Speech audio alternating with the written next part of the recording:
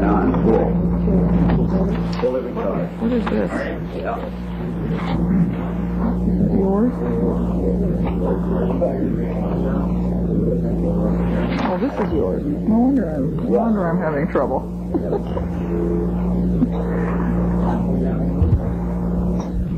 We'll call the Board of Supervisors to order. We have the invocation this morning by the Reverend James D. Chambers, Sr. from the St. Paul Baptist Church in Oxnard. Reverend Chambers. Let us pray.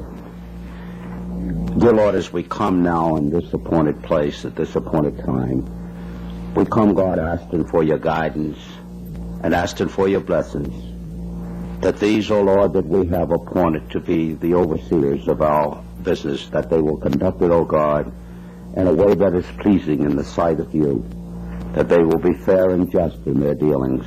And we ask, O God, that you bless those who are coming here trying to find things that will make this a better world. Bless us as we go through now the furtherance of this business. Let it be done in love and in justice. These blessings we ask, Lord, in the name of thy darling Son, Jesus. In Jesus' name we pray. Amen. Thank you, Reverend Chambers.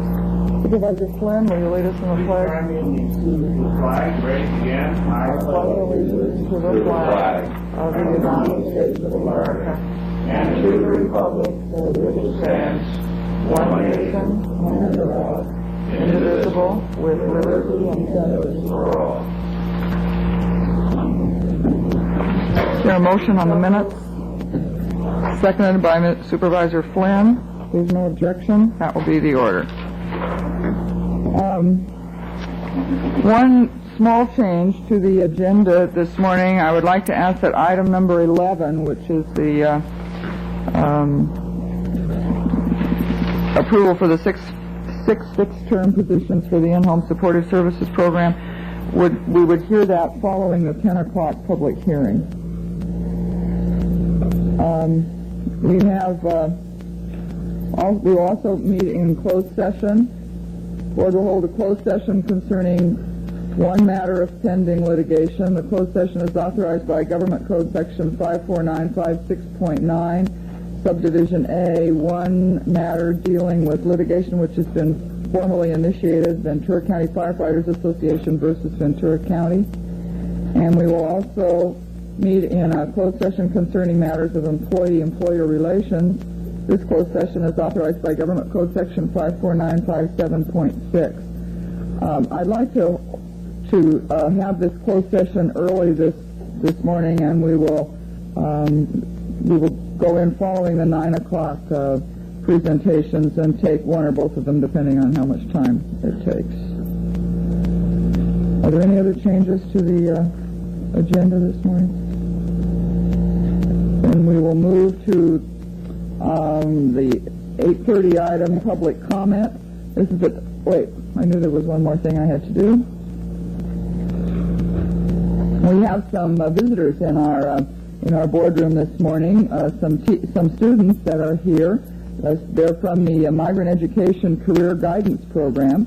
This is the second year that they've been in this program, and we welcome you back into the boardroom.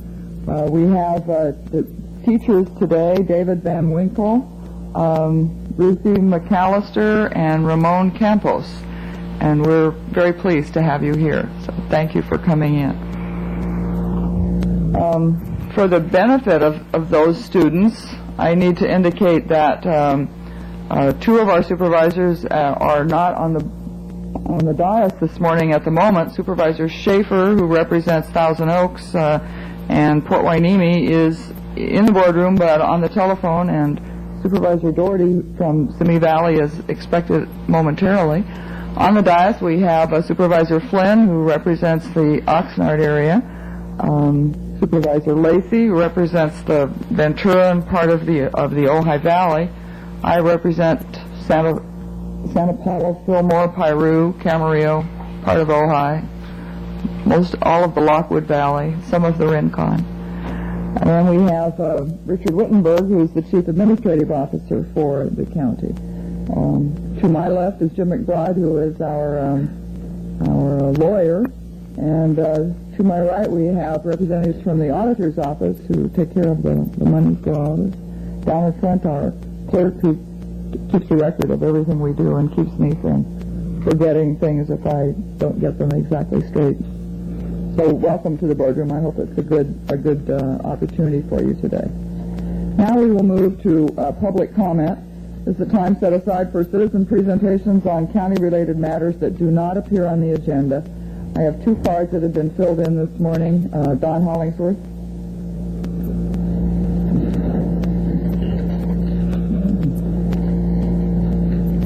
It's Don Hollingsworth. Last week at the meeting on the master plan, I made reference to some plans that were on file upstairs showing terminal building located Central Avenue, and some of the improvements that have been made seem to be following those plans. At the end of the meeting, kind of a mockery was made, and even it was sworn to that nobody was aware of these plans. So I went upstairs and obtained this copy, and this clearly shows where the proposed terminal building is located. This is the Central Avenue exit, and this is one of 9 sheets of these plans that are on file. So again, I've questioned, and it's never been answered, so I'll make the statement there's nothing preventing this board, a majority of this board, okaying these plans and then being removed and implemented, and the improvements and expansion you've already approved seem to pretty much follow what's in these plans with the taxiways, lights, and so forth. Again, one other question I had the last time, and I don't know whether my point was clear or not, but I referred to the hospital, and I think it's a similar situation where you take grant money to expand, and it has to be paid and maintained by local funds from there here on out because they do not provide to maintain these facilities on an ongoing basis. Thank you, Mr. Hollingsworth.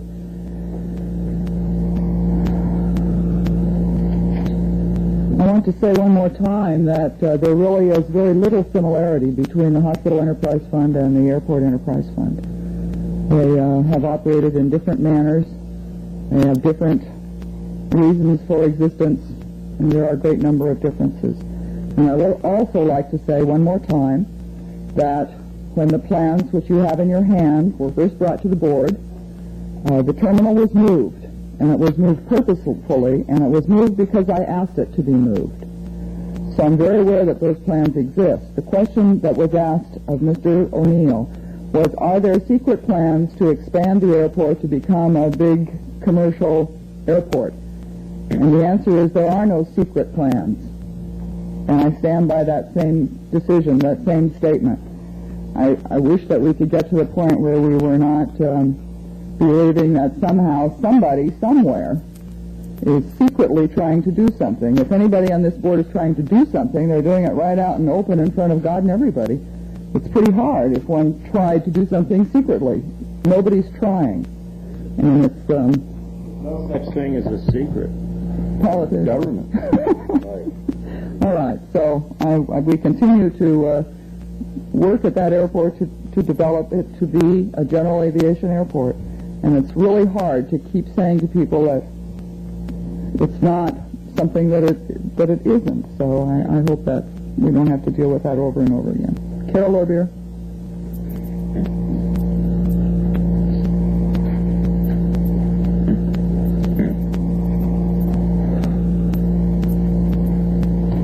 Thank you, Madam Chairman. I am Carol Lorbeer, 542 West 5th Street. There's so many topics available, I'm not sure which one is the most important today. The first thing I'd like to say is I've been reminding the board and the newspapers and how they write about airports. And I keep using the wrong word, and you're going to tell me again that I used commercial and I should have used Air carrier. Air carrier. All right. Okay, that takes care of that subject. Thank you.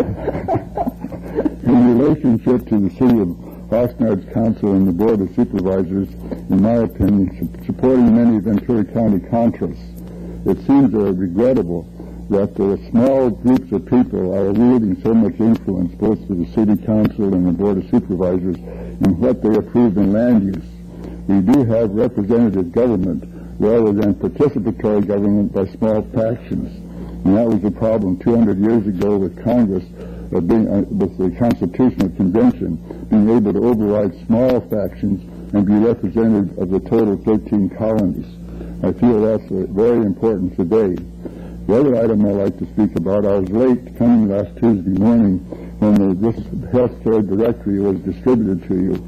I wanted to point out that the Ventura Regional Medical Center was not mentioned except under clinics, where you show the 14 clinics in Ventura County, of which you're now planning to eliminate them. This booklet, the directory, is being distributed house to house, free to everybody in the county. So there'll be people who will be going to these clinics, I assume, if you follow through with your abandonment, and they won't be there. And if you look under hospitals, on page 66, Ventura Regional is not included.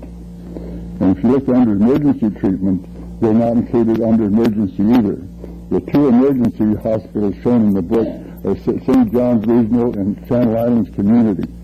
So people, as you know, if they don't have money to pay under emergency, they're taken to St. John's, then they're immediately transferred over to Ventura Regional.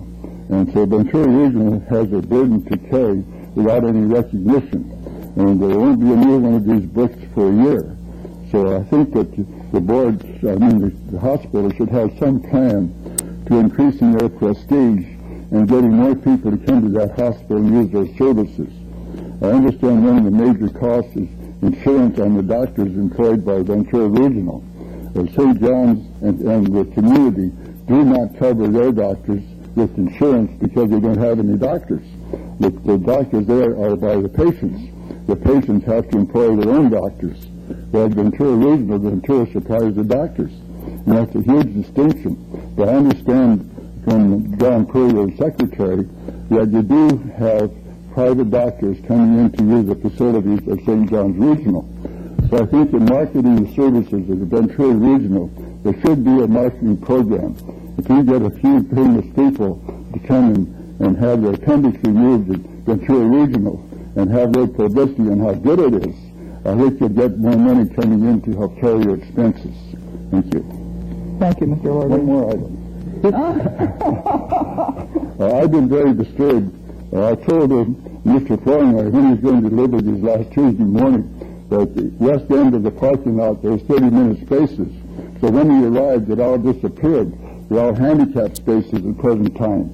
And I think in order to meet some of the restraints that the Environmental Protection Agency may enact on Ventura County because we don't meet their standards, you should go to installing parking meters in those parking lots for two reasons.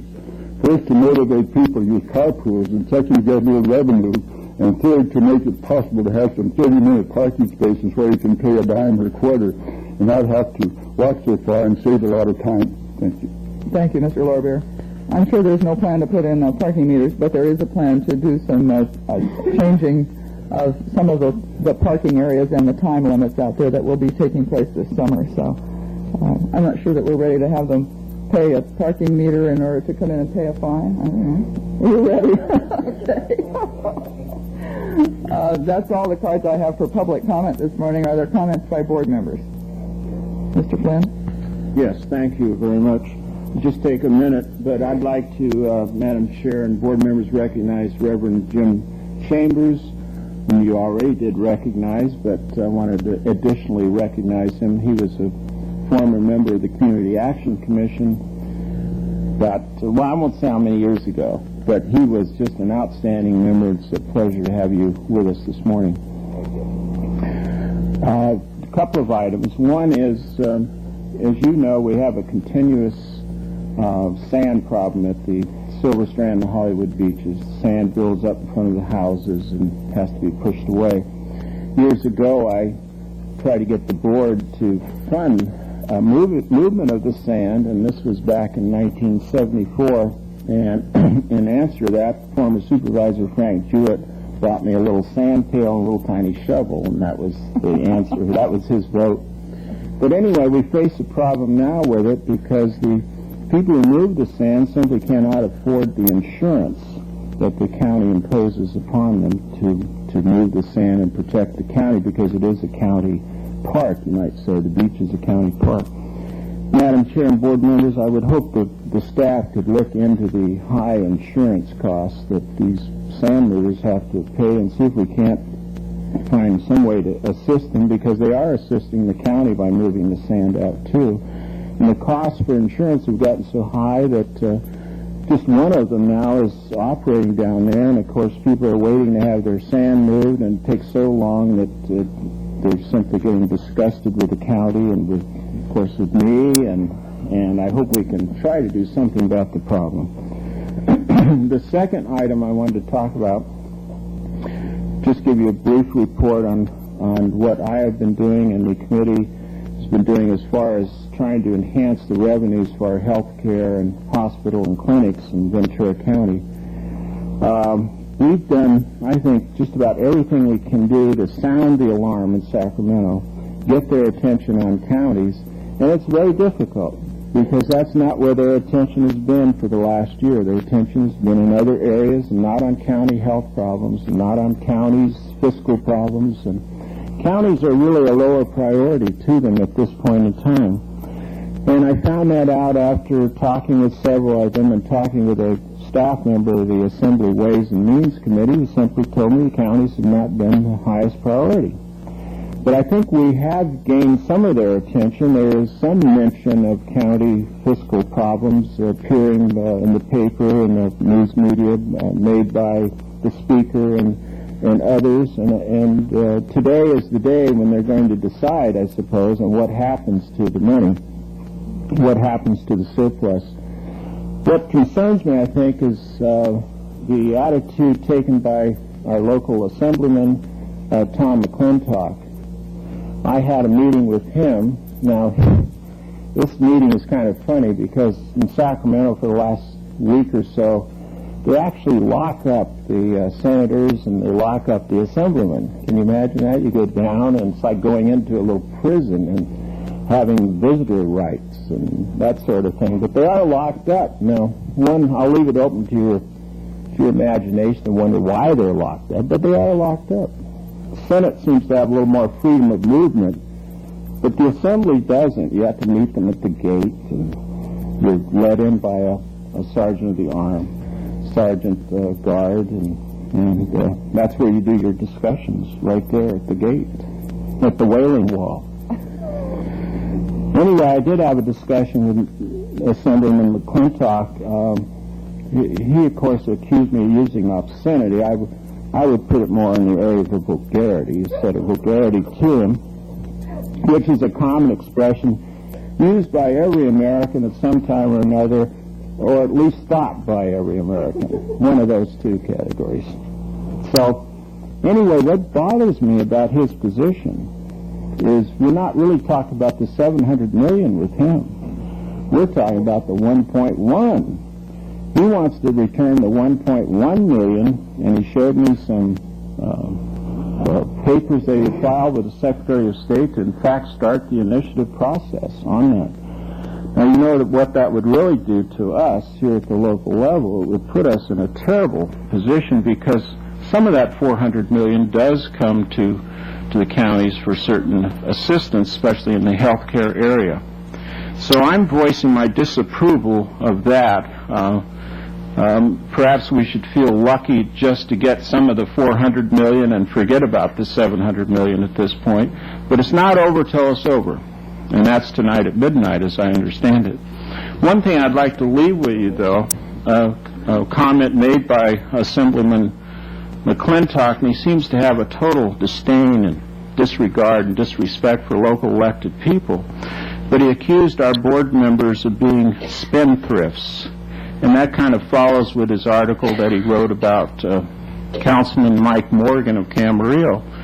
And it kind of shows a general feeling that he has towards all of us. And that really concerns me. Thank you, Mr. Flynn. You've been doing quite a yeoman's job of getting the message to Sacramento. We appreciate the work that you and Supervisor Lacey both have been doing in terms of the strategies for the hospital to see how much money we can garner for the future of that institution. Madam Chair, Supervisor I'd like to Lacey? just add, finally, yesterday morning, on the weather page of the LA Times, there was a small comment by a supervisor from LA County which basically said, I think we've got some problems with our health care, and the legislature and the governor ought to look at them. It may be a little late. I did call that supervisor and thank him for recognizing them and encouraging him to do something in the next 24 to 48 hours. Gotta be today. But that's exactly where it appeared and what it said. And until we get LA at least looking at their own problem, I think we're just not going to get the attention of those folks. We've gotten some people's attention, but it's very convenient for the majority of them who represent that county, as long as that county's not saying anything, and they should be, for humanity's sake. We'll never get everybody's attention, so I think we've got to continue to work with them also. I tried to be positive when I called, but I think I didn't want to mislead you that they were really totally awake. It was on the weather page. Thank you, sir. And the weather was pretty gloomy yesterday, too. Any other comments by board members this morning? Then let's move to the 9 o'clock public hearing, or presentation. Thank you. Item number 4, which is a presentation of commendations to the Oxnard, Camarillo, Port Hueneme, and Ventura Junior Misses. Supervisor Flynn, I think you have this presentation to make. Are the Let's see, do we have representatives Nancy here? Stellings with us today? I don't see them Thought here. I saw them with their head coming in the door, but If you give can them continue until we see you. just a moment to see if they're outside.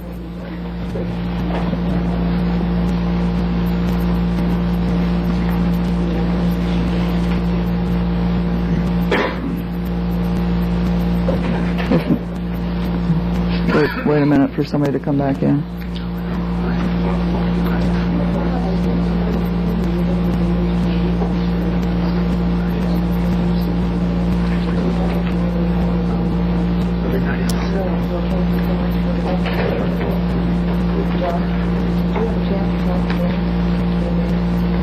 Are they, Angie, are they out there, or do you want us to? Oh, okay. Well, then why don't we move into the closed session, and then we'll return for the 9 o'clock presentation.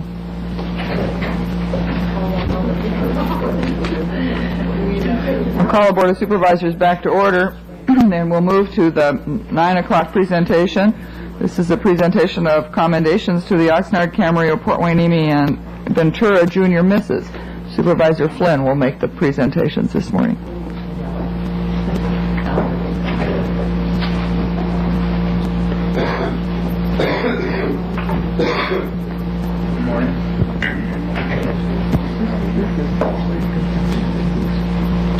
Thank you very much, Madam Chair and board members. I'm going to call forward, I don't think we have all of the people here this morning, but let me call Judy McKenzie, the Ventura County Junior Miss co-chair. If you could come up and tell us which participants are here this morning. Thank you very much for recognizing these young women. Aslan Spellman is from Ojai. She represented our North Ventura County program. Aslan? Okay. That's Al. Aslan. We have all over here. It's the bottom one, right? Okay. Congratulations, and Madam Chair and board members, this is an expression of appreciation and commendation for your outstanding and scholastic achievements as Ventura Junior Miss for 1986-87 and Distinguished Service Award at the State California Junior Program. And all the board members have signed it. Congratulations. Thank you. To you. Thanks. Okay. And we have Julie Kim, who represented Camarillo. Julie, congratulations to you.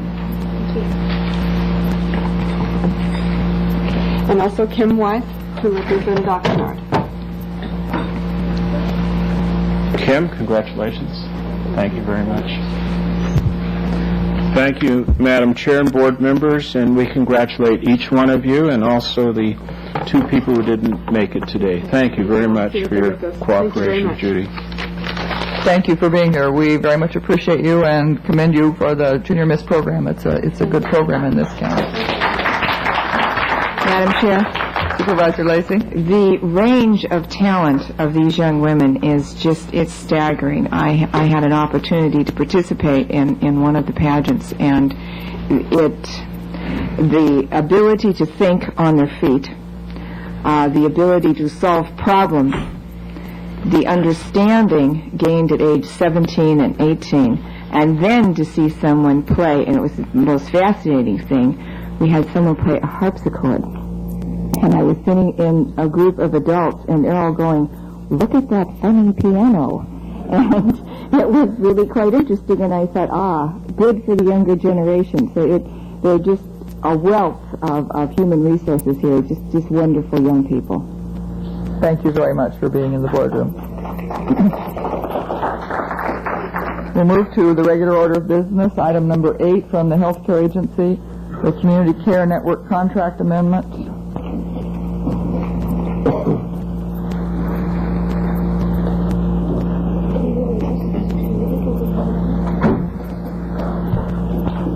Good morning, John Puryear from the Medical Center. I would recommend that you approve a modification of a contract that was entered into the first part of June. We have better rates negotiated, and I would recommend your approval of those rates. Are there questions of Mr. Puryear?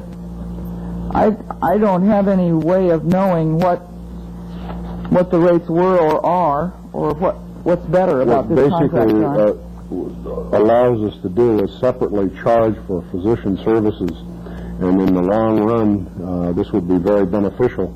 We're trying to change those contracts where we can to allow us to do this. Hopefully what this would do in the future would reduce county expense for the services rendered by physicians.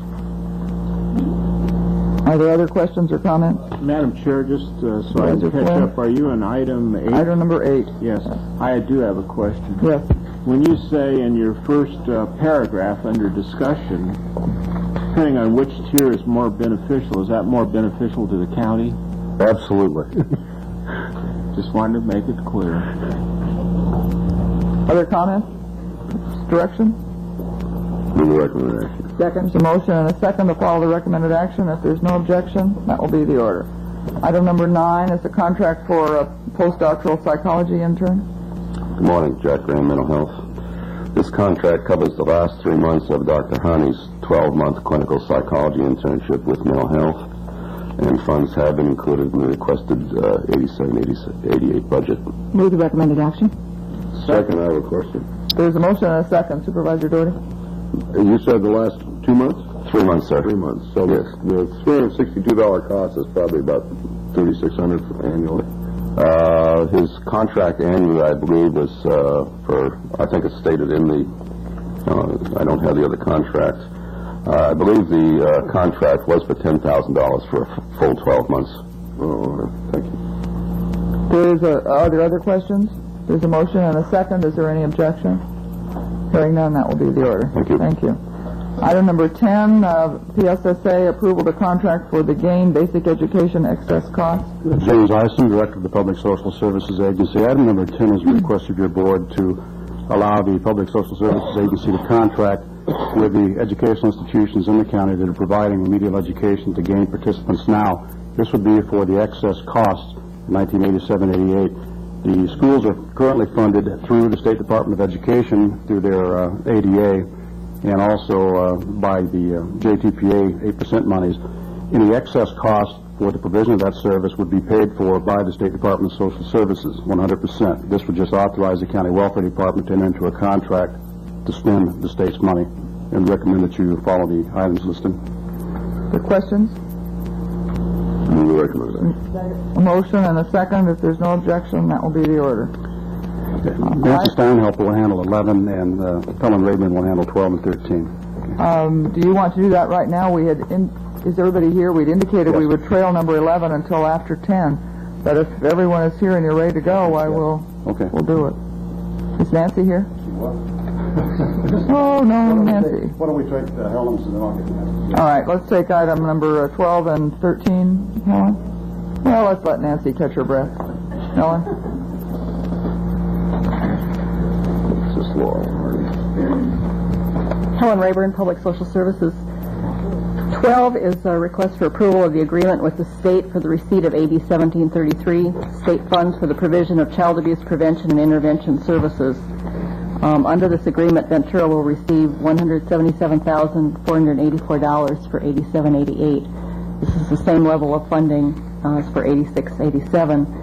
5% of the money, or $8,874, may be withheld for the cost of administering the program. Are there questions on item number 12? Mr. Actually, the 12 are kind of together. The first one just asks that the board just accepts it. Isn't there? Okay. I'll move the recommended action. There's a motion and a second on item number 12. If there's no objection, that will be the order. Item number 13. 13 is the renewal of existing agreements with CAN and Interface to receive the AB 1733 funds for the continued provision of teaching and demonstrating homemaker services and counseling services. These services are provided to prevent the removal of an abused or neglected child from their own home. The Child Abuse Prevention Advisory Committee is recommending that your board approve the existing agreements for 6 months. They will reconvene in September to reevaluate the priority needs for services in this area in the light of the state budget and the Child Welfare Services allocation to Ventura County. Because of possible budget reductions in PSSA Children's Services, we may see different priority needs for services to focus on court-ordered formal intervention. The providers have agreed to 6-month contracts. As I said, in September, the committee will decide whether to continue the existing agreements or to issue a new request for proposal. Other questions? Supervisor Flynn? So you're recommending here a 6-month agreement, so they're going to have to base their budget on a 6-month period. They have both submitted 6-month budgets, yes. Now, I do have a question. I have no problem with Interface, but I do have a question of CAN. Now, who is their director, their executive director? Do they have one at this point? They've just hired a new executive director, Sarah Lively is her name. But both the president of the board of directors for CAN and the interim director were consulted about this. Mr. Wittenberg? Yes, thank you. What you're in fact saying is that the amount of money, the new priorities, and you're talking about the severe budget cuts that PSSA is having, that in fact PSSA may in fact be vying for these funds 6 months too. That's a possibility. That is a possibility, yes. Are there other questions? I don't have a question. I'll move the recommended action with much appreciation for cooperation. It really is appreciated by the agencies and by PSSA, and a nice even-handed way that you're doing this. Thank you. Second. There's a motion and a second. If there's no objection, that will be the order. Thank you. Now we'll move back to item number 11, the approval for the 6 fixed-term positions for in-home supported services program. Nancy Steinhelper, PSSA. We're asking today for the approval for 6 fixed-term positions as homemaker supervisors for a period, 6-month period, which has been authorized by the state so that we can adopt a combination county provider, individual provider mode. I think your board has been advised of the state's decision to establish a maximum allowable cost to contracts for in-home support services. We received a budget from Remedy for the allowable cost of $7.81 as of Friday. It was not complete and not in full detail. We learned late yesterday afternoon that representatives for Remedy had met with the State Department of Social Services and had said if the county wished to appeal the 781, that they would consider that. However, the problem that we're facing today is that it hinges on the fact that Remedy yesterday told the state that they would have a loss of $31,000. If they had to come in with a contract at $781, our budget shows that they will have a profit of $36,000. And so at this point in time, we don't see where we have anything to appeal. Are there questions of Ms. Steinhauer? Are you, yes. Mr. Flynn? Are you proposing to pay these in-home providers $5.13 an hour? Is that it?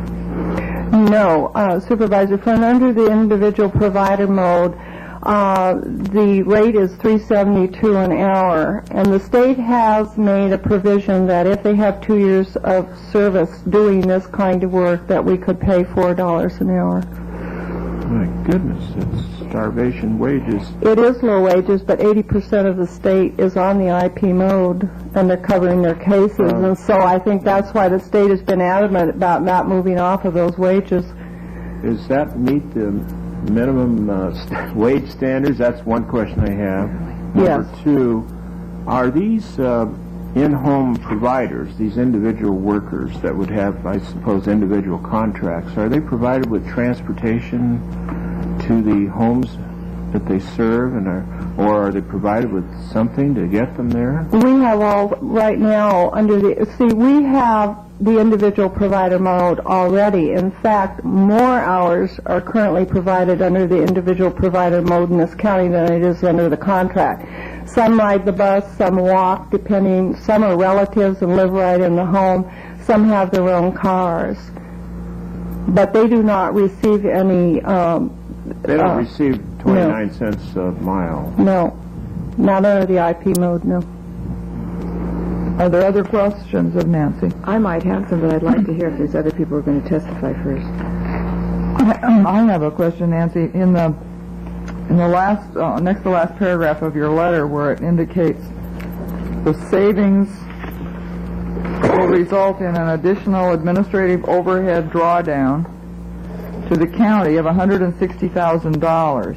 Does that translate into the county will save $160,000, or? We will receive an additional $160,000 overhead to PSSA to cover our administrative overhead, because the 6 homemaker supervisors will time study to the direct IHSS allocation, which is 100% state money. Time study? For the time study, our social workers and people that are related time study, yes. It is revenue for us. Are there other questions of Ms. Steinhelper? Just, Nancy, let me get this straight in my head. I don't know about time studies and all that, but you're saying that because these people supervise the kind of people that they supervise, the state's going to give us another $160,000. It will result in obtaining $160,000 in overhead for PSSA. Why don't you change my words? Yeah. You can't answer yes or no to his statement. It isn't quite right. We Jim, will receive, get on the microphone. because of the time study and the way the costs are allocated, the county would receive in new revenue $160,000. Doesn't the county have to spend that revenue? The county would be spending the revenue through the 6 positions. Right. Okay. So, I mean, And nobody those are is... 100%. There is no county revenue involved, no county expenditure involved in that. This is 100% state funded. So the 6 positions would generate the additional $160,000 in administrative revenue from the state because of the allocation of costs throughout the agency. But we get the money and we spend the money, and if we were on a different program, we wouldn't spend the money. We wouldn't get it and we wouldn't spend it. That's correct. That's correct. So it's in and out. It's in and out. Yes. And the other advantage to this is that there would be more hours of service through the individual provider mode than there would be under the contract mode. Well, if you read this letter, it sounds like somewhere in this world, $160,000 is going to crop up and save, and be additional revenue that we could reallocate somewhere in the county or within PSSA or within this program. Now, I've read this letter and read this letter and read this letter, and until this very moment, I wasn't sure what the answer was. I couldn't see why the state all of a sudden decided to be generous in this area, but they're not. They're not. Their usual in all of way the of dealing. programs, we have staff that time studies, okay? And every day they break down their activities on an 8-hour basis by what they did. And depending upon the funding source, we are able to receive revenues from various grants from the state. This particular allocation that would provide the 6 in-home support service supervisors would generate, in the course of the year, $160,000 in new revenue to PSSA through our normal claiming process. And that's on top of the salaries they will earn. See, that's why I worded it that way in the letter. For 6 months, it will cost us $60,000. In addition, we will draw down in additional revenue for overhead, this part of this 160 that we're presenting. Madam Chair, in addition, you'll draw down what? How much? 160,000. That was for annualized for a full year in the time study, but that 160 does not include the homemaker's salaries. That's an addition. It's the administrative drawdown on the administrative. The homemakers are going to have their salaries paid. That's right. By the state. That's right. In addition to that, over an annual period of time, we'll get another $160,000 for administrative overhead. That's correct. For what will $160,000 be spent? It's spread out all over the agency. That would be part of our total budget that will be presented to you this month. So the real answer is yes, there is $160,000. New money, wait a second, new money, out of which will come a portion, and I just get the impression it's not a very large portion, to administer this particular program. The rest is going to go into other areas of PSSA. Is that right or wrong? The information that I got from our fiscal department was that with the 6 homemaker supervisors annualized for 12 months, if we had them for the full 12 months, plus the drawdown, we would receive revenue of $295,000. And out of the $295,000, you're going to pay the homemakers. Right. The rest is for administrative costs. Right. Now, it does not cost $160,000 to administer 5 people. That's right. Or 6, whatever we've got here. Right? Right. So the rest of the money you get to use within your agency. That's right. Thank you. Can I? No, wait a minute. No. I don't think it's that simple. When you are referring to homemakers, who are you talking about? We're talking about the homemakers, the 6 positions. You are talking about the 6 positions. Yes. You're not talking about the folks out in the No, field. there's no, because the individual providers are hired by the client. Oh, that's In quotes. interesting. Okay. You think so? Okay. We'll get to that. Supervisor Flynn? Yeah, I wonder who cooked this idea up. It seems amazing.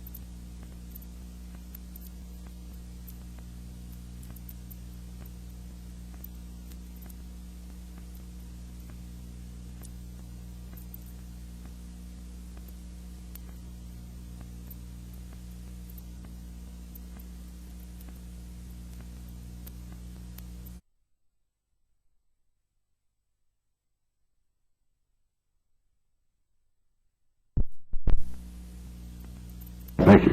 Can I? No, wait a minute. No. I don't think it's that simple. When you are referring to homemakers, who are you talking about? We're talking about the homemakers, the 6 positions. We're talking about the 6 positions. Yes. You're not talking about the folks out in the No, field. there's no, because the individual providers are hired by the client. Oh, that's interesting. You think so? Okay. We'll get to that. Supervisor Flynn?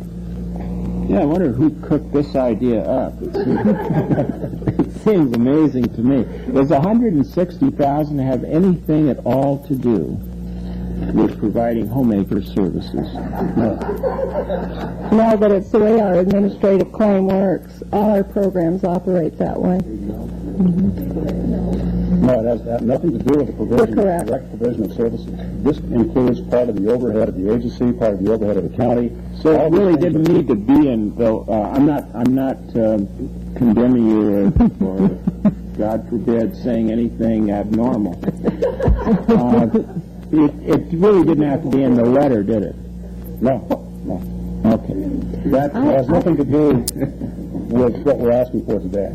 Madam Chair, I'd just like to say that I understand the letter perfectly, and I understand your entire presentation, and I just don't know what's the matter with these people. Well, I'm with John, because I thought we had $160,000 new money, but I'm not so sure after he got through his questioning. But I'll tell you what, I'm going to vote for this. All right. I'm going to vote for this because we're going to get some money out of it. Here's the recommended action, Madam Chair. Did you have one more question, Richard?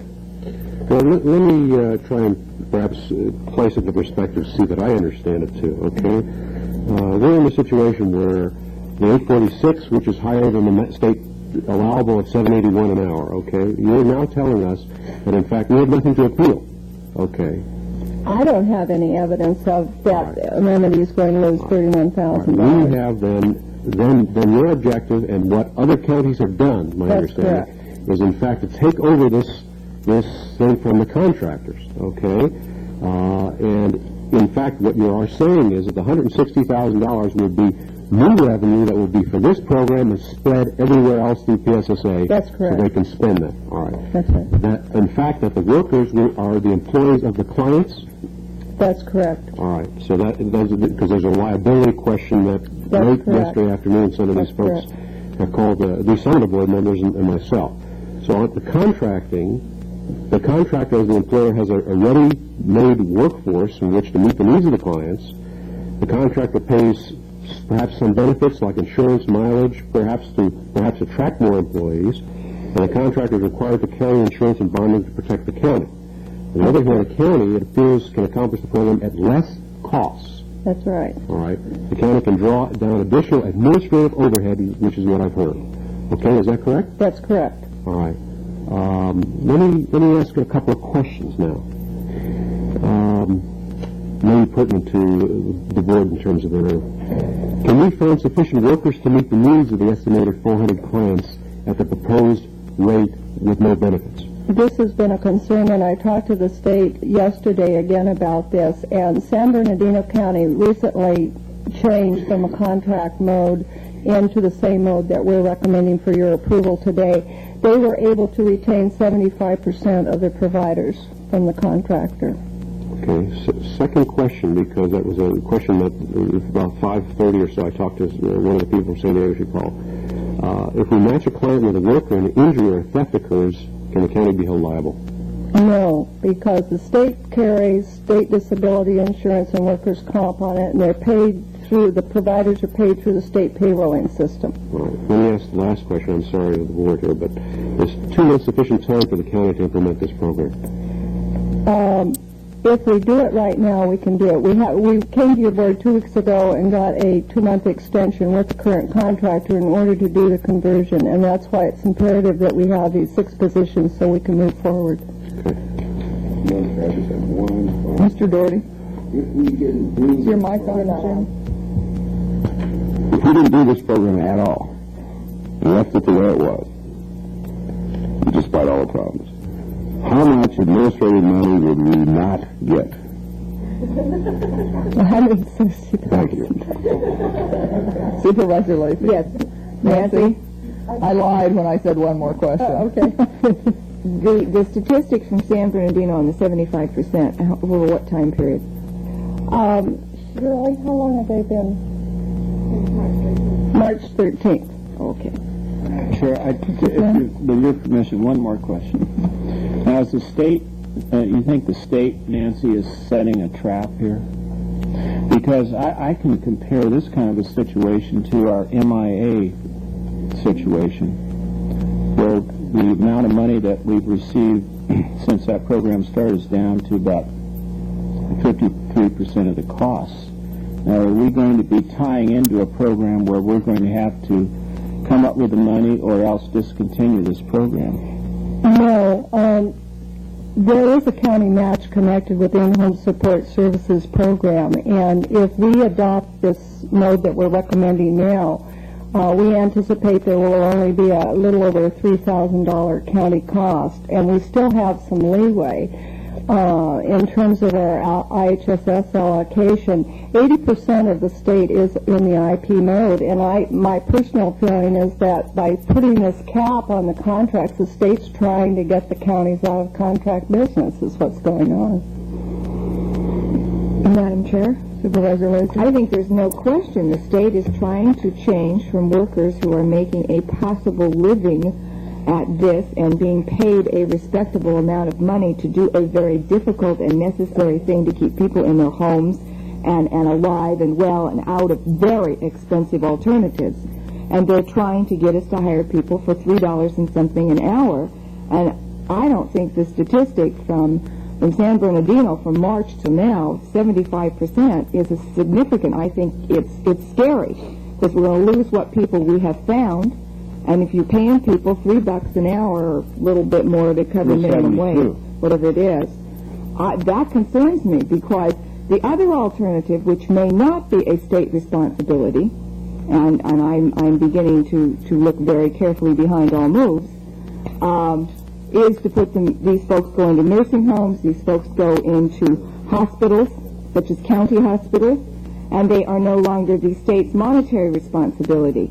So I think, we're dealing here, and I hate to put it in those terms, and I know staff is trying to get us through this in the best way possible and continue to get these folks some help, and I'm not trying to fault you for that, but I really have a problem with continually trying to get that kind of help. We're talking people who they've got to clean up, people that they have to cook for, and people who may not be in the nicest mood in the world, and to pay those people $3.72 an hour and expect to get quality care and keep these folks out of those other institutions that we may have to pay for, I think it's a real interesting question, and I think it's a bigger problem around the state than we're seeing here. Yeah, it is a concern, and it's one that we've talked about for some time, but I think you have to recognize also that about one-third of our current caseload is already on the individual provider mode, and those are, as I understand it, the most severely disabled clients that we deal with, and it has worked very well.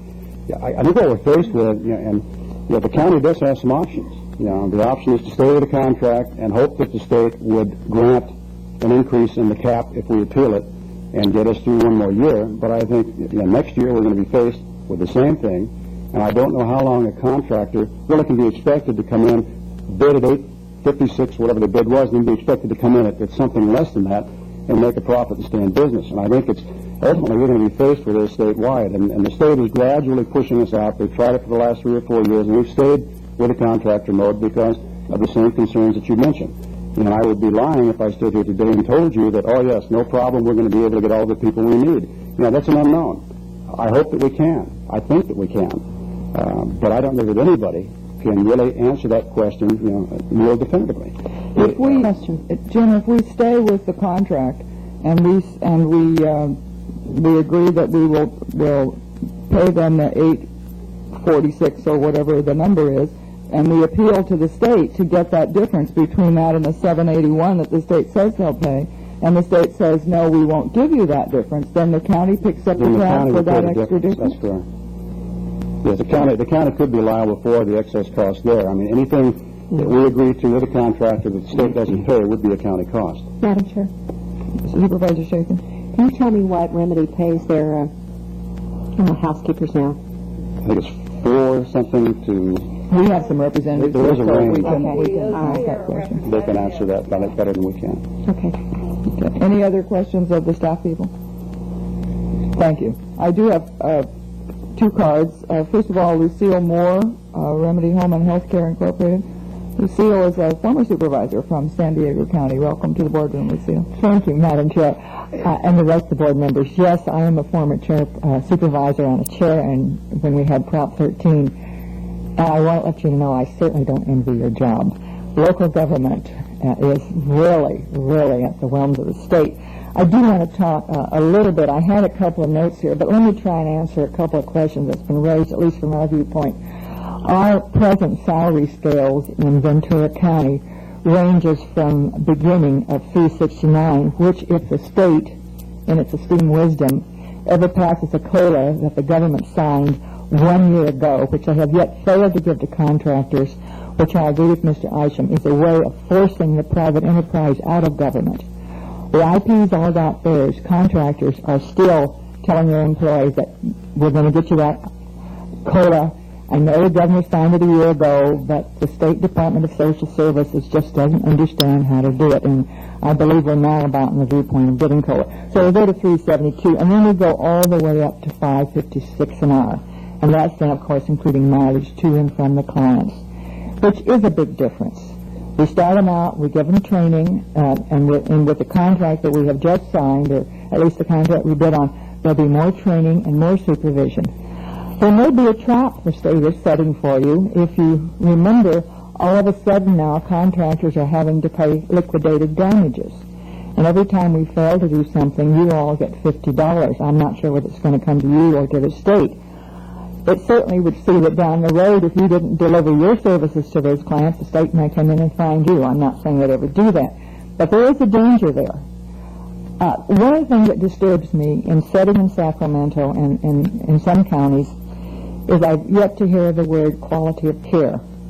Now, I know that several years ago when SB 633 came out, the State Department of Social Service said, we really don't care about quality of care.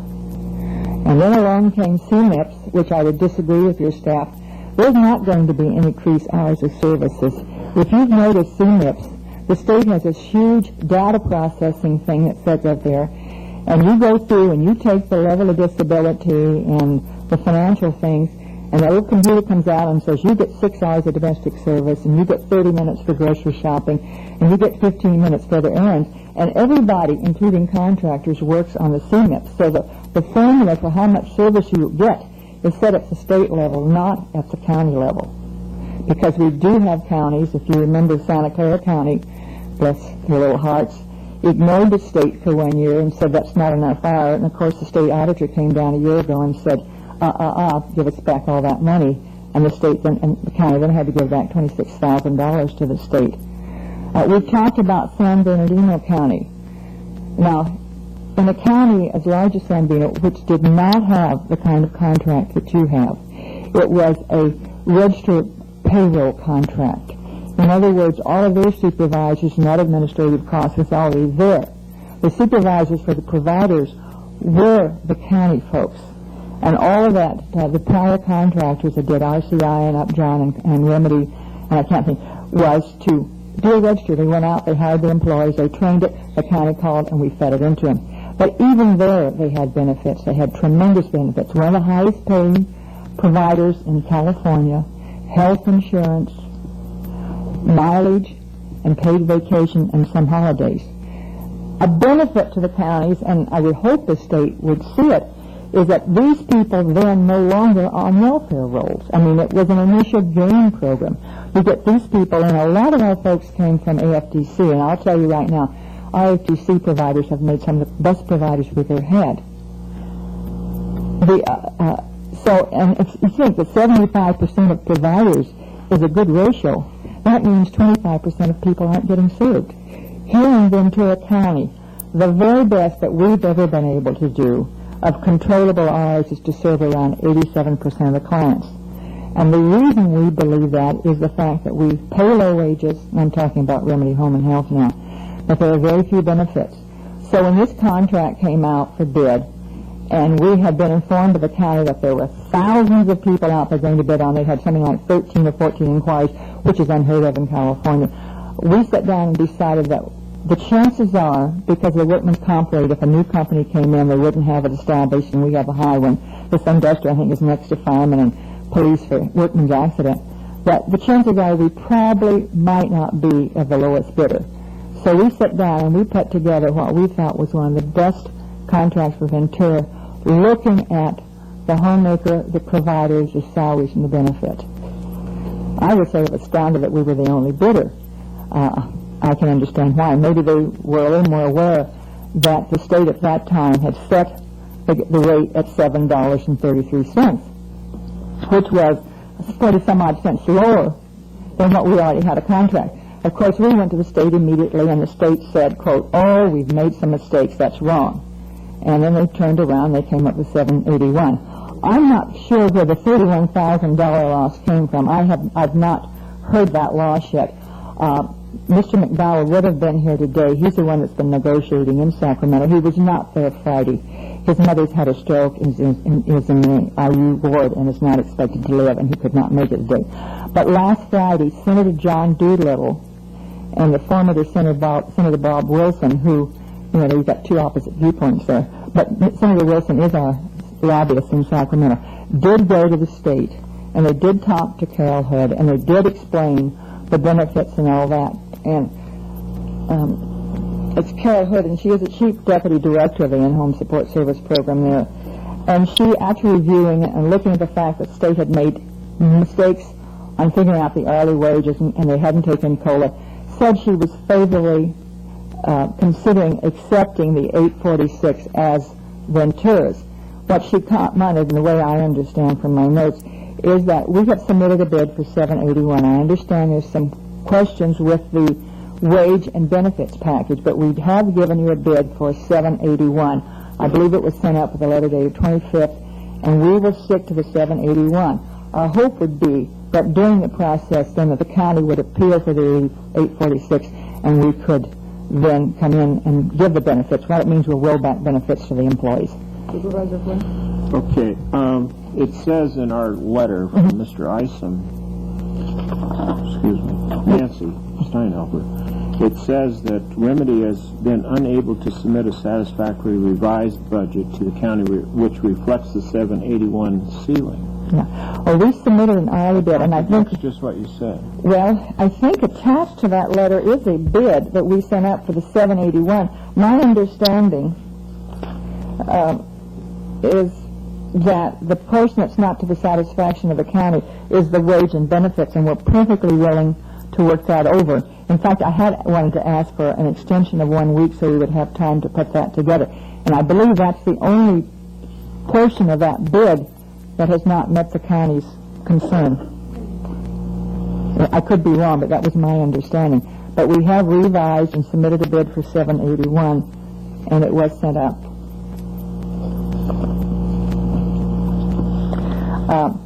You know, I'm not urging you out to hire anyone. Heavens to Betsy, I know counties, they need lots of people. But what I'm saying is, if hiring these people means that you're going to drop the contract in 2 months, that you will not be an IP/contract county, I would urge you not to do that. That is true. 80% of the people in California are under the IP program. The largest county is Los Angeles County. And if you've been reading the papers and the horror stories and the overbids and the overpayments, the adult abuse programs that have been going on, IP is not a good program for all recipients. It is true that the severely impaired are normally bright young people who need the hours, who are able to manage. In fact, in those instances, they get a prepayment, and they are actually the employer. But there are thousands out there that are particularly the aged, and particularly women, which is our biggest bulk of clients, who are 80 years and older, and who really do not have the ability to hire, even if you send someone to them from a register, if in fact you can get enough people to sit on there for $3.72 and wait for somebody to come for employment, that can train them, that can lock the door after they leave so they're not murdered in the bed, which just happened in San Diego County. So there are many people. We're not saying everybody should be contract. We're saying that a mixed mode is necessary to deal with your constituents. And it's fine for the state folks to sit up there and talk about dollars and cents. But I know from personal experience, the 5 of you are the ones that receive the calls when a constituent's mother doesn't have service or father, or when they don't. And it's working. I don't share the belief that Nancy has that we're going to go down the tubes.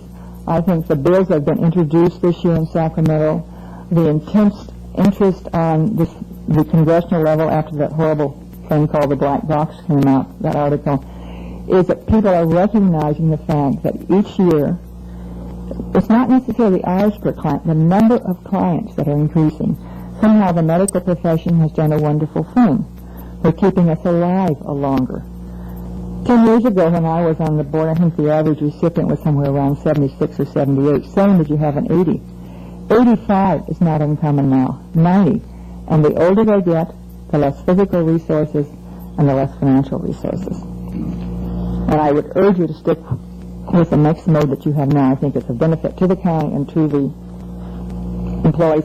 And obviously, if we can work out something for the providers to receive a reasonable standard of living. You know, this year they didn't even get a COLA. I'll be glad to answer any questions. Thank you, Lucille. We appreciate you being in the boardroom. Board members, we have a 10 o'clock hearing, and we have a number of people here to receive a commendation, and I'm wondering if you would feel comfortable if we broke into this and took the 10 o'clock hearing and gave the commendations to those people that are here, and then return to this so that I won't feel pressured in terms of the discussion that may need to take place on this item. So with your permission, I would ask that we move to the 10 o'clock hearing, which is a commendation for our Public Facilities Corporation members. Those people are here. We've prepared a very nice commendation, which is a copy of the certificate of participation for each one of these people. They're here in the boardroom. I'd like to ask them to come down to the podium. Because of the work of this Public Facilities Corporation, our county has realized $1.5 million, which we might not otherwise have been able to have to work with.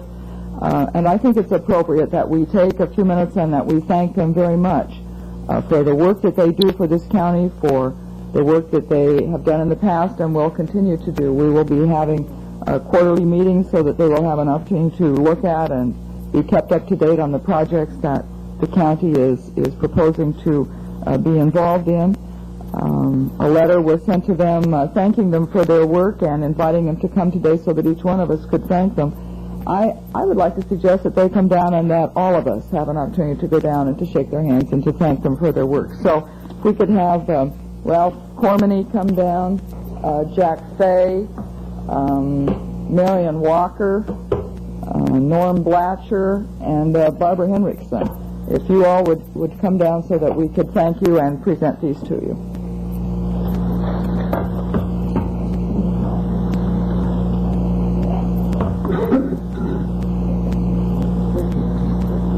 Come down too? Okay.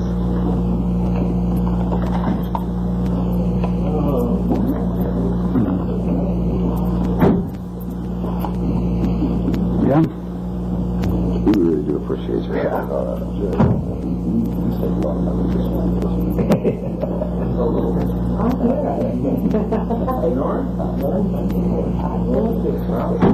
Jack, congratulations.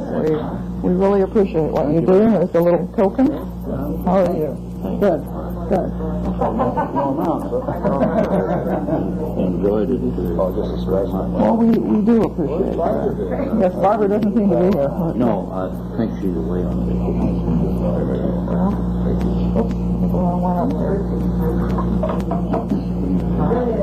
Thank you very much. I thought this would be a nice little memento for you to remember the work of this year. Should put the amount on there and then sign the stuff.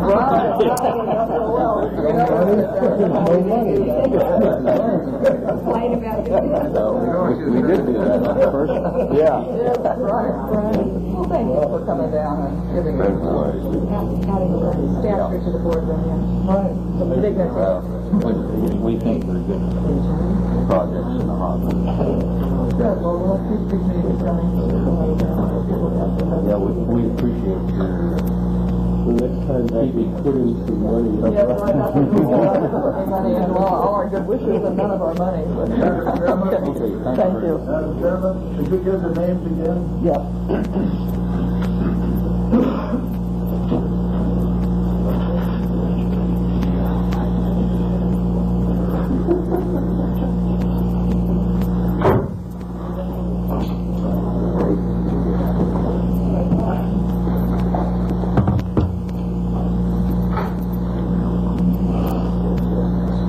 The names again are Jack Fay, Norm Blatcher, Marion Walker, Ralph Cormany, and Barbara Hendrickson.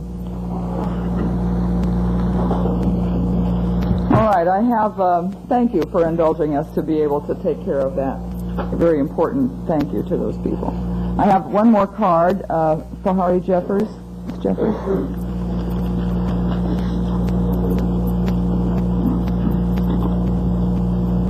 Thank you, Madam Chair and members of the board.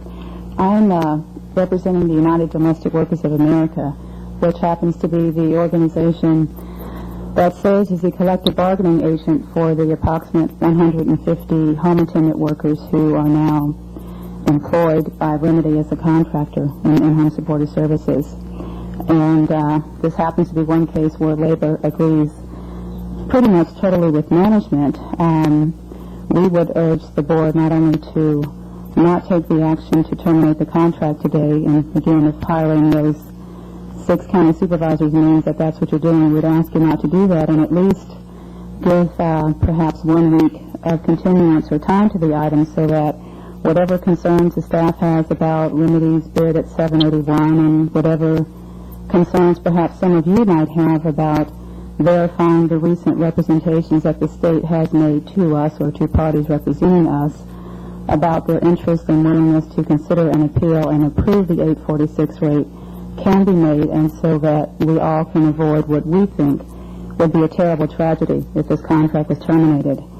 Our understanding is that when this board took the action on June 16th to extend Remedy's current contract for 2 months, that you had basically accepted the $7.81 rate and were giving the additional 2 months' time for the purpose of doing exactly what several of us have done. We were trying to work out a more favorable rate with the state based on the fact that Remedy's initial bid of $846 was higher than the state's new cost cap that had been implemented after the bidding process had was already underway and completed. Now it seems like maybe there's a different turn of events and the county or staff or someone is seeking maybe a different course of action. But we were initially under the understanding that you even had somewhat accepted Remedy's bid of $846, and but for the state imposing this new ceiling, the bid would have been accepted, the contract would have been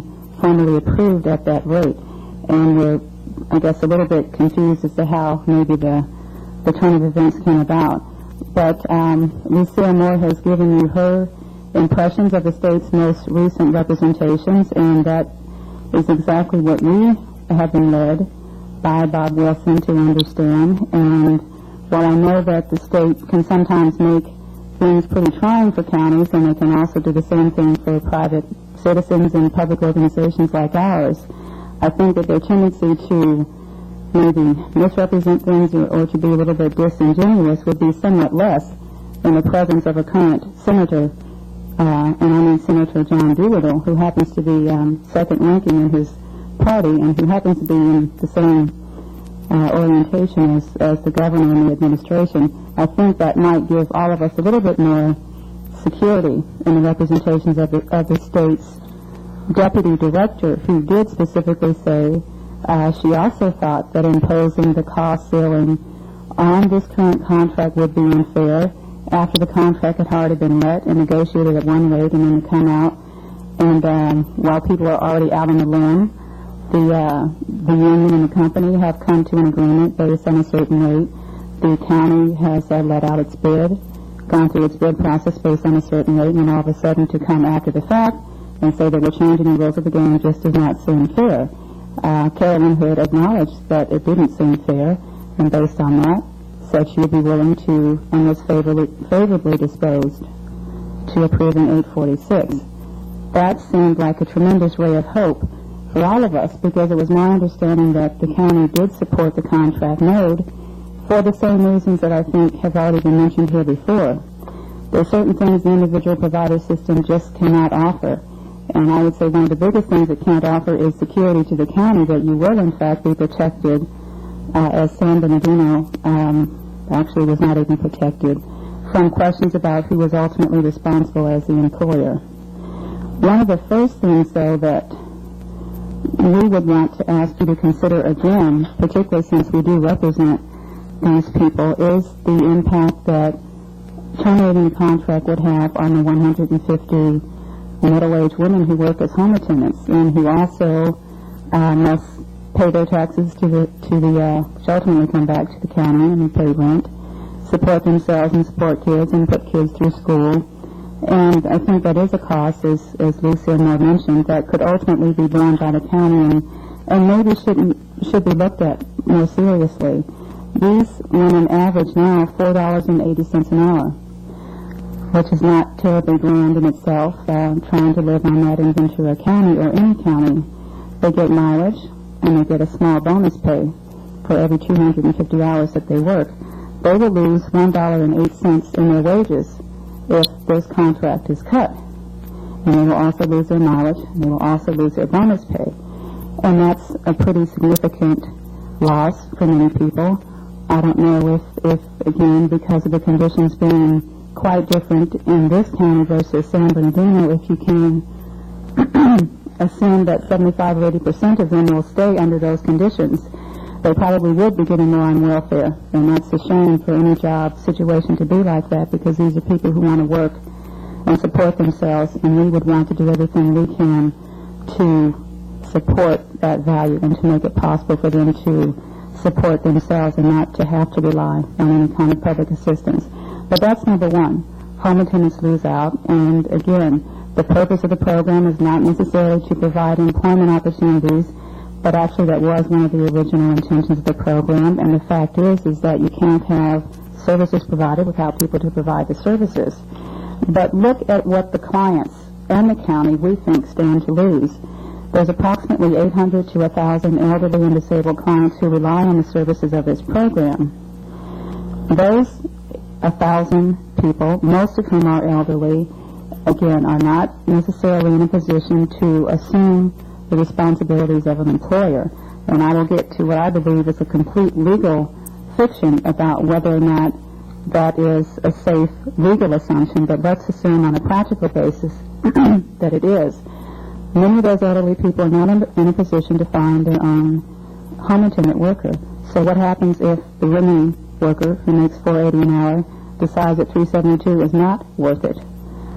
How does that person find a substitute? How does that person deal with the turnover that even Remedy acknowledges is a problem at $4.80 an hour? How does that person deal with the lack of training, the lack of supervision, which has recently been a subject of statewide debate, statewide discussion, statewide attention as far as one of the shortcomings, one of the major shortcomings in the individual provider program. The Auditor General has just done a statewide audit last year, which I know that many of you are probably already aware of, but it points out the fact that there's people with criminal histories and all sorts of problems and maybe bad backgrounds that you wouldn't want to have taken care of your mother, or maybe even taken care of you, or maybe even taken care of me one day. And without an adequate screening or recruitment or training or supervision program, there is no way to ensure the kind of people that we send into the homes as some of the most vulnerable citizens of our society and residents of this county. There's a disruption in service that would inevitably be the result of canceling the contract and going from one mode to another. Even under the best conditions, people fall through the cracks. All it takes is one person to fall through the crack, and that crack be so wide that maybe their health and their very life can be in danger. And in our organization's office in San Bernardino, we have documented 196 cases of clients or their family members who called into us to let us know that they were not being served, that many of their family, friends, relatives had to go to the hospital. Their conditions were aggravated. They had heart attacks. Their blood pressure went up. They were sick because their homemaker of 5 years, of 8 years, couldn't stay with a pay cut. These are things that the county did not make very well public, but we have documented evidence and we submitted it to the court.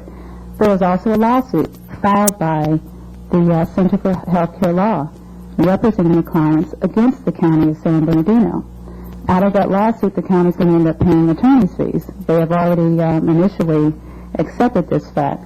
So clearly, the question of liability is not all completely decided. And the lawsuit was based on the fact that the change in services from the contract to the IP was a reduction in service that did not take place according to the state's pre-arranged procedural requirements for reducing services, and that many clients could not fend for themselves under the IP system.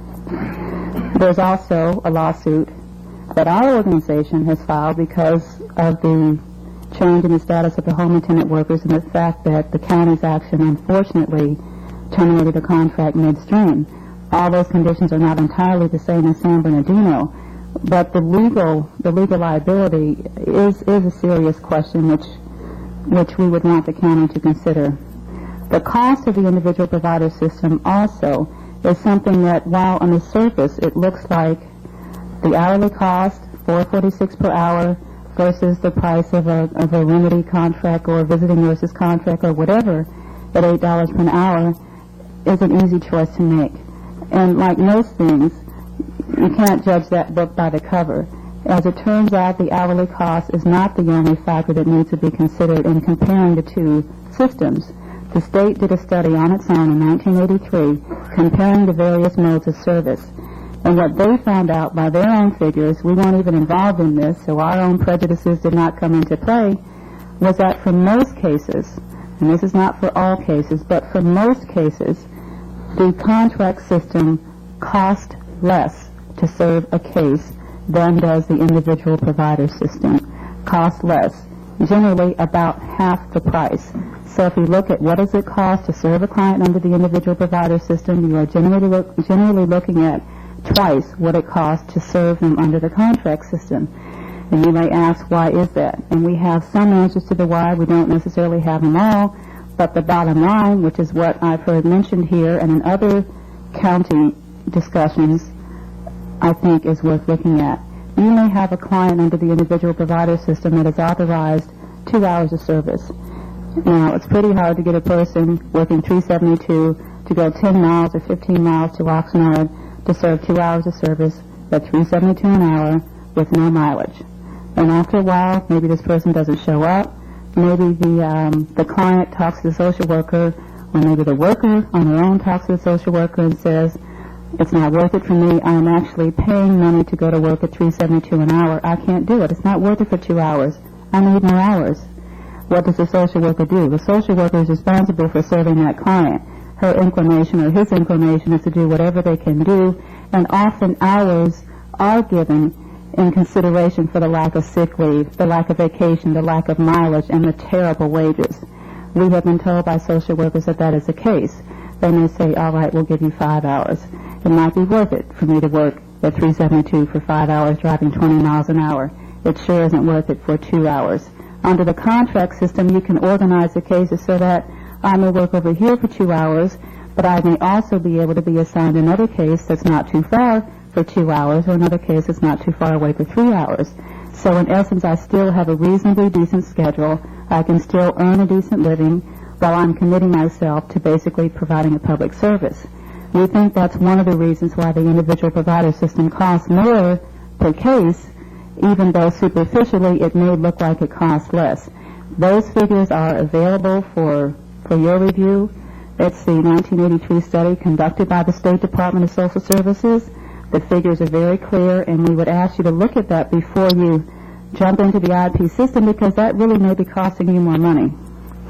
The other question is turnover. I think Lucy Moore mentioned that. They have a problem getting homemakers at $4.80. We think you might have a problem getting them at $3.72.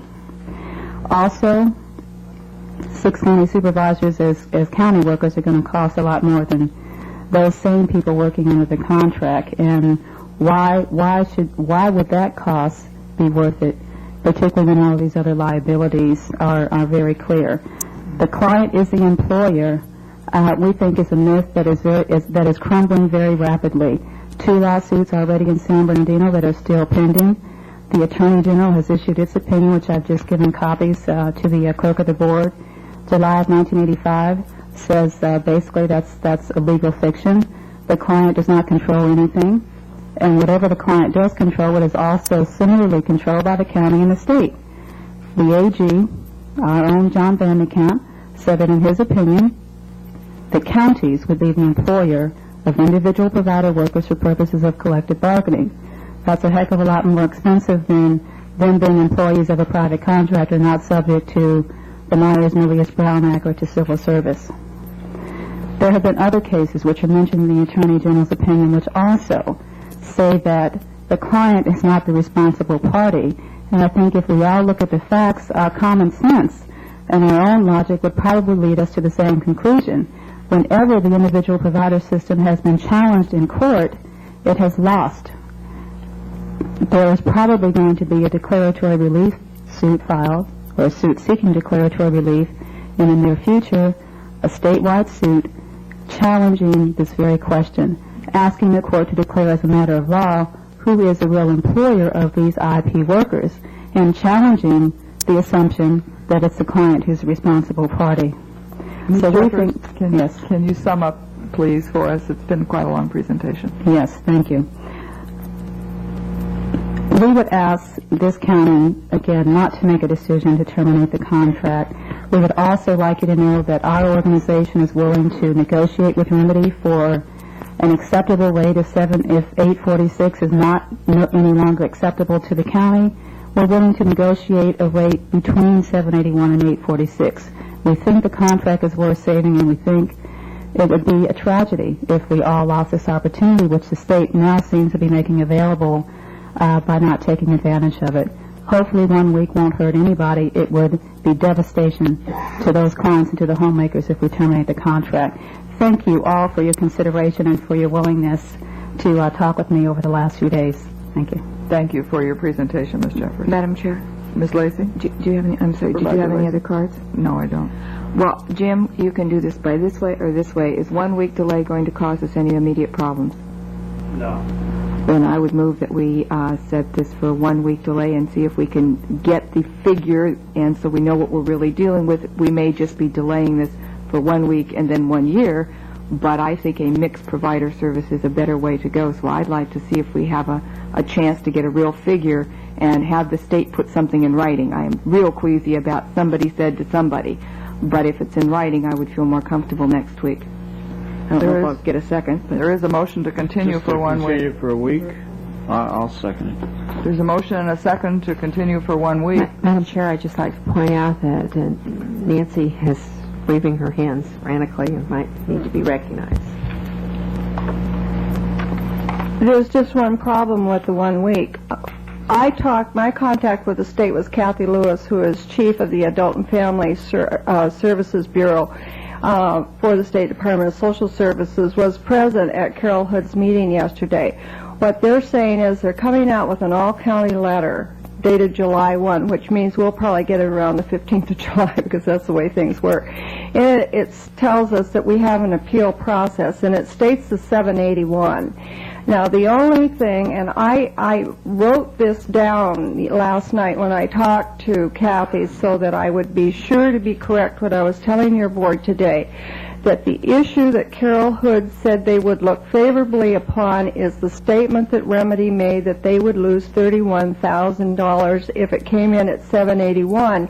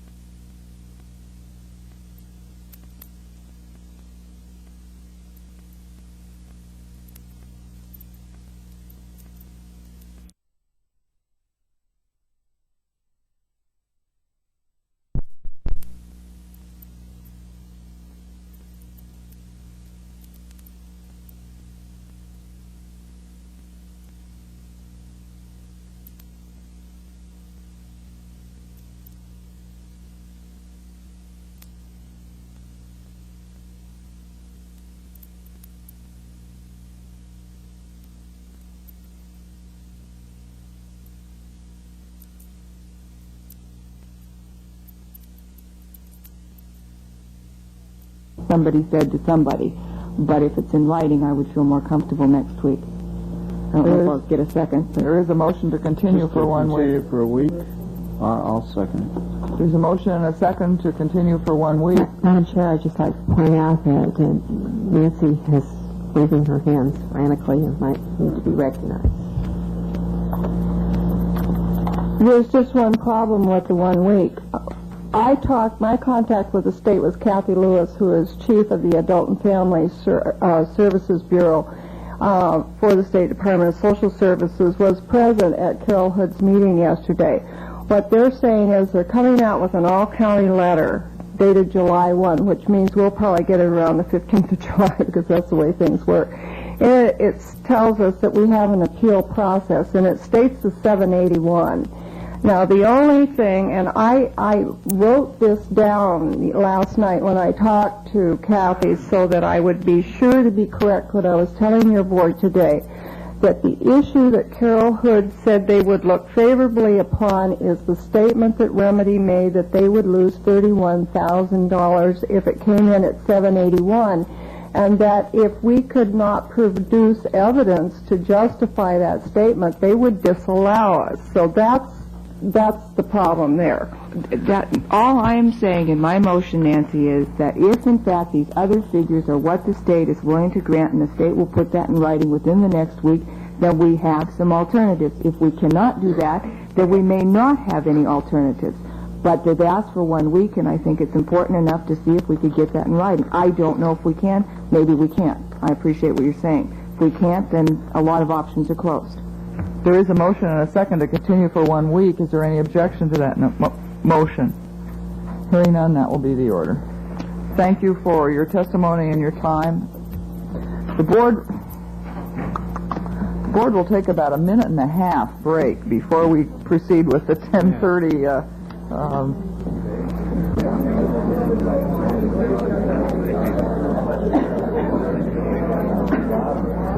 Call the board back to order, please. They didn't know when I said a minute and a half, I really meant a minute and a half.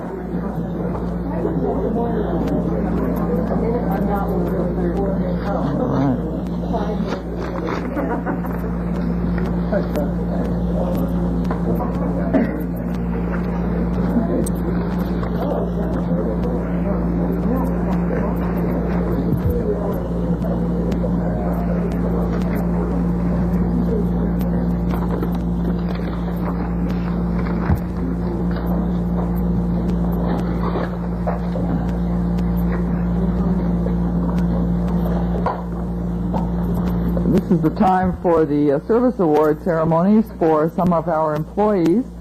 I'm sorry that we've gone over on the agenda a little bit this morning, so that we didn't start this right at 10:30, but we welcome you to the boardroom and look forward to this opportunity to make these presentations to a number of you. I'd like to ask Supervisor Schaefer if you would help with passing out of the pins today with Mr. Comer.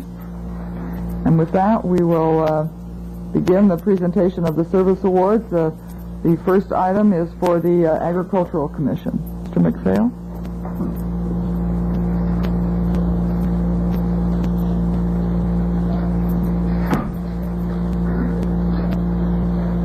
Madam Chair, members of the board, it's with great pleasure that I come before you today to honor 2 long-term employees for the Agricultural Commissioner's Office. Both of these employees have been here for 30 years, and they have been a tremendous asset not only to the department but to the county and the industry as a whole.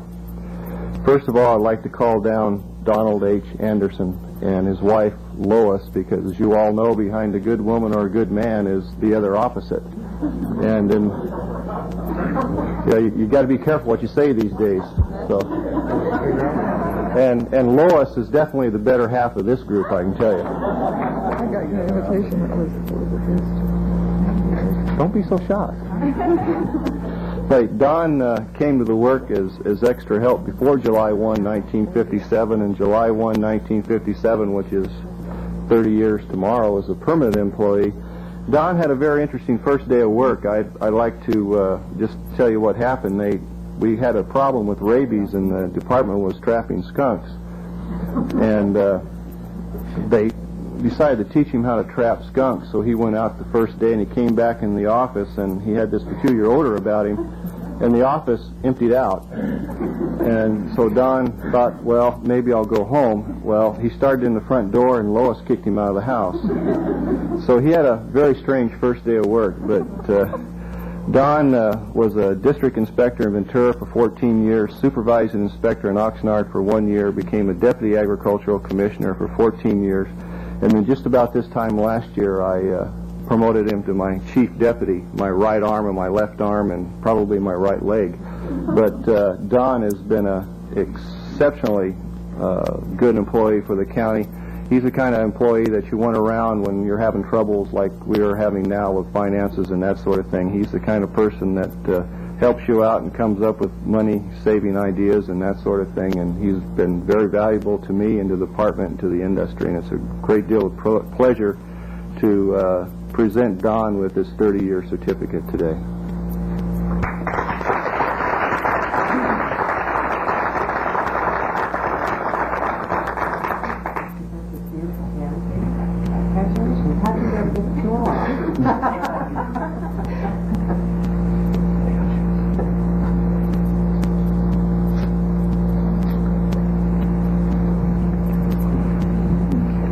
Next employee is Kenneth C. Weiss and his wife Joanne.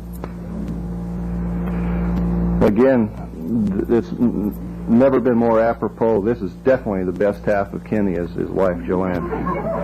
I'm not sure how she's put up with him for all the years they've been married, but but Don and Ken have been very close because they came to work 30 years ago almost exactly on the same day, and they've had a tremendous working experience together. Kenny's the only one that I know of that went on a house call and was chased out the back door with a butcher knife. But, yeah. Oh, he didn't tell you about that one. No. Anyway, this lady decided she had a problem, and she started telling Kenny how beautiful she was, and Kenny was trying to get to the front door to get out, and she blocked the front door with a butcher knife, so he ran out the back door. But these two guys have had some real interesting experiences. You wouldn't expect that from an ag commissioner's office, but you know, we do get strange calls once in a while. But Kenny was a district inspector in Ojai and Santa Paula for 16 years, a supervising inspector in Oxnard for 8 years. In the last 6 years, he's been my deputy in charge of standardization and nurseries and all the other kind of strange jobs I can find for him. But here again, Kenny has come up with some real cost-saving ideas for the department. He's the kind of employee you want around when you're having troubles, and he's a real asset not only to me but the department, to you and the industry again, and it's a real pleasure to present this to you and your wife both for putting up with you. Thank you.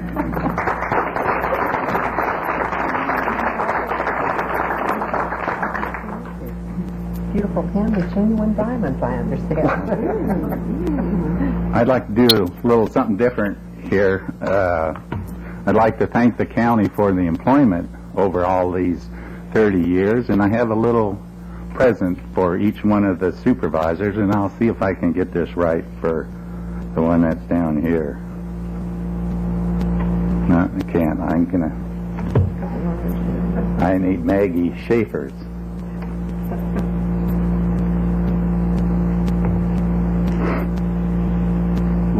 Last one. There you go. And the rest of these I'll give to the clerk of the board to hand out to the supervisor. It's very kind of you, thank you. That's very nice. That's kind of a switch. I appreciate that. Don't forget to hold that up so you can get your picture taken.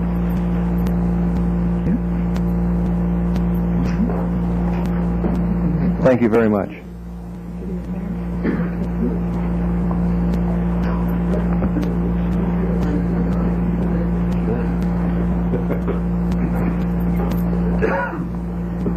Thank you very much. The next are from the Auditor Controller. Norm Hawks? Oh, I'm sorry. Get your glasses on, Maggie. Now, here we go. B, the Assessor. Jerry Sanford?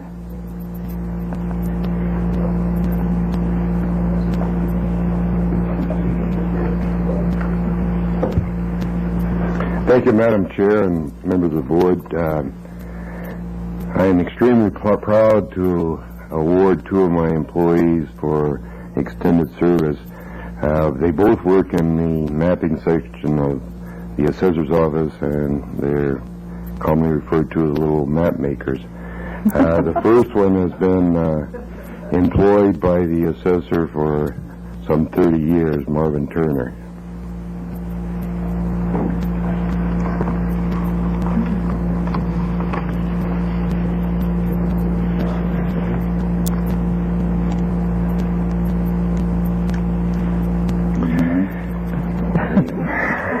perfectly all right, I can tell you. Marvin is married. He has one son and two stepchildren. One of his stepson is a chief in the United States Navy, and his stepdaughter is a missionary in Africa. Marvin is married to a fine lady by the name of Jane, who unfortunately had to work today and couldn't be here. I've met her. She is also his better half. 2/3. Marv was originally hired as extra help on May the 27th, 1957, and by June the 4th, 1957, he was a draftsman 1. He has progressed through the ranks to his current position of cadastral services supervisor, and he was appointed to that position in 1983. Marv has suffered through 5 assessors, 5 assistant assessors, 4 CAOs, 24 different board members. And Marv made the comment to me the other day that it appears only the lower end of county workers survive. Marv has seen enormous changes in the assessor's office. He's been there 5 years longer than I have. He's seen the assessment roll go from $388 million to this year's $26,700,000,000. Originally, the roll was produced on metal plates to the current sophisticated technology we have today. He's worked in various places throughout his stay with the assessor, from Harry's Market on the Avenue to the old jail and the Powai Street to the current place. All I can say for Marv is he's an extremely dedicated employee. He has one of the necessary ingredients to survive in the assessor's office, a good sense of humor. So it's with extreme pleasure that... Thank you, Judge.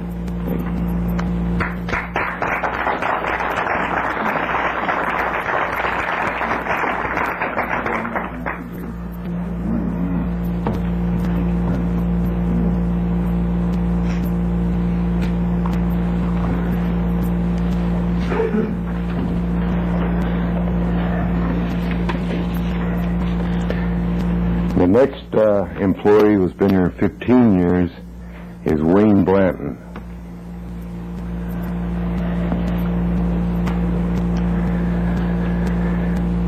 Wayne is married to a nice lady by the name of Patty. He's been married for 18 years. They have 6 children, 6 grandchildren, and a pit bulldog named Buck. Wayne told me the last count, the bulldog had 3 notches on his toes for 2 postmen and something else. Wayne was hired as a draftsman March 18, 1964. Wayne has interrupted his continuous service twice. He tried the outside world twice. Each time he came back. He's probably the only person in the county that's been hired 3 times by the same person.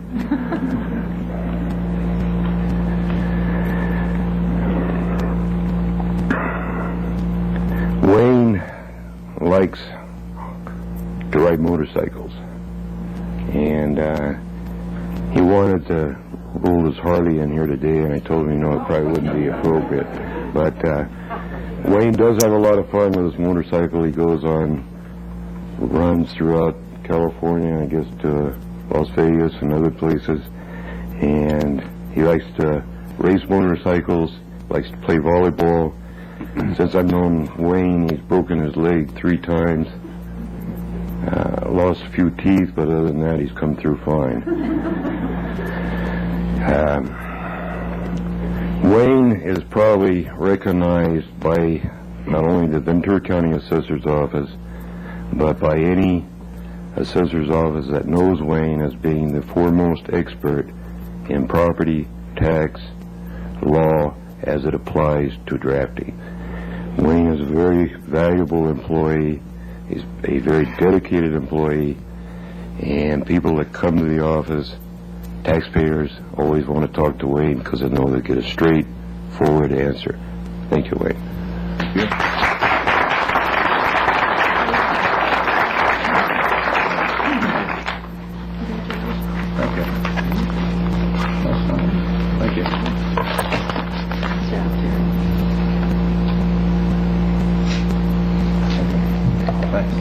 Thank you. Thank you.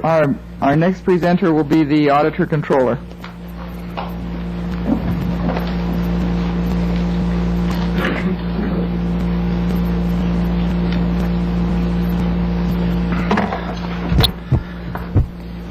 Good morning, Maggie, board members.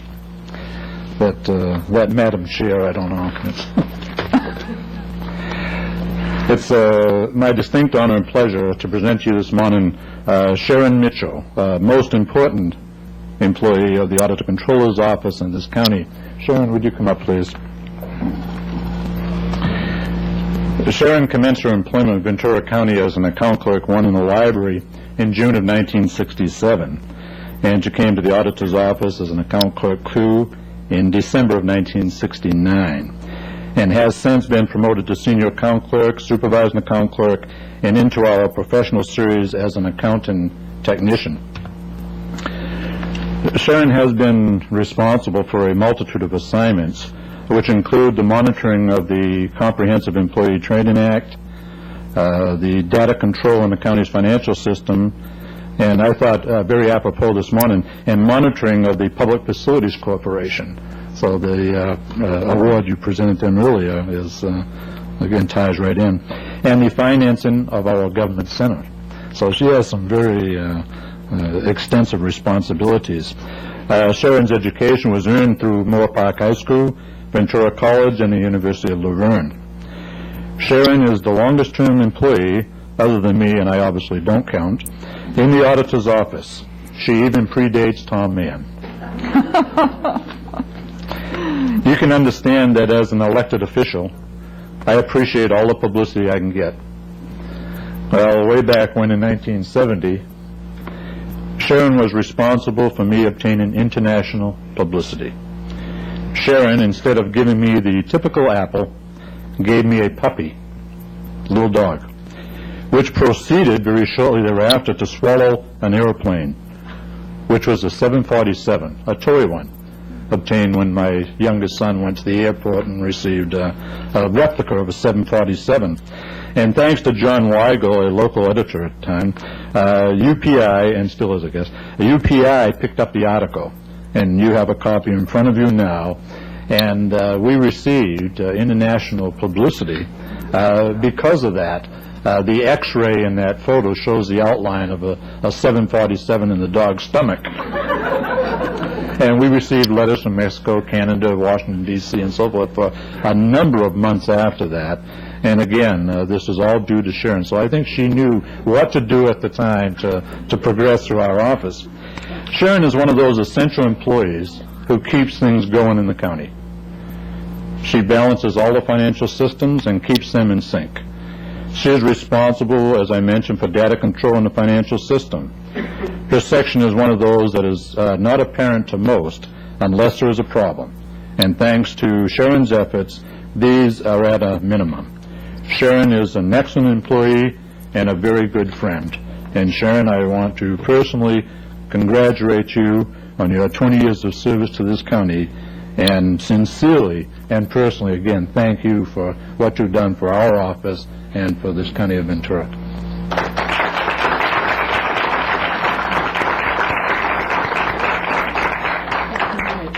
Commerce tells me in 21 Emerald I don't have my glasses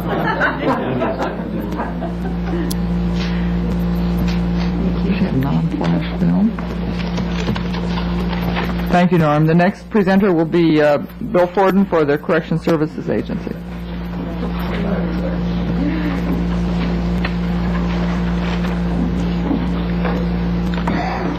Madam Chair, members of the board, see, Norm, I'm not afraid to say that. It's my pleasure once again to come before you to help you recognize the contribution of a corrections professional who has provided to the people of the County of Ventura for 15 years, services in both areas of juvenile and adult correctional services. Even though she started with the District Attorney's Office, Donna Timlin, Donna, you want to come down? Has apologized for me, and I have to thank Mike Bradbury for the contribution of Donna. She stayed with him a very short time and realized the error of her ways very early in her career. Donna's current assignment is as a DPO in Simi Valley and East Valley, and I think she considers the East End to be her home. I know there's been a few times when she's been reassigned in town here in headquarters and in the west part of the county, and she's managed to find her way back out to the East End again very quickly. She has worked in almost every major aspect of the agency's activities, juvenile adult investigation and supervision, and has even spent some time as a field officer at work furlough. I think in characterizing Donna's performance, her supervisors and her peers both consider her to be noted for her grasp of a broad availability of community resources and the effective use of those in handling her caseload. Currently, she supervises both juveniles and adults, which obviously keeps her on her toes because she has to pretty much keep up on two systems and two sets of resources. The other thing I think that is noteworthy is the fact that over the years we've received several letters from people in the community, including attorneys, that have commended the quality of Donna's work, and I think that probably speaks louder than anything else for a county agency in terms of the kind of work that's doing. And aside from what it means to her personally, it certainly speaks well for the agency, and I like to get the credit too. So thank you, Donna, for your contribution.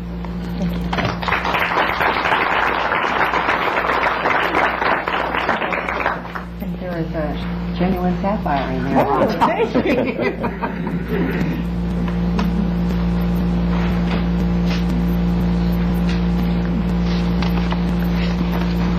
The next presentations will be from the District Attorney's Office. Michael Bradbury.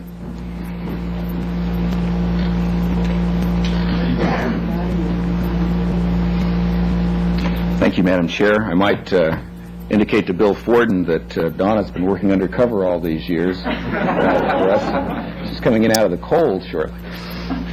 This is a special time when we get to honor employees that have given a lot of dedicated, excellent service, and it's my pleasure to introduce 5 of those to you today.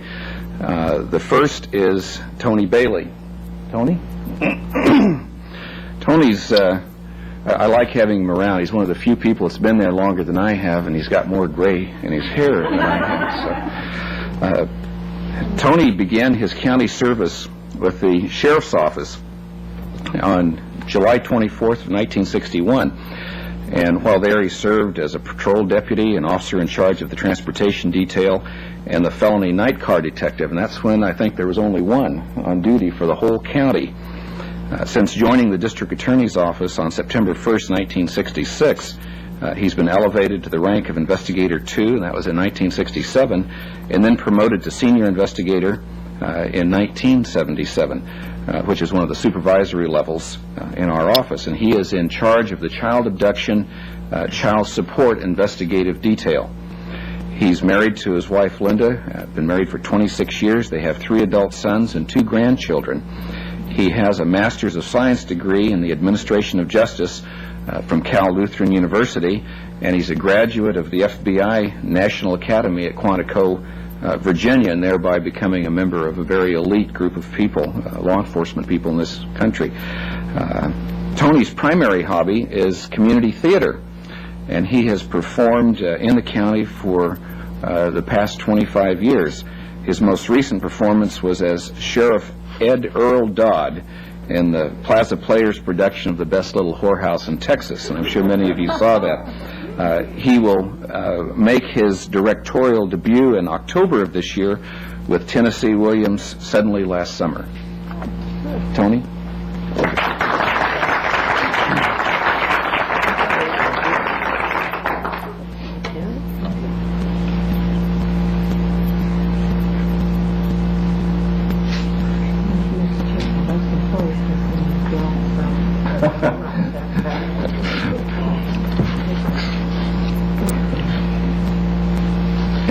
individual I'd like to introduce to you is Mary Carmona. Mary? Mary has been with the county for 20 years. She began her employment in December of 1966 as an intermediate typist clerk for the General Hospital. And after 4 years with the hospital, she transferred to the public administrator's office, where she served as an account clerk too, and was involved in estate administration. She came to the district attorney's office in 1975 and accepted a position as a family support consultant there. She is now a supervising family support officer. Her current assignment is as ombudsman, and she serves as a liaison between the various officials in the county, local government, state and federal government.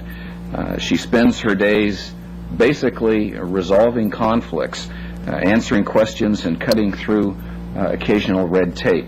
She's also served her fellow employees well in the capacity as the president of PVAC, a position she's held for the last 2 years.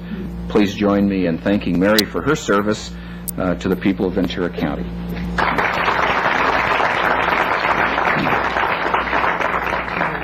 Congratulations. Your job description sounds a lot like ours. Yeah, I do have a lot of contact with your people. There you go.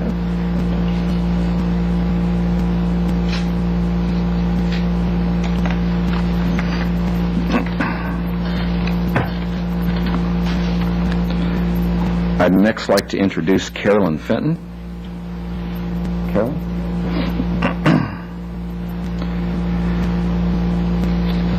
Carolyn began working for the county on July 15th, 1966 in the municipal court as a Deputy Clerk 1. She was promoted within a year to Deputy Clerk 2. She was promoted to Supervising Municipal Court Clerk in July of 1976. She's worked primarily in the criminal and traffic departments, and she remained in that supervisory position until 1986, when we were able to steal her away. She joined our staff as an Office Assistant 2, was promoted to Legal Procedures Assistant 1 in August of '86, and she is presently working in the Felony Records Unit. Needless to say, her extensive knowledge of the courts and Ventura County's legal culture has made her invaluable and indispensable. She is an excellent role model for all of the young women in our office, and we're delighted that she has joined the District Attorney's Office, and I present Carolyn Fenton.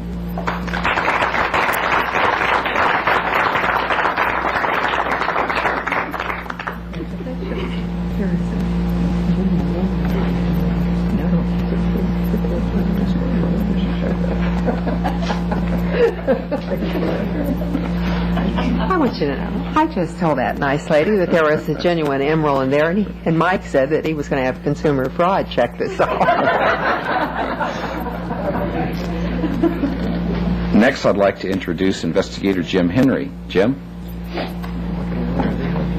Jim is being honored for 20 years of service, and he joined the District Attorney's Bureau of Investigation in September of 1966. And since that time, he has handled virtually every assignment in the office, from major homicides to very complex frauds. As a matter of fact, he's recognized as one of the experts in financial crime investigations. He was involved in a very high publicity embezzlement and theft case recently that was successfully prosecuted by our office and recognized by the Attorney General's office for his expertise as a result of his work in that investigation. In 1986, Jim received both the Kiwanis and the Shrine Awards as a Law Enforcement Officer of the Year. He also is a statewide recognized expert in arson investigation, and he's frequently called out in the middle of the night as part of Ventura County's arson task force to investigate unusual and major arsons. He's married to his wife Kathy, and they have 3 children.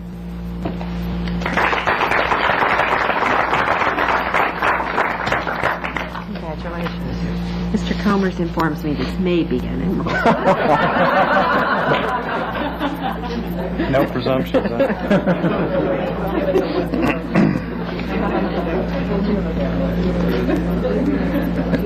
And lastly, I'd like to introduce to you Lorraine Coster, who's being honored for 20 years of service. Lorraine?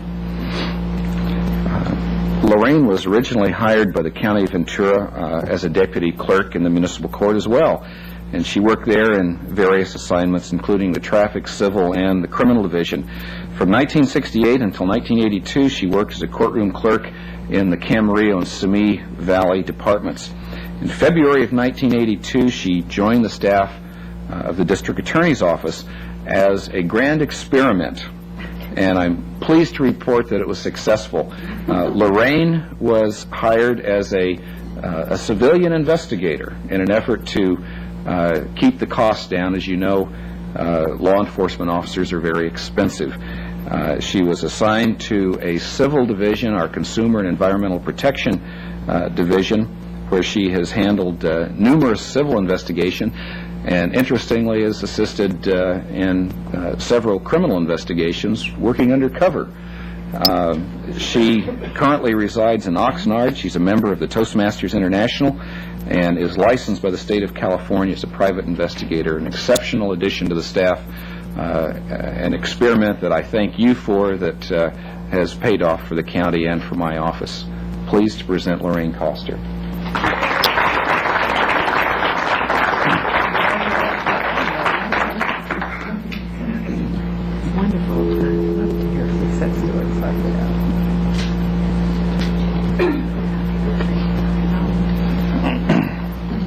Thank you very much for this opportunity. Thank you. The next presentations are from the Municipal Court by Sheila Gonzalez. Carol and Lorraine wouldn't have gotten away if I would have been there, I'll tell you that. It's a pleasure to be here. This is the fun part of the job. I'm here to honor Ernie Malonis on behalf of his co-workers at the Municipal Court and the judges. Ernie has dealt with some skunks over the years, but he still smells pretty good. Ernie is a local product, graduated from Ventura High School, graduated from Ventura College, received his AA degree, then graduated from San Jose State University, where he received his BA degree. He received a certificate in criminal justice from the University of California at Santa Barbara, received his master's degree in administration of justice at California Lutheran University. He also received a community college teaching credential and returned to teach in the administration of justice evening program for 2.5 years at Ventura College. After working for the Santa Clara Probation Department for 1 year and the state of California for 3 years, he began his employment with Ventura County on July 10, 1967, with the then-named Ventura Probation Department. So, Bill, you get your points again. But we grabbed him from the Probation Department. He worked with the Probation Department as a deputy delinquency prevention officer, senior probation officer, and a supervisor. He was appointed as the assistant executive officer, assistant clerk of the municipal court on August 16, 1976. He's married to a beautiful lady named Susie, very bright, intelligent gal, and Susie has also graduated from the Ventura High School and San Jose State graduate. He has a son, Nick, and a daughter, Michelle, beautiful children, nice family. Ernie loves living and working in Ventura County. He promotes this county all over the state. He's very active in the State Association of Municipal Court Clerks. I've known him for years, and he has always had wonderful things to say about Ventura County. He is a member of the Public Relations Committee for that organization. He loves to tell jokes and often lightens up very, very tedious situations. He has been a major help to me. He is loyal to the organization at the Municipal Court and to this county. We appreciate him very much, and it is with great pleasure to honor him today. Congratulations.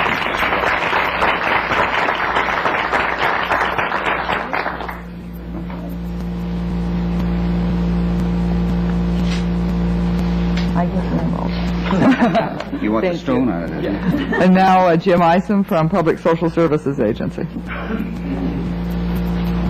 Madam Chairman, I'd like to recognize 3 employees of PSSA this morning for 15 years of service to the County of Ventura. First is Kurt Hansen. Kurt?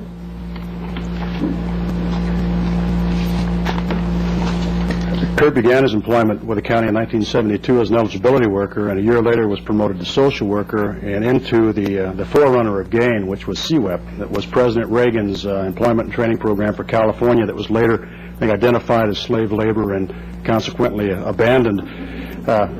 was promoted again to administrative assistant. I hope that wasn't because of your participation, but he went to the rank of administrative assistant and then to administrative officer, and for the last 10 years has been responsible for PSSA's personnel activities and works very closely with Ron Comers and his crew. And Kurt is the type of person that I can go to and say, Kurt, you know, this is a problem. He's gone for about 15 or 20 minutes and comes back with a whole list of alternatives. He's a real asset to the agency. He's a valued employee to the County of Ventura. Married to Barbara, has one son, Keith, and spends a lot of his time raising koi fish. Kurt, I present you with 15 years of service and expect to see you for the 20 years.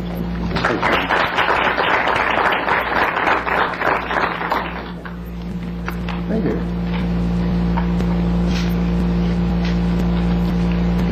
The next employee to be awarded 15 years service recognition is Irma Mejia. Irma? I'd have to describe Irma as a survivor and an extremely resilient person. She has lived through the rise and fall of CETA, the Comprehensive Employment Training Act. She was here for the implementation of the Jobs Training Partnership Act and saw its transfer to the Private Industry Council, and is currently working as an administrative assistant in our fiscal division. She brings a lot of expertise to the county, has always been a dedicated employee, is very active in community affairs, has a son, Tony, 17, and Lydia is 12, and I would like to present you with your 15-year certificate and expect to see you in the next 5. Thank you.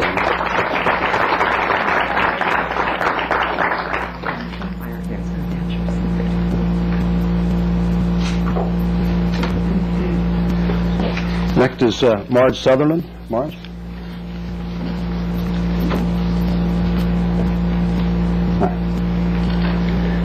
Marge began her employment with the County of Ventura in 1972 in PSSA, also as an eligibility worker, and she was first stationed in our central office and later placed in the Oxnard District office. During her eligibility worker years, she worked in all 3 aids, in Medi-Cal, AFDC, and food stamps. In 1975, she was promoted to social worker, and in the past 10 years has been involved in all aspects of social work and is currently working with the in-home supportive services caseload that we spoke of earlier today, which is a very difficult caseload to deal with. She's done an outstanding job. She also serves as a supervisor in her supervisor's absence. She's continued her education at the Ventura Learning Center. She's married to Jamie. She has 4 children and 8 grandchildren. And Marge, I'd like to present you with your 15-year recognition and expect to see you here.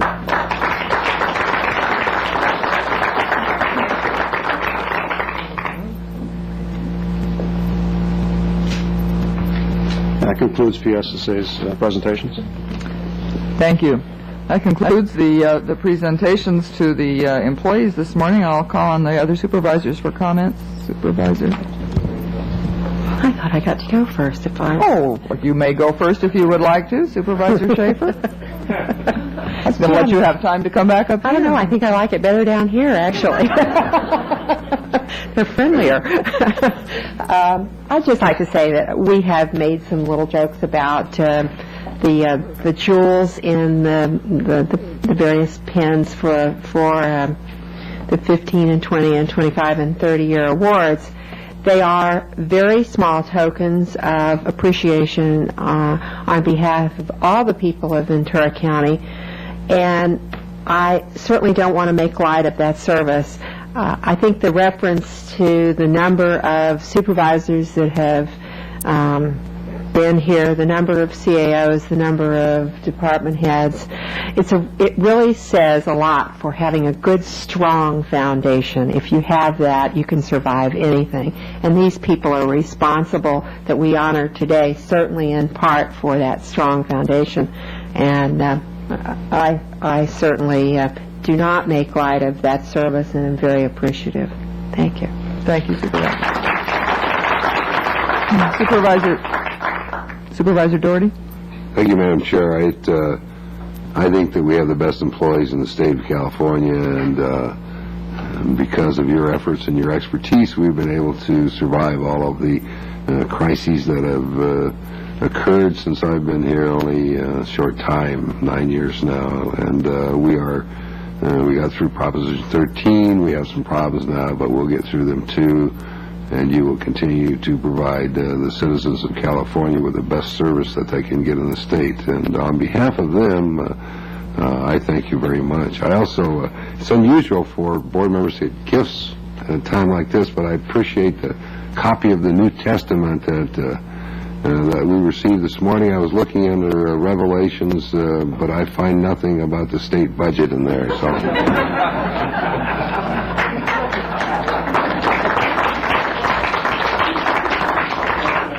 Supervisor Lacey. I'd like to add my words of appreciation for your service, and I think it's always very special when it is possible for members of your family and supportive friends to be with us, because I know they give. We've heard some examples of late evenings and arson investigation and all these things, and we know without those wonderful supportive people, the county wouldn't have all your hours. So we appreciate the whole family. We really appreciate you, and thank you again. Supervisor Flynn.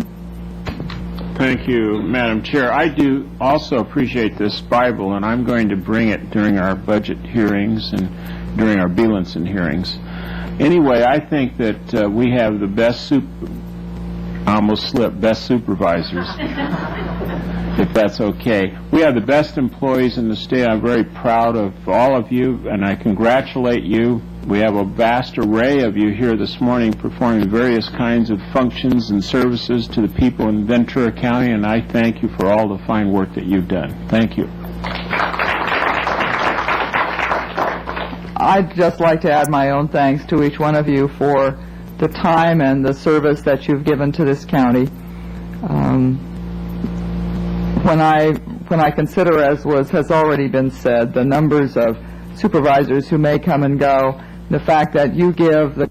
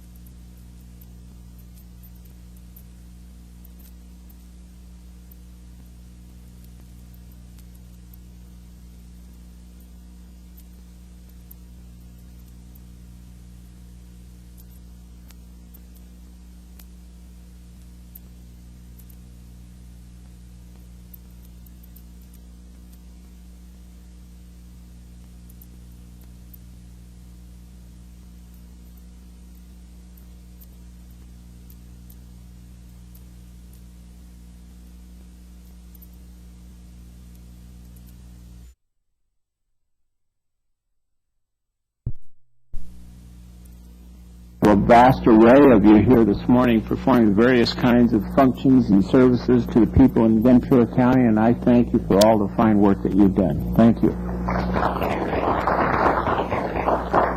I'd just like to add my own thanks to each one of you for the time and the service that you've given to this county. When I consider, as has already been said, the numbers of supervisors who may come and go, the fact that you give the kind of stability to this county that enables us to continue is very important to me. I think that we sit up here and we make decisions, but it's you who are out there talking to constituents. Some of them may be in trouble. Maybe that's the reason you're talking to them. Some of them may have requests or needs from the county, and that's why you're there talking to them. When you look at the array of services that are provided by the departments that each one of you represent, you are there with those citizens who have need of whatever expertise it is that you offer in the department that you represent. And you are the people, actually, who represent the county, because you are the people that the citizens are dealing with. So I thank you also for the time and the effort and the way in which you deal with the people in this county and the services that you provide for them. I would also like to suggest that while this may not have any revelation whatsoever about the state, you really started us on this, Jim, may not have any revelation about what the state's going to do or not do with the budget. It certainly has the kinds of things in it that help me deal with myself no matter what happens at the state level. And so I value it because it helps me keep going in that respect. Thank you very much for being here. I hope that your service to the county has been enjoyable to you, and I hope that you will continue in that. Thank you.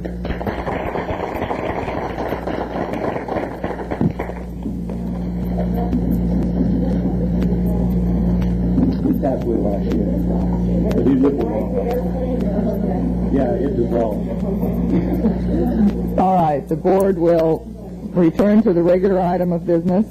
We are on item number 14 from the Chief Administrative Office. This is the resolution calling for the Oak Park Municipal Advisory Council election in November.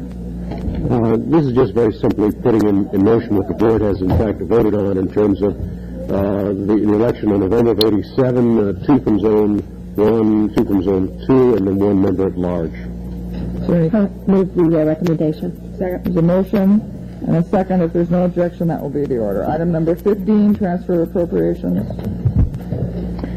Madam Chair, board members, Bert Bigler with the Chief Administrative Office. I'm prepared to address items 15, 16, and 17, if your board would like it. That would be fine. Let's take them. Okay.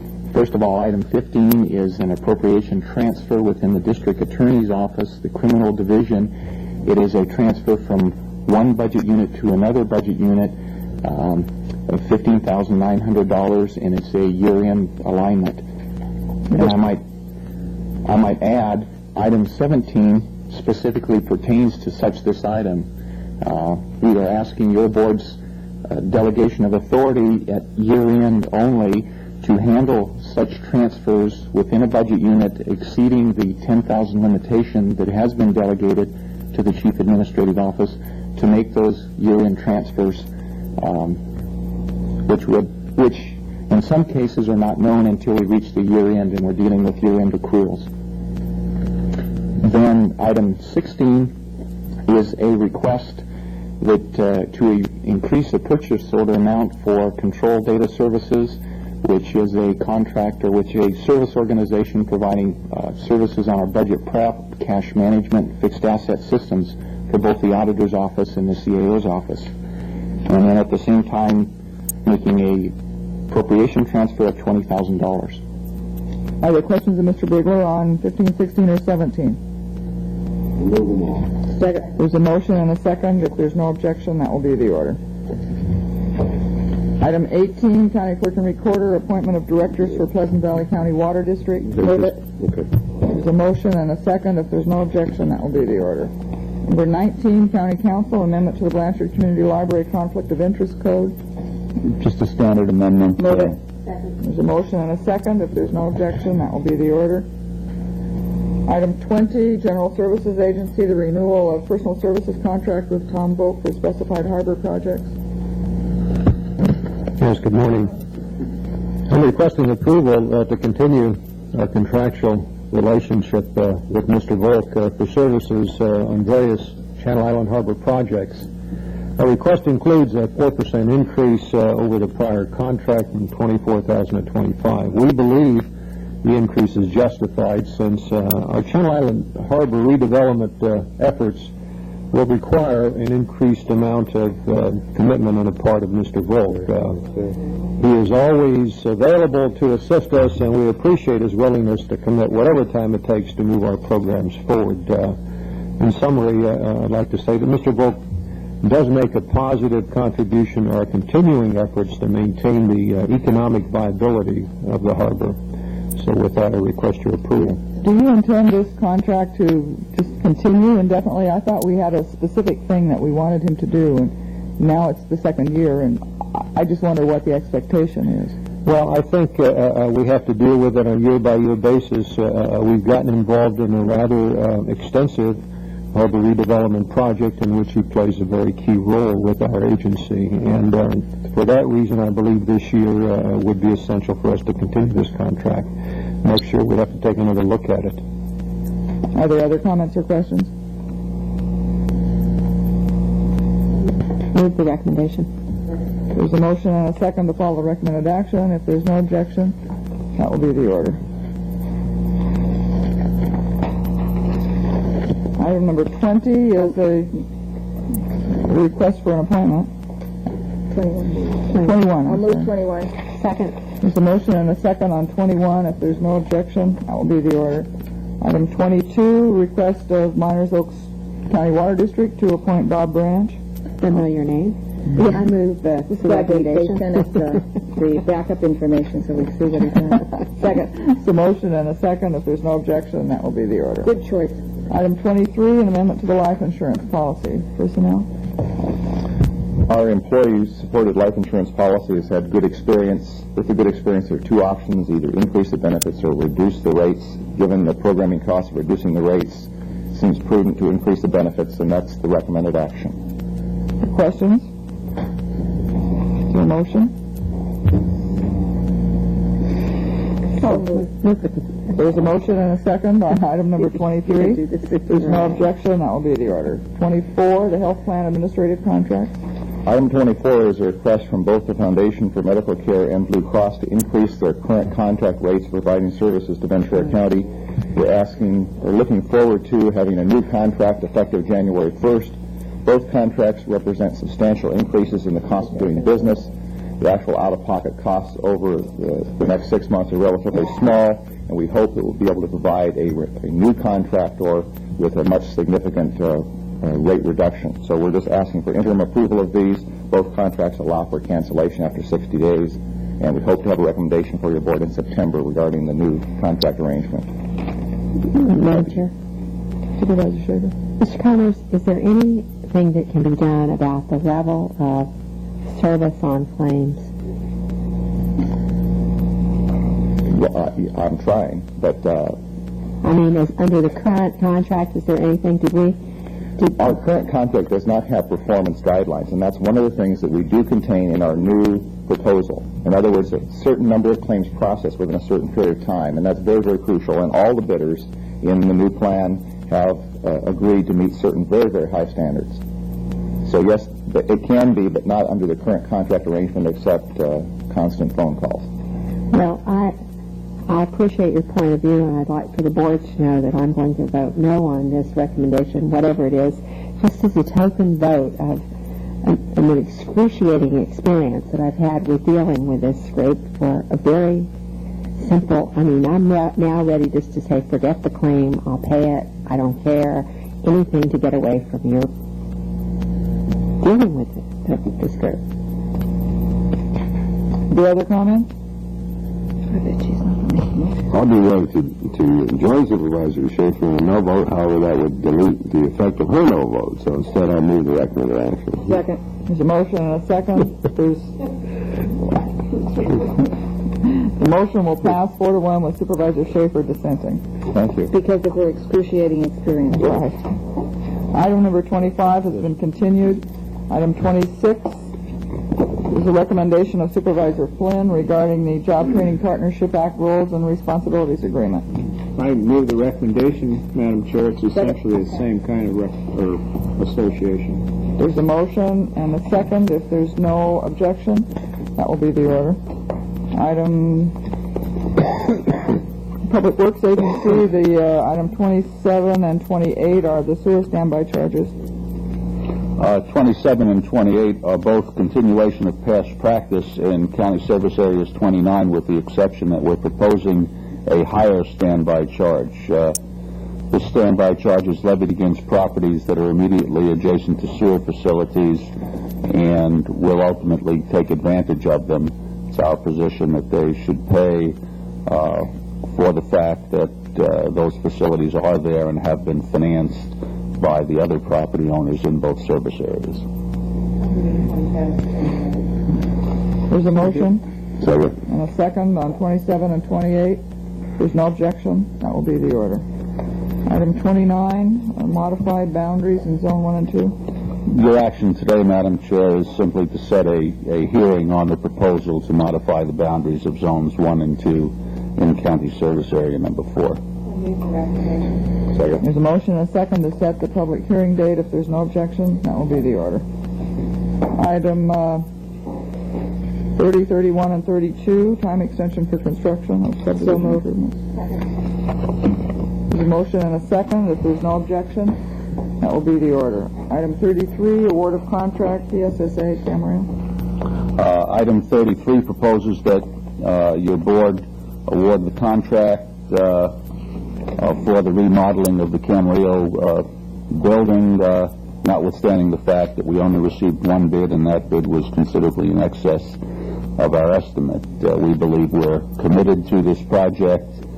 We've already let the contract for the asbestos abatement. The folks have already been relocated. We need that would ordinarily work there. We need to move ahead with the project so we can get them back into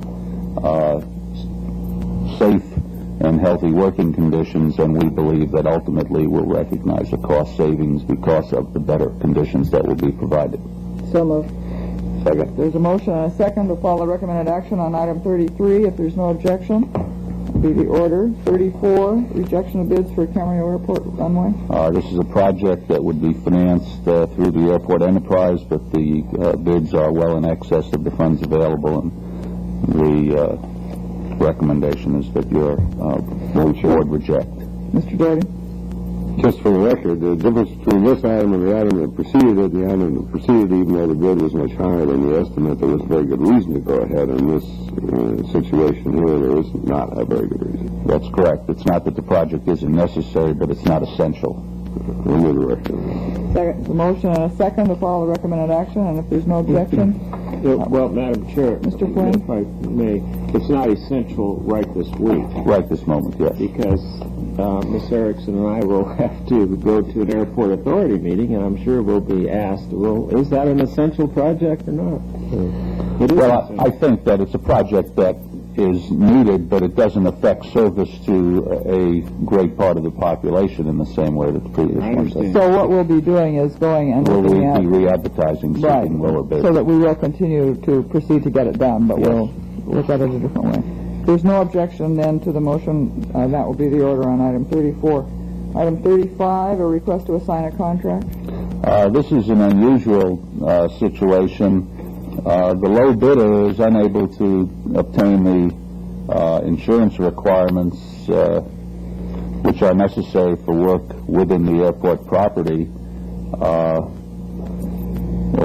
except at an exorbitant cost, almost half of what the entire project amount is. There are three options. We believe that third option, which allows the contractor to assign the contract to the second low bidder, is an equitable one and certainly doesn't harm the county in any respect. This is a problem which we believe will not be continuing. I was informed yesterday by risk management that they're in the process of finalizing insurance coverage for the airports that will eliminate this extraordinary coverage for contractors, and which will enable us to do smaller projects much more cost effectively. When you grind the cost of insurance into these projects, it really drives the price up. The questions? Move the recommended action. There's a motion and a second to follow the recommended action. If there's no objection, that will be the order. Madam Chair, I just would say, I know that Supervisor Flynn made some comments this morning about the problems in terms of insurance, and we seem to have them all over the county lately. I know that we're trying to work them out on a sort of a case-by-case or area-by-area basis, but maybe Carol Organ made some comments this morning about the differences in private and public hospitals in terms of malpractice insurance. And I know that we've gone through that situation, but maybe we're going to have to just go again in terms of how the county views its liability, and maybe there's a different way we're going to have to go. It seems to me that we are rapidly becoming captive to the insurance companies, and I don't think that's what the taxpayers envisioned when they allowed us to spend their money. And perhaps we're going to have to take some risks that we normally would not take.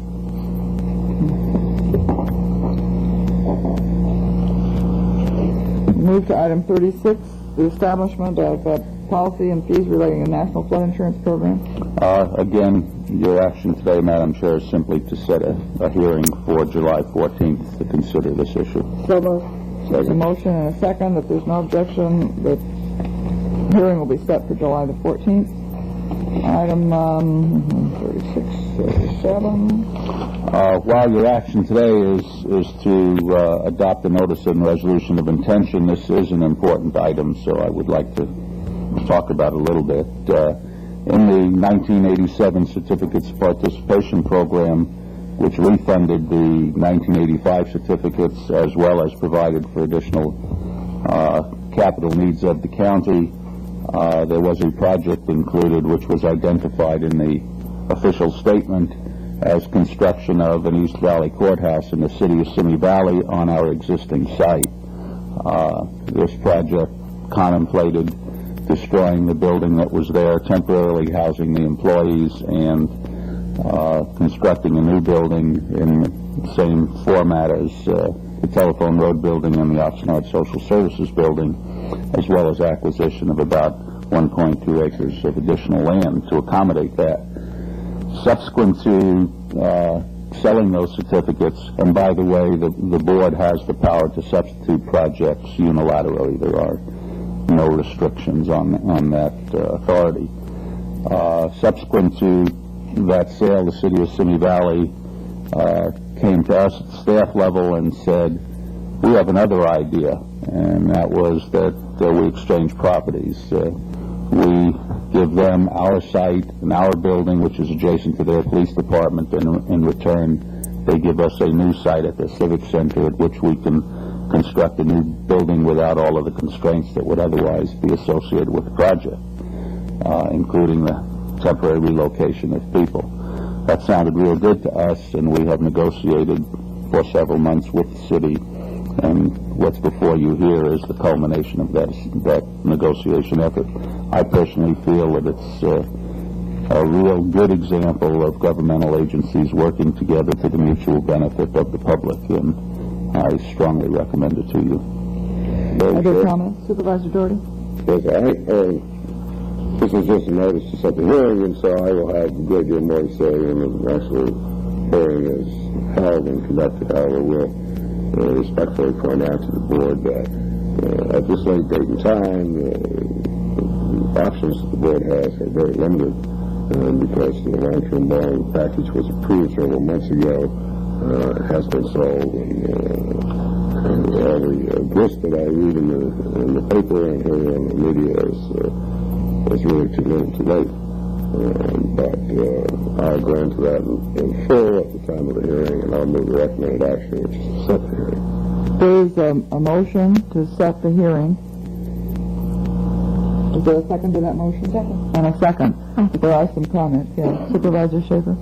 Mr. Goulet, can you tell me, as part of the funding package, is there an ability to move the site out of Simi Valley? Yeah, you're then limited as to substitution, and although it was defined as a project in the city of Simi Valley, there would be nothing to preclude changing that. What was the question? Are you prohibited from moving the project from the city of Simi Valley? No, but you must go back to the bondholders and get their permission. We did this before. Yeah, but not restructured, as I recall. I guess, Tom Mann's not here. He could talk about it better than I can. I'll go into it at the hearing, but I don't think you can. It would create problems for us to do so, I could tell you that, in terms of timing, because we've been moving along on the basis that we're going to build that building and simply site adapt it. If we have to get into real property acquisition, that's a whole another story. This is a nice, simple transaction. So there is a time limit on the... Oh, yeah, we do have time constraints that we must meet, and this is pretty tight. I think that we have to seem to be. I think we have to be very careful next week when the questions are raised that we answer the questions fully, because it would be a shame if Supervisor Schaefer went away thinking, oh, well, we could just do that, when in fact there might be so many constraints on it that we couldn't do that. That's, and I I think that's something that needs to be discussed next week when we are in the hearing process, which is... If I may, I'd like to suggest the auditor controller address the authority issue, and I'll address the practicality issue. I think those all have to be, make sure that they're answered next week. At the current time, those two issues are receiving a lot of attention in Thousand Oaks, and I'm sure that there will be people here at the public hearing that will be raising those questions, and my understanding was that there was not an ability to move those things around, period. So if I have been under misunderstanding, I need to get those clarified. Mr. Wittenberg? Yes, just, and maybe more in terms of, because there is a history that I think the board is aware of in terms of other attempts that, and I think it's an excellent location, but that's for later. But in this thing, and I read it properly, that in fact the fair market value in terms of how is that going to work in terms of, because that sounds like a very fair way of doing it. We are going to mutually select an appraiser who will determine the fair market value of our property as well as the fair market value of the city's property. Okay. And then we will exchange, and if there's any difference in those fair market values, one agency will owe the other money. There is a provision, however, in the agreement that money obligation can be met through service provision rather than cash outlay. And that is a quick provision as opposed to the land acquisition in terms of going and et cetera. This is not a time delay thing, because that is really the basic problem. In order for us to acquire land, and I always am forced to look at the worst case because those always seem to come to pass, we'd have to find a site that was suitable, conduct an appraisal, enter into negotiation with the property owner. If that property owner was unwilling to sell at the appraised price, we'd have to entertain condemnation action. Before we could do that, we'd have to have completed an environmental impact report. It all adds up into literally months before you can move on awarding a contract for construction. This is a much more straightforward process and enables us to move along very quickly. Any other comments? The action before us this morning is to set the hearing for July the 21st. Is there any objection to that action? Seeing none, that will be the order. Item 38, resolution certifying to changes in the maintained mileage. This is a routine action that your board takes annually. It's required by the state that we certify the number of miles that we maintain. However, it has no impact on the county under current funding formulas, since the county's gas tax subventions under Section 2104 of the Streets and Highways Code come to us on the basis of registered vehicles in the county. The questions? Move it. There's a motion. Second. And a second. If there's no objection, that will be the order. Item 39. Item 39. Oh, and let's take this one with 42. Proposes a cooperative agreement between the county, the flood control district, and two developers for the construction of a portion of the Arroyo Santa Rosa in the Santa Rosa Valley. And I should point out that there's an error in the second paragraph under discussion. The proposed tract is track 4267. In any event, the developer will be advancing money, which this agreement would provide for credit for against future fees that he would have to pay in connection with that tract. This agreement will ultimately obviate the need for a private flood protection wall, which would be of no benefit to anyone once the Arroyo was constructed in any event. So we think that this makes a great deal of sense for everyone. Questions? Is there a motion? Move it. Second. Motion and a second. If there's no objection, that will be the order. Both 39 and 42 included in that motion? Yes. Move to item 40. Transportation Development Act claim. Item 40 is a similar item to several you had last week, Madam Chair. It's yet another claim for a specific bus service which would allow use of Transportation Development Act funds to finance that service. 40 and 41 are the same thing? Essentially the same, yes. In the former case for El Rio and New and Island Acres, and the other for Fillmore and Piru. I'll move 40 and 41. So motion and a second on 40 and 41. If there's no objection, that will be the order. 43, the waiver of land development fees for Skyline Drainage. The developer of Track 3775 contributed $87,000 towards the construction of the Skyline Drain project and has asked that his land development fees amounting to $1,800 be waived in recognition of that contribution. Since that facility is downstream and is necessitated by development upstream, but really provides no direct protection to the tract, we think it meets the criteria in your resolution for granting of waivers, and we're recommending it to you. So we're not really saying you don't have to pay any fees. We're doing it's kind of a crossover. He's paid $87,000, for which he'll get a credit of $1,800. That's quite a deal. I'll move the recommended action. There's a motion. Second. And a second to follow the recommended action. If there's no objection, that will be the order. Item 44, Waterworks District number 1. Item 44 is a routine contract to install water and sewer improvements in connection with the development in the city of Moore Park. Move it. Second. There's a motion and a second. If there's no objection, that will be the order. 45 and 46, water standby charges. These are similar to the items your board has already dealt with respect to county service areas 29 and 30. In this case, it's for Waterworks District 17 and 19 and provides for a water standby charge in each of those two districts. In the case of Waterworks District number 17, it represents a substantial amount of revenue which goes to the entire financing package for that district.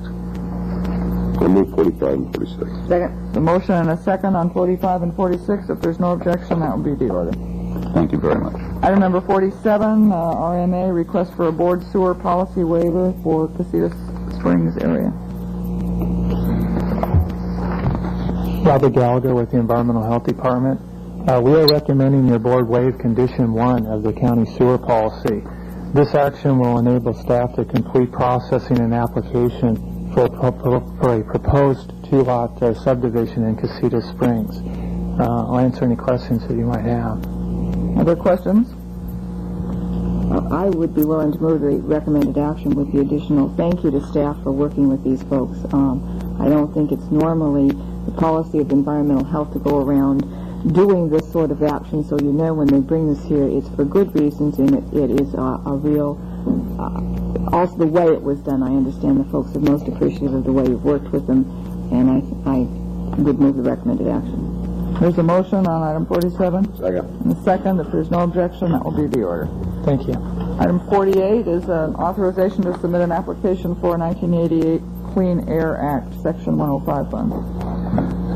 Steve Riley with the Resource Management Agency. On behalf of the Air Pollution Control District, we're asking your board for authorization to submit an application to the Environmental Protection Agency for grant funds for the federal fiscal year 1987-88. These funds are provided annually via Section 105 of the Federal Clean Air Act.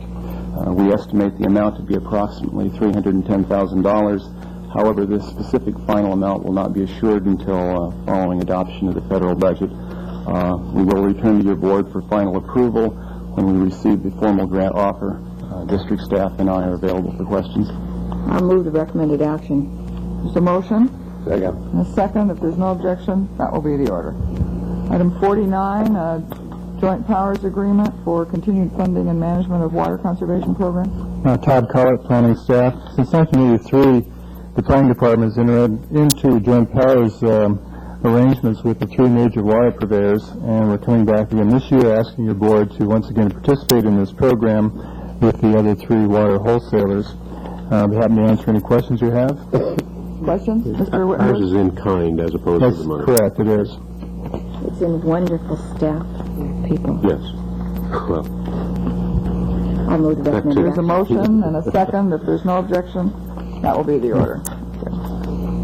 Treasurer Tax Collector, item 50, request for a designation of public guardian.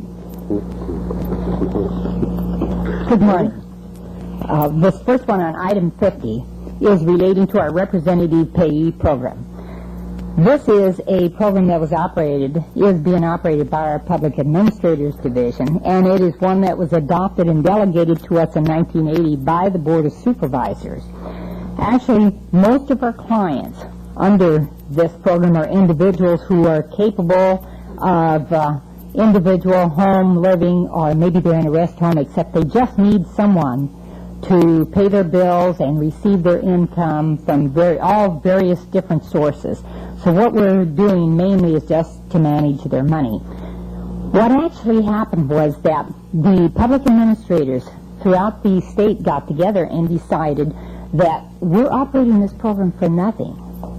And the program has grown. Like in 1980, when the board delegated this to us, there was only 50 cases. Now there's 151 cases. So by the public guardians getting together throughout the state, we came up with some legislation which allows us to charge a fee to pay for this program. Then as a result of that, and through some research and development, the counties got together and came up with a fee schedule, which is the fee schedule that is included in this resolution. Now, we feel this is a very appropriate fee schedule, and a number of the counties throughout the state has adopted this schedule. At this time, what we're asking your board is to adopt the attached resolution and the fee schedule, which will net the county approximately $18,000 annually in additional revenue. Now, if you have any other questions you'd like to ask about this program, or if you have any technical questions, my Assistant Public Administrator, Mike Jacobson, who has worked on this, is with us here today, and we'll be happy to answer any questions. Other questions? Move the recommended action. There's a motion and a second to follow the recommended action. If there's no objection, that will be the order.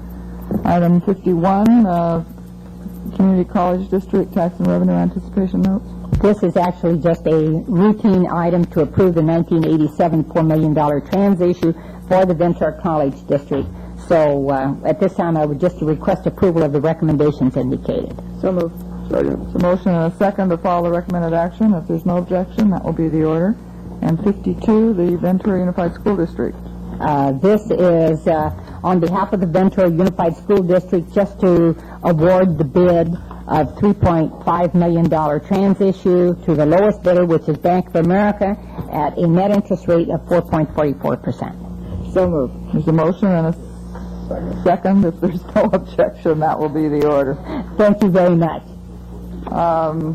Item 53 is the informational agenda. Move to receive and file. There's a motion and a second to receive and file. If there's no objection, that will be the order. The board has a closed session that we will move into, and then we will return for the 1:30 public hearing. It's going to be short.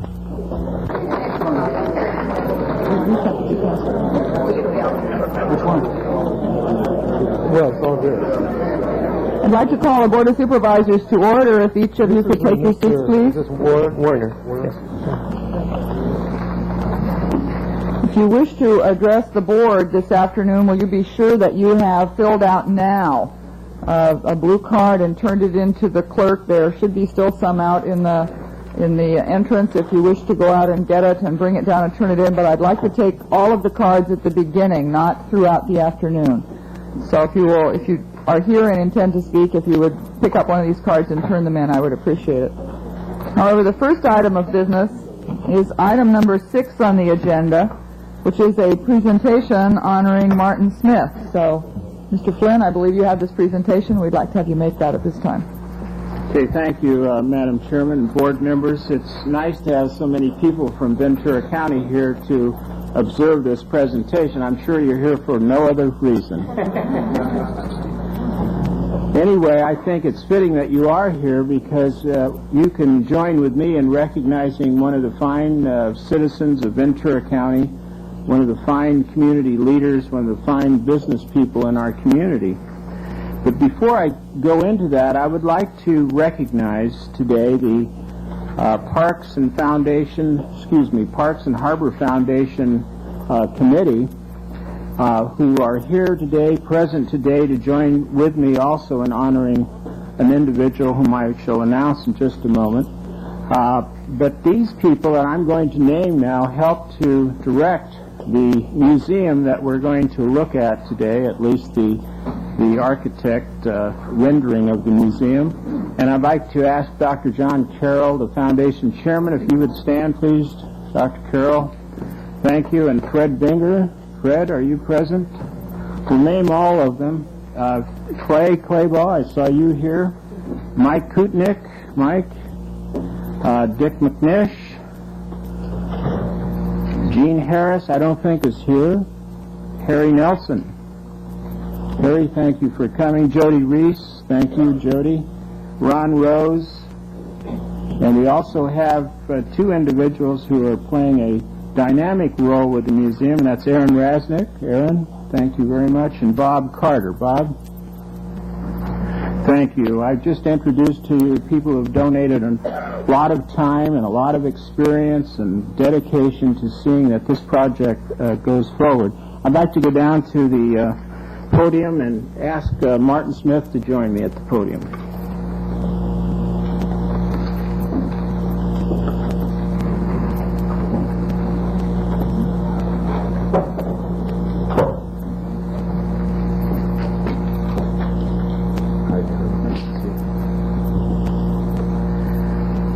Madam Chair, it's a great honor for me to be chosen to present this commendation to Martin V. Smith for his contribution to the Ventura County Maritime Museum. And I'm going to read some of the whereases because I think they're worthy of note and they become part of the historical record for us.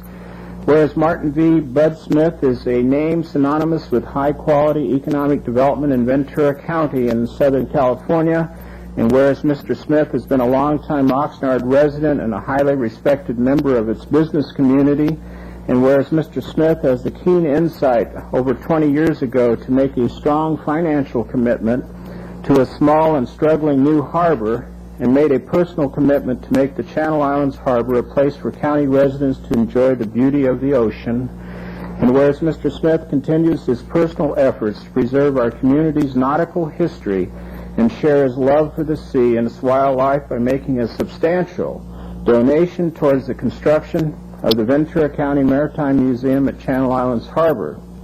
And whereas Mr. Smith serves as a board member for the Ventura County Parks and Harbor Foundation, which is charged with the responsibility of developing this new museum.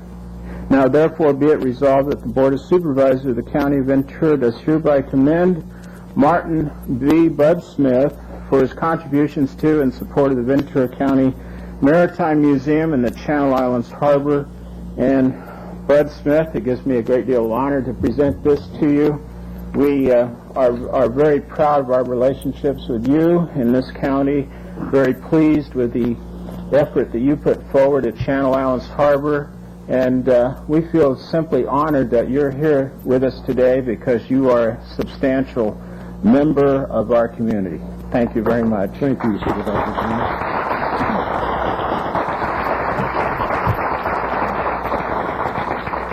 And thank you all for these kind words. I can tell you that my wife Martha and I are delighted that we are in a position to be able to make this gift to the county.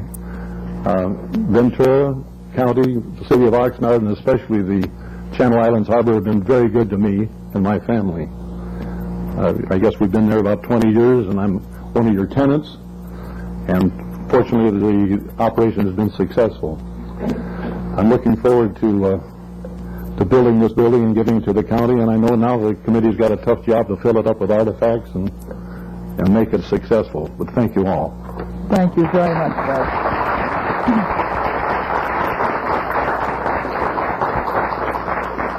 Madam Chair, I'd like to have Pete Pedroff come up now and make a few comments and give us a little bit detailed description of the museum, and understand you're going to show us a picture of it. Yes.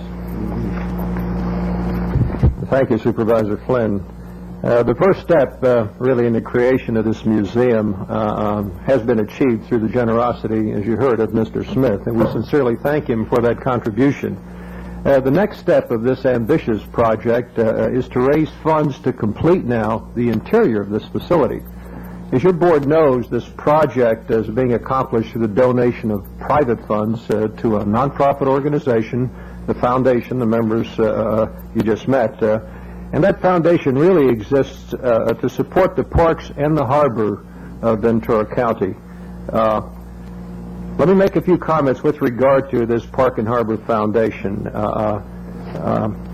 were formed in 1978. Dr. John Carroll, who you just met, was one of the founders and is still with us and serves as our foundation chairman.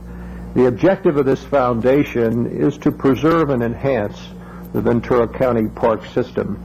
This is done by the foundation, which solicits tax-exempt contributions from the public and in turn, of course, uses these monies to support these facilities. We are here today to honor Mr. Smith, who has made, as I indicated, a very generous contribution to the Park and Harbor Foundation. It is now the responsibility of these members then to complete this interior. And what they need to do within the next few months is to put together a program that will support not only this foundation, but to create the interest and to establish future support for this fine cultural and educational center. This will be a very difficult task, I'm sure.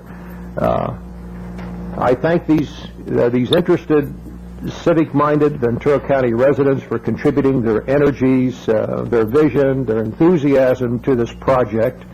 I think all the county residents owe these exceptional individuals their appreciation for their willingness to participate in this worthwhile project. I would like now to unveil, if you will, the rendering of the museum. If you would like to show the board members and the audience. We have Martin Smith and the foundation chairman come forward too. Sure, fine, I will.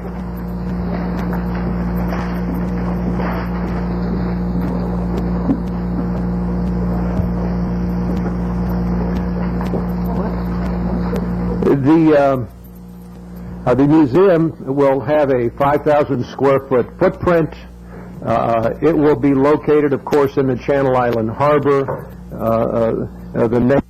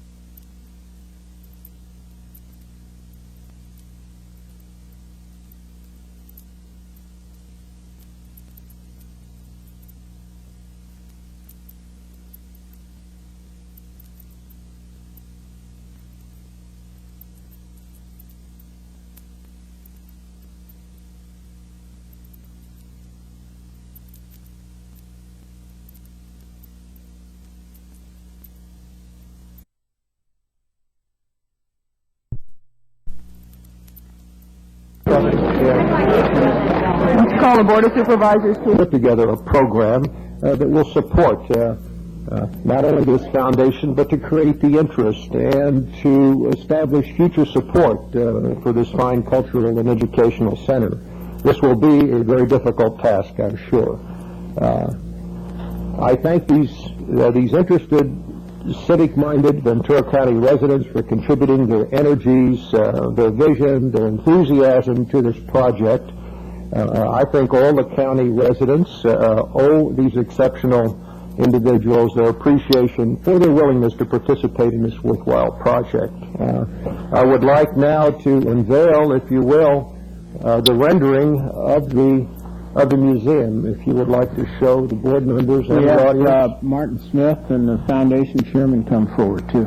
Sure, fine and well.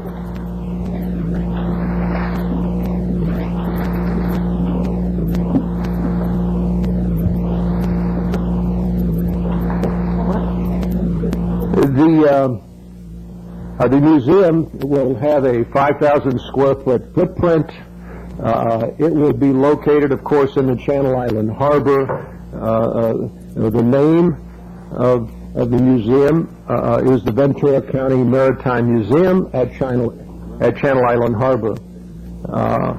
Mr. Smith and his architect have provided us this rendering, and we now look forward to working with Mr. Smith and his architect to put together the very detailed work that it will take to create this museum. The foundation members, and I'm sure all citizens of Ventura County, do thank Mr. Smith for this contribution. If you have any questions, I'd be happy to respond. Immediately following this particular, yes.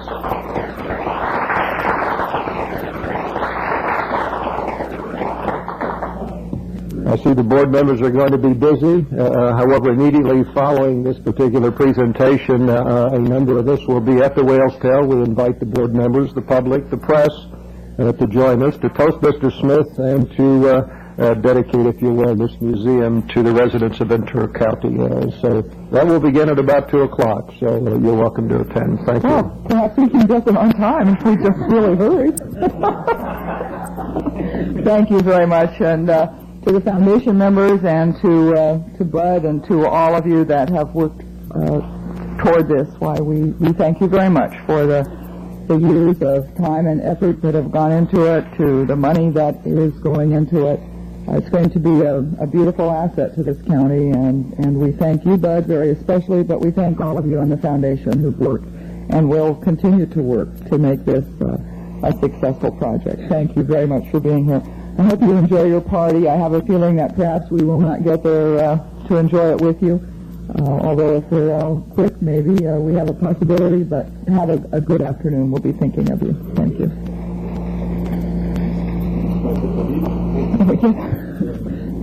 Cool. And we'll move to item number 7, which is a public hearing regarding the general plan amendment number GPA 87-3 and zone change Z-2687 Lake Sherwood, Hidden Valley, Carlisle Road area. Once again, I would say to you that if you wish to address the board this afternoon, will you be sure that you have now gotten a blue card and have turned it in to the clerk so that I will have all of the cards in my hand. At this time, we will begin with a staff presentation. Madam Chair. Excuse me. Supervisor Chapin. As is the policy of the board, I'd like to make disclosure to the board that I have met with property owners in and around the area plan under discussion. I've met with some individually. I've met with them as a group on 3 separate occasions. I have also met with the applicant on 3 occasions, and at each of those meetings there was a representative of the planning department or the county counsel's office in attendance. Basically, the applicant has raised the same issues as his attorney's exhibits number 82 and 83. We have also discussed what the public benefits were of this project, all of which were discussed in the Planning Commission staff report, or the EIR, and is found in the policies of the proposed area plan. We discussed visual impacts, ownership of the lake, private security, the water purveyor, and the applicant's protest of the OS3 designation in Planning Unit 2. We discussed dedication of open space to a public agency and off-site traffic mitigation measures. At the end of the hearing, if there are any items that were, or any details that were discussed that were not elaborated on in this hearing, I will inform the board. Are there any other comments? And if we could have the staff presentation, please. Thank you, Madam Chair. Mr. Steve Offerman, the planning staff, will make the staff presentation. Mr. Offerman? Good afternoon, Madam Chair, members of the board. Steve Offerman of the planning staff. Our project today is General Plan Amendment 87-3 and Zone Change 2685. I would like to call your attention to a typographical error which appeared in your staff report on page 1. Recommended action item number 3 refers to adopt ordinance 222. Please delete the number 222 from your report as it's incorrect. On page 3 of the staff report, the second to last paragraph, second sentence, refers to Exhibit 59 as being the Planning Commission resolution when in fact that should read Exhibit 98.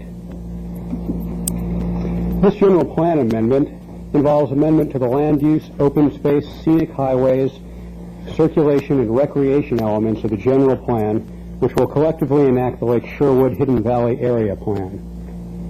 As you can see in Exhibit 2, Figure 2, the area plan covers approximately... You can move that microphone so it'll be a little closer to your mouth when you turn your head. Thank you. Thank you. The area plan area covers approximately 8,200 acres, encompassing the drainage shed of the Lake Sherwood area. It is composed of both a privately initiated component proposed for development by the Murdoch Development Corporation of approximately 1,990 acres, as well as a county-initiated plan for the surrounding area in Hidden Valley and Carlisle Canyon. This project was initially brought before our attention as a privately initiated development, as we will see in Exhibit 3. In November of 1986, the Murdoch Development Corporation shared with us conceptual development plans indicating a proposed development of 699 units. To give you an idea of the layout of the project, we can refer to Exhibit 4, Figure 5, which divides the project into planning units. That's correct. The project is divided into planning units both to draw your attention to specific geographic areas and to indicate the proposed phasing of the project. Planning Unit 1, which is the golf course area in the central plains of the Lake Sherwood area, is proposed to contain 148 single-family units and 44 attached units. Planning Unit 2, which is principally in the steep hillsides, is proposed to contain 16 estate lots and 55 attached dwelling units. Planning Units 3 and 4 are proposed to contain 52 single-family units and 34 estate lots. Planning Unit 5, north of the lake, is proposed to contain 125 attached dwelling units.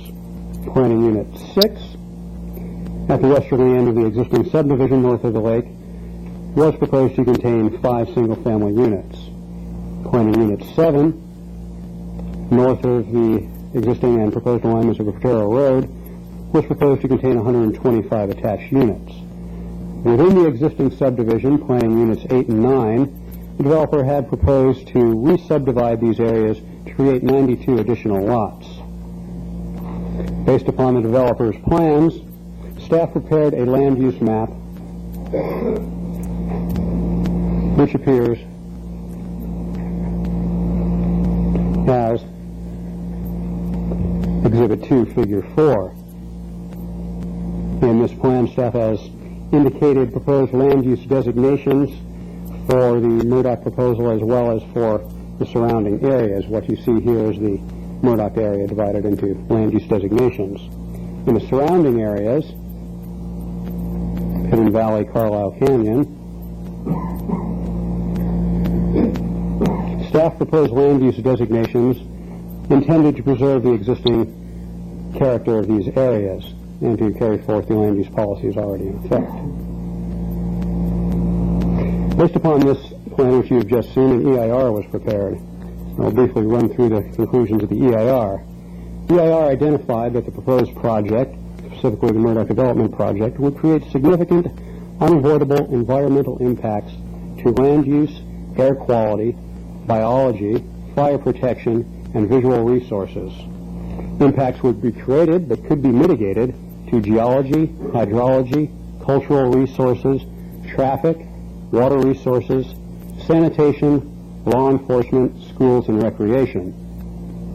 Subsequent to preparation and finalization of the EIR, the applicant on May 15th submitted an applicant's alternative proposal, which indicated an increase from 699 to 710 proposed dwelling units. Based upon this applicant submitted alternative and the conclusions of the EIR, staff prepared an area plan. The area plan appears in your staff report as Exhibit 4. It contains goals, policies, and programs which would guide the issuance of future discretionary entitlements, as well as a land use map indicating proposed land use designations for the area plan area. At the Planning Commission hearings of June 11th and 18th, the applicant in Exhibit 83, letter to the Commission, raised objections to various policies and specific land use designations which staff had recommended. Other comments at those hearings included comment from the residents of Hidden Valley who expressed their objection to the staff proposed designation of OS3, or 40-acre minimum parcel size, for the Hidden Valley area. Other comment included substantial testimony from residents of the Lake Sherwood area attesting to their support of the project, and general opposition from several members of the public and residents of Westlake Village and Thousand Oaks who objected to the project's inconsistency with adopted land use plans and its projected impacts to their residential areas in Thousand Oaks and Westlake Village. After considerations of the issues raised at these public hearings, the Planning Commission adopted a plan which was very similar to the recommendation posed by staff. As you can see here, this is the land use plan for the Lake Sherwood area, the Lake Sherwood community, which encompasses the Murdoch Development Proposal, Exhibit 4, Figure 2 revised.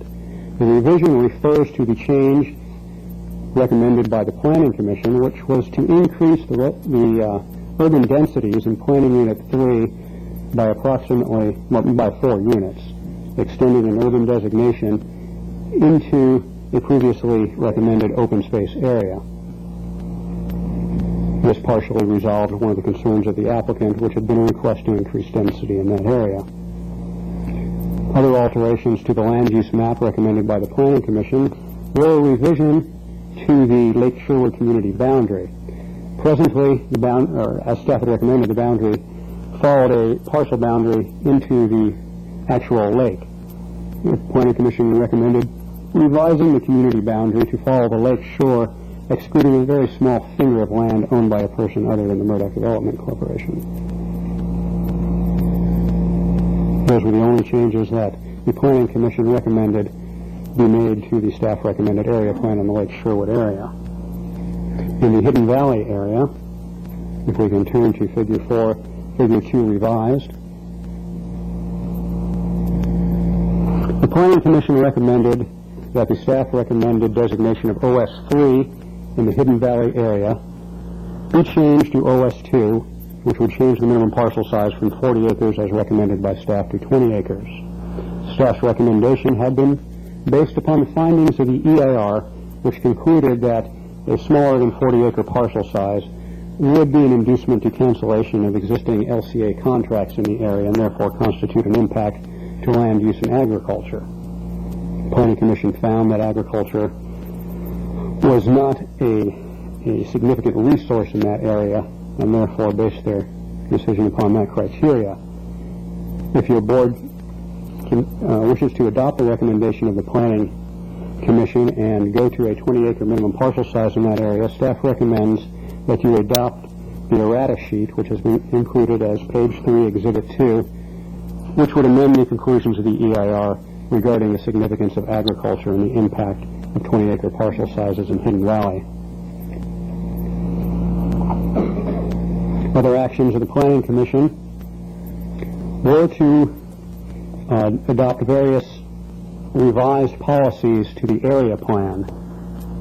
Staff in Exhibit 94 had presented various revised policies which in some cases were consented to by the applicant. In those cases where those policies were agreed to by both the applicant and staff, the Planning Commission decided to recommend approval of those without discussion.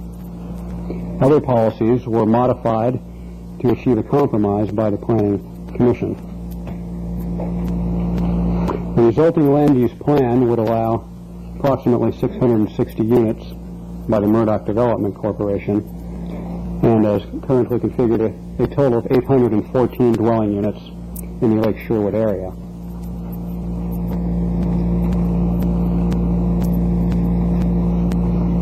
That summarizes our summary of the Planning Commission hearing and the description of the project. If I may repeat the staff recommendations, we recommend that your board find the general plan amendment and zone change will have a significant effect on the environment and certify that the attached environmental impact report has been completed in compliance with CEQA and the state EIR guidelines issued thereunder, and that your board has reviewed and considered all the information contained therein.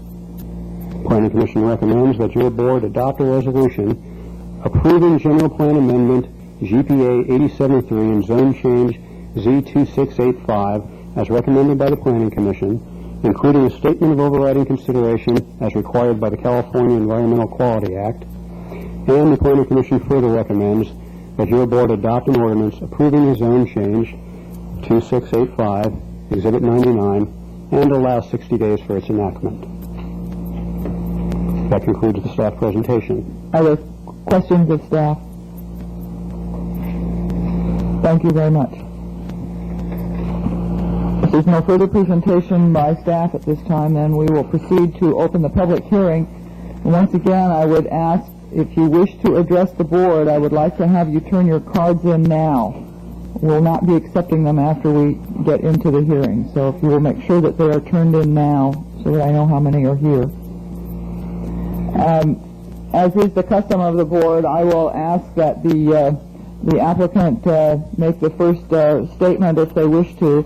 And then after that, I would like to ask that you limit your comments to a very brief comment. I would like to suggest that we do it at 3 minutes. I have about 35 or 40 cards here.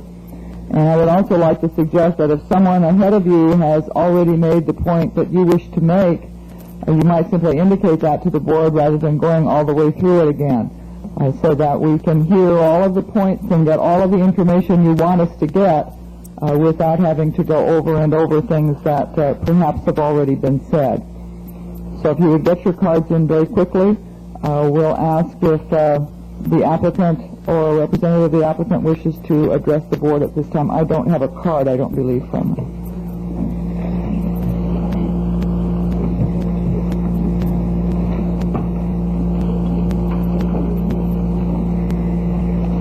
Madam Chairman, board members, I'm pleased to have an opportunity to address the board in an open meeting.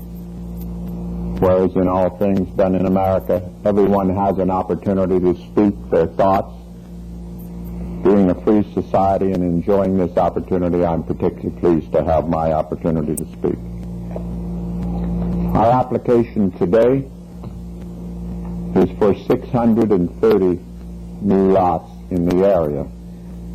It has been mentioned as 685 lots with the lot size shrink that was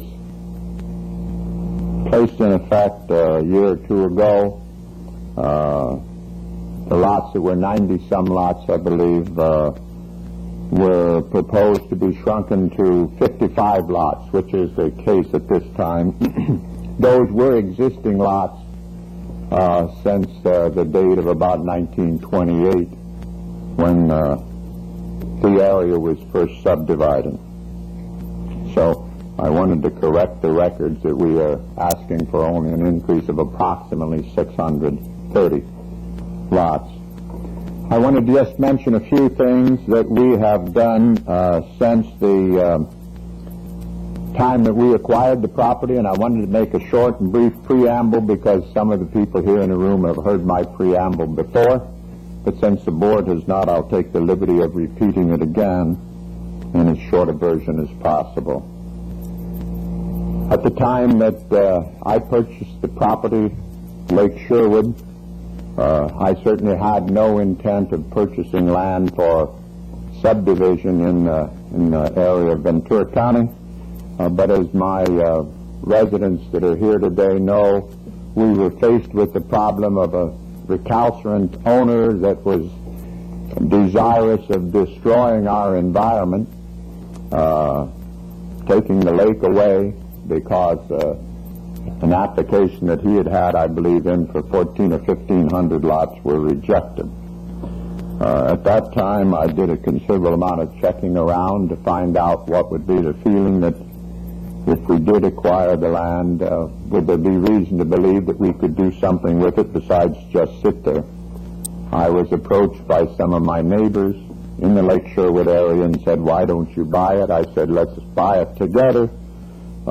Some of them felt that it might be a rather expensive acquisition, and with no knowledge of what we would do with the land, a rather dubious investment at that.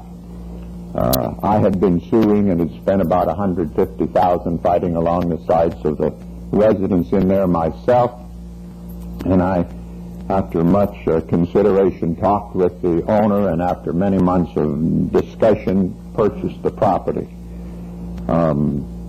I said that I would do the things that I felt was right and just, and that I would work with my neighbors. They're here to venture their opinion as to whether or not that has been the case. I like to believe that I'm a man of my word and that I have kept my word in all fashions. I have tried to consider the impact on the entire area. I have a family home there, and I have had for approaching 10 years, and I have enjoyed the quiet environment that I have heard much about and will no doubt hear more about today. I believe that we can continue the quiet environment. I believe we can live together in peace and harmony with this development.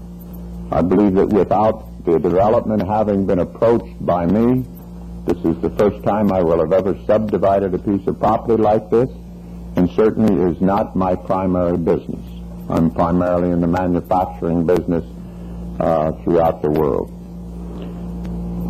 Since acquisition of the property, I have spent $2.5 million on the lake, with the repair of the lake, the cleanup of the dam, and as you know, we were at one point in time racing against time, as was mentioned in the local press, my statement that I wanted to get the lake cleaned up and fixed up prior to the rain. We were unable to get a permit to continue working on it, and with a matter of days, the rain came, the lake was miraculously filled up, and all of us rather applauded that event.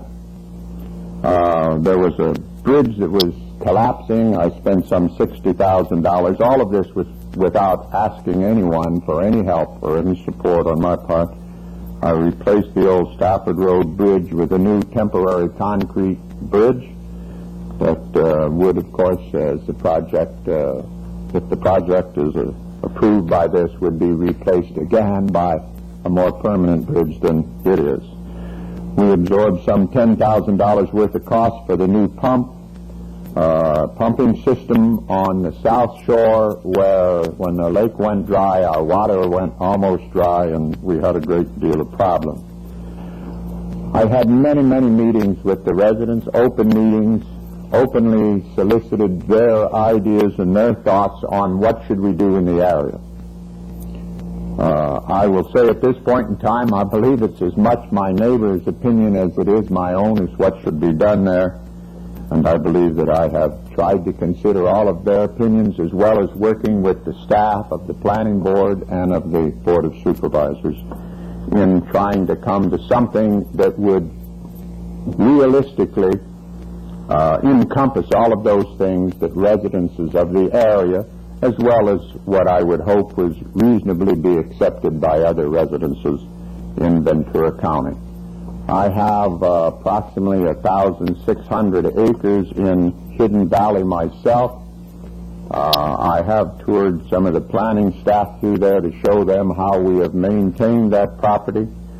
I am a horticulturist. I do raise all kinds of flowers and orchids in 4 different states and have for a long time been interested in good grooming of the land, and I think my farm in Hidden Valley is testimony to the fact that I am not a destroyer of the environment, but frankly, at the point in time, any of those residences from the area that remember how Ventura Farms used to look, it was full of dilapidated barbed wire fences and was set to be subdivided and did, I believe, come before the Planning Board for subdivision. I have maintained it as a very fine, large piece of ground that is very much, I believe, in environmental good taste and is certainly, I hope, a good representative of what we do. I increased the lake size from 118 acres to 154 acres, about 36-acre increase, thereby shrinking some of the land and putting it in the lake. I believe the lake view has been materially improved. We were working on putting in jogging trails and so forth in there. If the permit is granted, we would continue to work and develop that. There was a plan to trim the trees, which we did not get a permit to do, so we lost many of the trees, were blown down by the wind. But we would restore the lake not only with water, which is what we all wanted at the beginning, but we would restore it with landscaping and should it be wishes, along with myself and my neighbors, with flowers and additional trees, grasses, and jogging trails around the lake. Lake safety and management program would be instituted. We are currently doing that, but not nearly to the extent we would do if we were permitted to develop the lake to its maximum beauty. I look upon it as much as a lake that you see in Switzerland. You come around the curves and you see a beautiful lake, and I'd like to see it even more beautiful. Fish restocking in the lake, improved aeration in the lake because it was a dying lake. We've built sand traps in there to trap the sand and to keep the lake from silting up again as it did in the past, with the permanent desilting basins, all of which I built.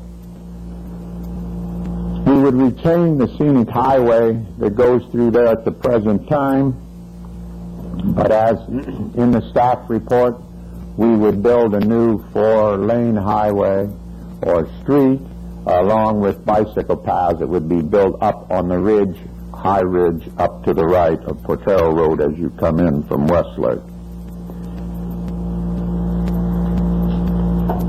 And I think that the dam safety would be materially enhanced by some of the proposals which I will make later on, and of course that is very vital to the protection of Westlake Village, which is in the path of the lake. The land, I believe, is used to a very minimal amount. I heard at the planning board people say the destruction that would be done to the area by the building in there. I'm uncertain what some people would expect, that the land would perhaps remain vacant or undeveloped forever. That might well be nice, but it is an area that is very desirable, and I think that the Ventura County and all of the areas out here have been discovered, and frankly I think that's a very nice thing, that there will be growth here and additional job opportunities which will bring more people in. Certainly I would hope that if I'm granted the permission. The space would be 70% open. Now, if you look at Westlake Village, I submit to you it is nowhere near 70% open space. It does exist. It has been approved in the past, and I believe it to be one of the more beautiful cities in America. I've enjoyed it, and I'm sure the people in this room, as well as the board, have enjoyed it for many years, and find that it is not an over-congested and is not a negative environment, but in fact one of the most beautiful environments we have in Southern California. We would institute an oak management program. I have maintained my trees on my property, and I have been trimming trees for the last almost 8 years and have trimmed in excess of 18,000 oak trees and opened them up. The big problem with oak trees is their tremendous top and the heaviness of them, and when the wind blows against them, they cannot withstand the wind because it cannot get through, and down goes the tree in the rainy season. So we've opened up the trees to permit some wind to go through, and if you looked at our trees, I think you would see that they are still beautiful and as near in conformity with the way God planned a tree to be as is possible. We would have a golf course designed very sensitive to the environment. Jack Nicklaus, whom I believe to be the top golf course architect in America, is the one that has designed the golf course, and I believe that we would have preservation for the wildlife as well as preservation of fish habitat in the lake. We would plan on maintaining Maid Marian Park. In fact, Maid Marian Park, as we dredged the lake, has been somewhat expanded, in an area that was nothing but swamp at one point in time is now grass. We would plan green belts and buffer strips. Some of my neighbors have said that your houses might well endanger my eyesight line of view by being too much in my view, and we would plan on having buffer strips that would, to the maximum extent possible, preclude the view, as well as when you come down the road would prevent the reflection of automobile headlights onto the lake and would keep them from reflecting in someone's home that might be in proximity. The new water system that would be put in would cost approximately $6 million. I believe that of course would encompass further development, further working with the county, but it would afford a reliable supply of good water and certainly improved fire safety. The fire department, I build up on one of my hills right near the fire station. Not many people probably know, but I built a heliport up there for the watering and for the fighting of fire, because we did have on this Lake Sherwood area, we did have a fire that burned some 500 or 600 acres of our land and spread across the whole area there, burning many of our different lands. We had asked for permission to build fire roads, and we were not permitted that permission, and it wasn't more than a matter of 2 or 3 weeks after our request that the fire department, and well as my equipment, was out on the fire line building those very fire roads with massive flames all around us. So I do believe that you cannot just maintain a wild area and say that it is a perfect environment, because it always does involve some control by man.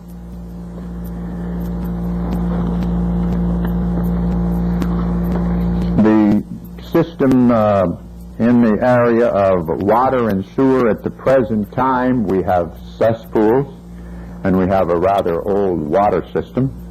The water sewer system would be built at a cost in excess of $4 million, and I believe it would materially improve the lake quality.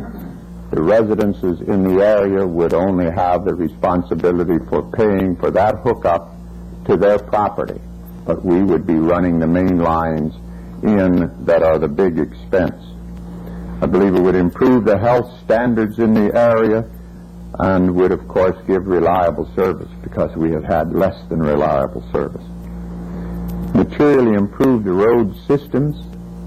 We would be spending to build the one road through the area in the neighborhood of $10 to $11 million.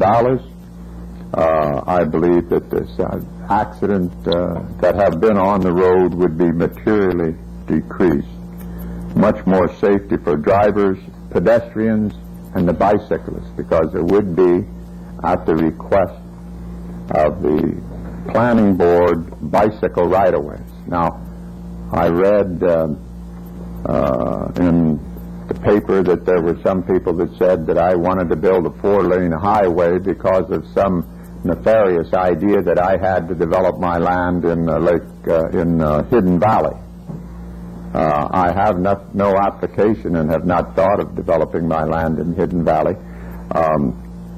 And I think that the 4-lane road was certainly not my idea, but was the idea of planning staff. So I wanted to set that clear. I do not have any nefarious schemes in my mind. The highway that would go in there, I believe, would be much more scenic and would be an improvement of a county road.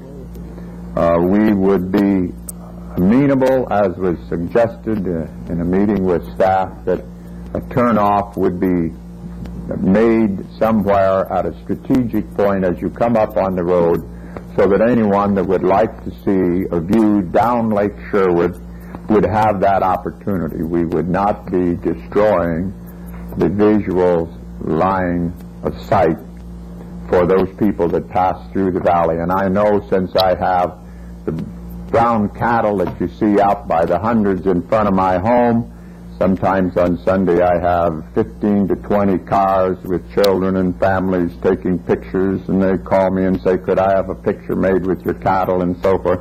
So I know people do like to see the pastoral scene of the animals in the fields, and I do raise Welsh black sheep, purebred Welsh black sheep, and I do raise Arabian horses there, and I have many hundreds of Arabian horses there.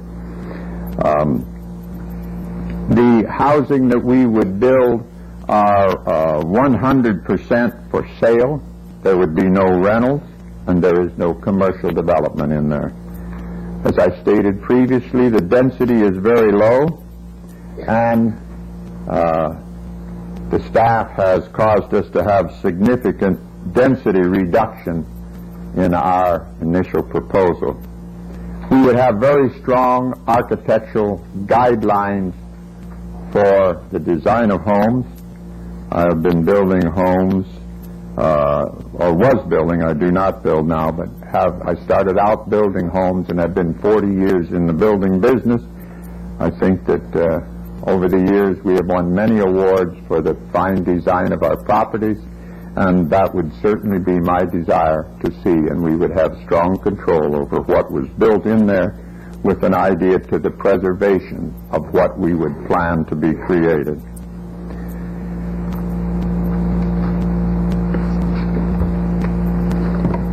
The community service district that was suggested by planning staff, we would be willing to work with them on the development of it. I do not know all of the different requirements that they would have, but this would assure that Lake Sherwood would be self-sufficient and would not be a burden on the public. There would be, as I understand, possibly two. One that would stay approximately the same, which is the old area of Lake Sherwood, and a higher amount for that new area, which would be those people that would acquire property from us. Also, to the Lake Sherwood itself. I have died 20 or 30 different times in consultation with staff and other people. What happens if you die? You may well maintain the lake in nice fashion, but you're a dead man, and now who runs the lake? I don't like that thought any more than anyone else does, because I know I'm going to live forever. The thing is, staff doesn't know that. And I have assured them that I am not going to let anything happen to me, because I want to take care of the lake. And 100 years from now, I would like nothing better than to be custodian of the lake, seeing that it was maintained in the manner that you will require today, I hope. The lake, in order to do that, and all of these things have not been worked out because staff has been giving many, many requirements, and we have had quite a bit of problem trying to find answers to all the things that staff has been able to dream up. But the one biggest thing, and some of it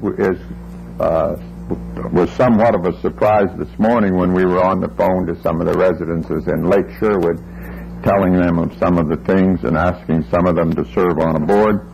We would establish a new sailing and boating club for Lake Sherwood. That new sailing and boating club would be given a deed to the land of Lake Sherwood in perpetuity, without right of cancellation, for the exclusive use and enjoyment of residences in the area. We would establish, with the approval, at the time of approval by this board of our project, an initial board.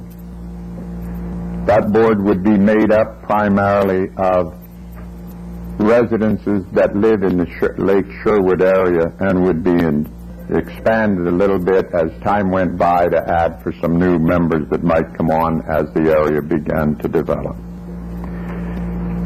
The responsibility of the Lake Sherwood group would be to maintain that lake. Hopefully not in the fashion that it has been maintained by us up to this point, but in a much better fashion. It requires, shall we say, a parent to get started, and we would be that parent. It would require a considerable amount of money to bring the lake up to the standards that I would envision it, and we would commit to that amount. The board would have the responsibility of maintaining that lake in the fashion that it would be agreed upon in the documents that the lake would be maintained. I am as much interested in the maintenance of that lake as any person in there, because of the multi-million dollars of investment that I have. The members, the residences, there are a group of them now that have the right to use the lake, and I'm telling them, some of them for the first time with this statement. We would work with them.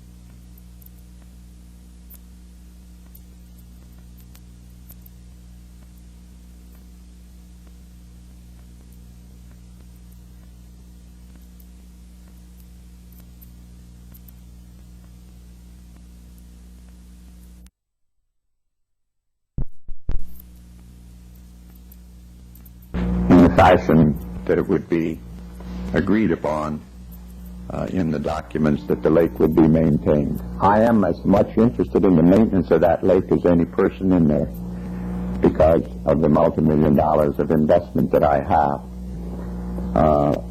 The members, the residences, a group of them now that have the right to use the lake, and I'm telling them, some of them for the first time with this statement, we would work with them in the same fashion as in the past. Some of the new residences would have an opportunity to buy into this boating and sailing club, and as such would need pay possibly more than the people that are there now. I would think that it would probably be that case. We haven't worked all the details out, but I would be working it out with my neighbors in the area and with the help of the board that would be established immediately. The Lake Sherwood Mutual Water Company that exists now is owned by myself as well as owned by the residences in the area. Subject to working with the residences in a fashion that was satisfactory to them, we would consider what we would do with that water company. I am not privileged to say that we would give that water company to the county at all until a discussion was had by them, but this all came up last night. I was up a good part of the night trying to figure out some of these things, and I was not able to call the people at the time I was thinking about it, and we were on the phone this morning. But it requires giving them an opportunity to think about it. However, we would consider agreeing to a new water company for that major portion of the property that would be developed by us. And that would go into the assessment district as it might be available in whatever fashion the Ventura County would propose to do it. I'm not acquainted with how the districts work, but that would be primarily an assessment against our property. There was some question raised by members here, some of whom I see in the room again from our prior planning meeting, of the loss of the oak savanna habitat. Now, I mentioned at the planning meeting what an oak savanna habitat is, which I'm quite well acquainted with. I have probably 40 or 50 of them on my farm. It's nothing more nor less than an area where wildlife growth exists in the harmony that nature intended it. The hawks live on the rodents in the area. The quail live in the hidden areas of the grass. We have mountain lion on our farm. We have bobcats. We have quail. None of them have been shot. I do not believe in the killing unnecessarily of animals for sport, and I'm not a hunter myself. I believe in the beauty. I love nothing better than to see the deer come down out of the mountains and graze in my backyard. And I have geese and ducks and chickens and sheep and cattle and horses in great abundance, along with the flower and the floral. And I have spent a good deal of time studying and a good deal of effort in collecting plants from around many parts of the world. And if you ever tried to get plants in from the Philippines or from Thailand into California, I can assure you, you've got to really want to get them in here, because it takes weeks or months to get them in here. And if you ever tried to keep a plant alive without any dirt on the bottom of it, which agriculture requires, it's very difficult to do. But I have more than the average person's interest in maintaining plant and animal life. I would say that the oak savanna habitat would be not only maintained, probably not in the same spot, because there would be some disturbance of the habitat as was in my area. but would be created in many areas in the golf course because, contrary to what people might think, I have a home in Los Angeles in Bel Air and live on the country club. We have deer that eat the roses. We have jackrabbit. We have coyote. We do not have any mountain lion that I'm aware of, but they do adjust to mankind as long as mankind does not kill them. So we would work with our biology consultant to create savannas.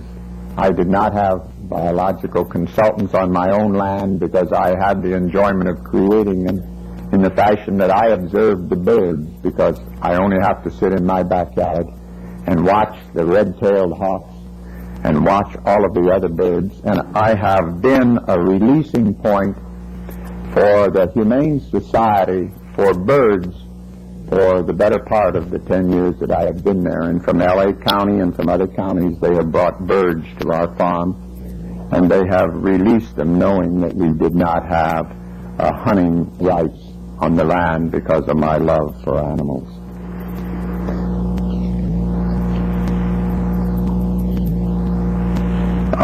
I believe that we have one area to cover, which was a Hereford Ridge skyline that we have worked on, which was a position in which staff said that we should eliminate 5 home sites.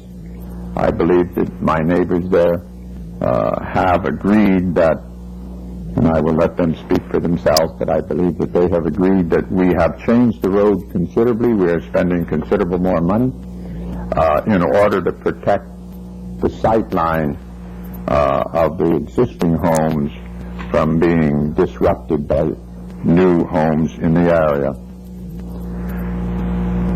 And the berms and landscape and road setbacks, which I mentioned before, would minimize the impact. The deed to the lake would maintain that lake in perpetuity. I can't believe the lake is legally owned by myself and has been since I purchased it. I can't believe that there is any less expensive way that the county could be assured. There's been much talk about buying it from me. There have been approaches of buying it. I think that this is probably a better way, because you not only are going to see the lake in perpetuity, but you're going to see a responsible group of people maintain it in a responsible fashion. I do not believe that counties nor state bodies maintain land in the proper fashion, nor the federal government. We only have to drive down the highway between here and Los Angeles to determine that, and you can see things spilled all along the highways, holes in the highway, and everything else. I do not believe that transferring this to anybody necessarily would protect it, unless those people lived in the area. When you live in the area, just like we do with our own homes, our backyards, and our front yards, if someone throws a Snickers candy bar wrapper in our yard, we go out and pick it up. The state does not do that. The boating and sailing club, I believe, would enhance the area to the residences, and I believe that that hopefully would take care of that. The townhouses along Portero Road would be limited, I believe, to duplexes that would be built to resemble single-family detached homes, along with the berm and the landscaping to reduce that visual impact. The roofs would have natural lines with exterior sidings to blend in with the character of the area. I think that that primarily covers my presentation. I would be happy to answer questions later or now as the board sees fit. Mr. Burnett, does the board have any questions of Mr. Murdoch right now? Thank you. Thank you very kindly.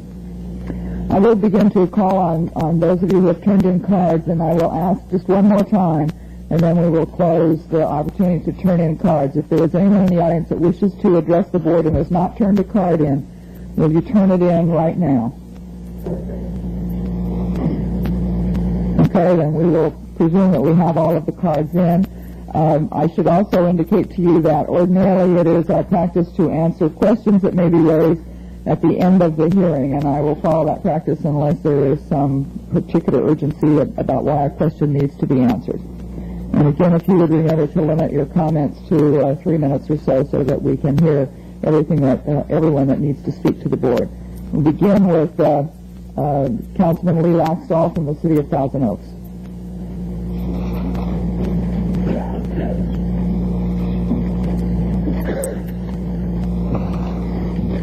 Good afternoon. It's a pleasure to be here. Larry, I guess, is coming around here, and we'll be pointing to the map where I speak in certain areas. I'd like to talk of about 5 topics, and I'll try very hard to get them in that 3 minutes.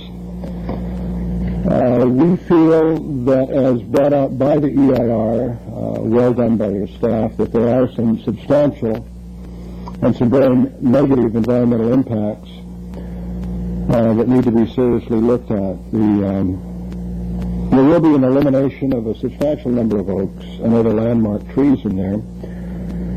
Approximately 15% of the oaks in planning area 1 and 67% of the sycamores lost immediately, with the possibility of another 10% being lost in grading for individual residences as they go on, with another 100 to 200 trees in planning unit 4 and along the lake due to re-subdivision and road widening. And the City Council of Thousand Oaks strongly recommends the imposition of all of the tree preservation and mitigation measures described in the EIR, and the adoption of the biological resource policies of the area plan recommended by your planning commission. We encourage very strict enforcement.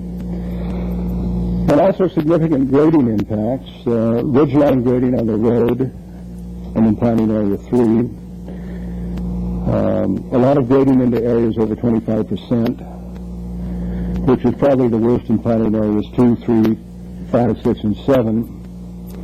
And the construction of the new Potrero Road, which could lead to cuts as high as 200 feet, somewhere in the range of 1 to 200 feet. The city really has deep concerns about the 4-lane road. For the City of Thousand Oaks standards and the 10,000 assumed trips, we would go with a 2-lane road, and we would stay with that 2-lane road up to about 24,000 average daily trips. We see the road as being very growth-inducing upon Hidden Valley. It does cause the great grading impacts that we're talking about. I'm not saying that if we went from 4 lanes to 2 lanes, we'd go from 200 down to 25-foot cuts. I can't tell you what the number is, but it would reduce the height of the cuts. And fewer units in the area clearly would reduce the need if staff is concerned about the 10,000 we would recommend that you work out a 2-lane road with bike paths, bike lanes on each side. We feel that would be sufficient. Had a nickel for every time we've been chewed out by developers' representatives who said our road standards are too stiff. I would be very happy. So I don't think what I'm asking for is a significant reduction in safety or in planning standards. Additionally, a portion of this road will be included in the City of Thousand Oaks, and there'll have to be city hearings to look into the possibility of issuing the grading permit, the encroachment permit, and changing the circulation element as well as the general plan.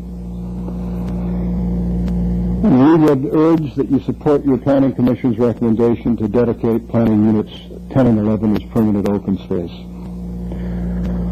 Clearly, it would be our wish that this go to COSCA, but however you would see it being done, the critical thing is that it would be permanent open space. And planning unit 7A also. We would like to see that the lots in planning unit 2 and 4 be reduced in size. This would accomplish 2 things. It will reduce the grading encroachment into the hillside to 25% areas. And the remaining land, again, getting back to open space, could be set aside as open space and perhaps given to Costco as Costco has asked. We'd like to see the 10 lots at the east end of Planning Unit 8 become permanent open space. And strongly recommend that the board designate the area in Hidden Valley as OS3 rather than the OS2. We'd like to, and I guess it's easy enough for somebody else to say, but we would very, very much like to see the rural character in these particular areas that I've talked about maintained, to discourage growth and strong development pressures on Hidden Valley. If you agree that the protection of agriculture in any form is important in Hidden Valley and it is a legitimate concern, then we think that's compatible with OS3. The guidelines for orderly development here are, if not being broken, being twisted significantly, and we see them. I just finally noticed when I saw the abbreviation, it comes out GOD. You know that, what we've been living under all this time? We see urbanization happening in an area that, to our understanding, was just never really intended for urban development. We'd always looked upon it as a buffer between Thousand Oaks and rural Hidden Valley. And its development is not only, we feel, inconsistent with the guidelines for orderly development, but we see it as setting a significant adverse impact for Thousand Oaks and other cities, particularly with Rancho Canelo dos Cientos, Amundsen Ranch, Bell Canyon, just to name a few. And we see that as very serious. Right now we have, for example, MGM trying to negotiate with both of us for a development agreement. Clearly, they wouldn't be bothering doing that unless they thought that the guidelines for orderly development were subject to significant change. And lastly, and thank you for the time you've allowed me here, the 10,500 feet of the pipeline from Hillcrest Drive to Moore Park is going to go soaring through an existing residential neighborhood. And we see that as having substantial impacts on the residents in that area. I'm not saying don't put it in. But what I'm saying is we clearly have got 6 months of a real mess, approximately 6 months. We need to see that this is done in a manner that satisfies the people putting it in and satisfies the residents so that we minimize the impacts when that does go in. But heavens knows, all of us who are here today are here because in one way or another we love the area. The residents, they finally see they'll be able to flush their toilets with regularity. They'll have their water. Others of us have long felt that it was a wonderful place to be, to feel that we were out in the suburban or the actual rural areas. So we all have a love for it, and it's my desire that we work something out that is consistent. And as I say, as you know, we've initiated our request for this to be put under the sphere of influence of the City of Thousand Oaks. We feel that this is more fitting than for the development to be outside of that sphere, and we'll be working very hard toward that. And I want to say once more, we're not doing this to annex the area. The residents will control whether they're annexed or not. That's not anything we can do by ourselves. Thank you very much for your time, and if you have any questions. Are there questions to Mr. Laxton? Thank you. Bob Holland, I have a card from you indicating that you'll answer questions.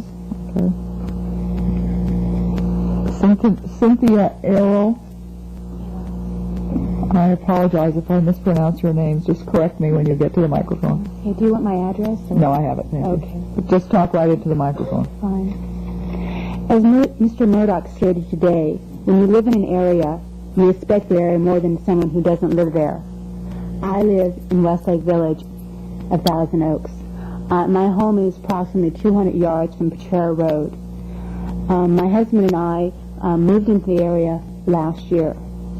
And the topics of conversation I'd like to discuss with the board today are my experience with city government, my reason for living in the area that I chose to live in, and my concerns about the Lake Sherwood development and my recommendation to the board.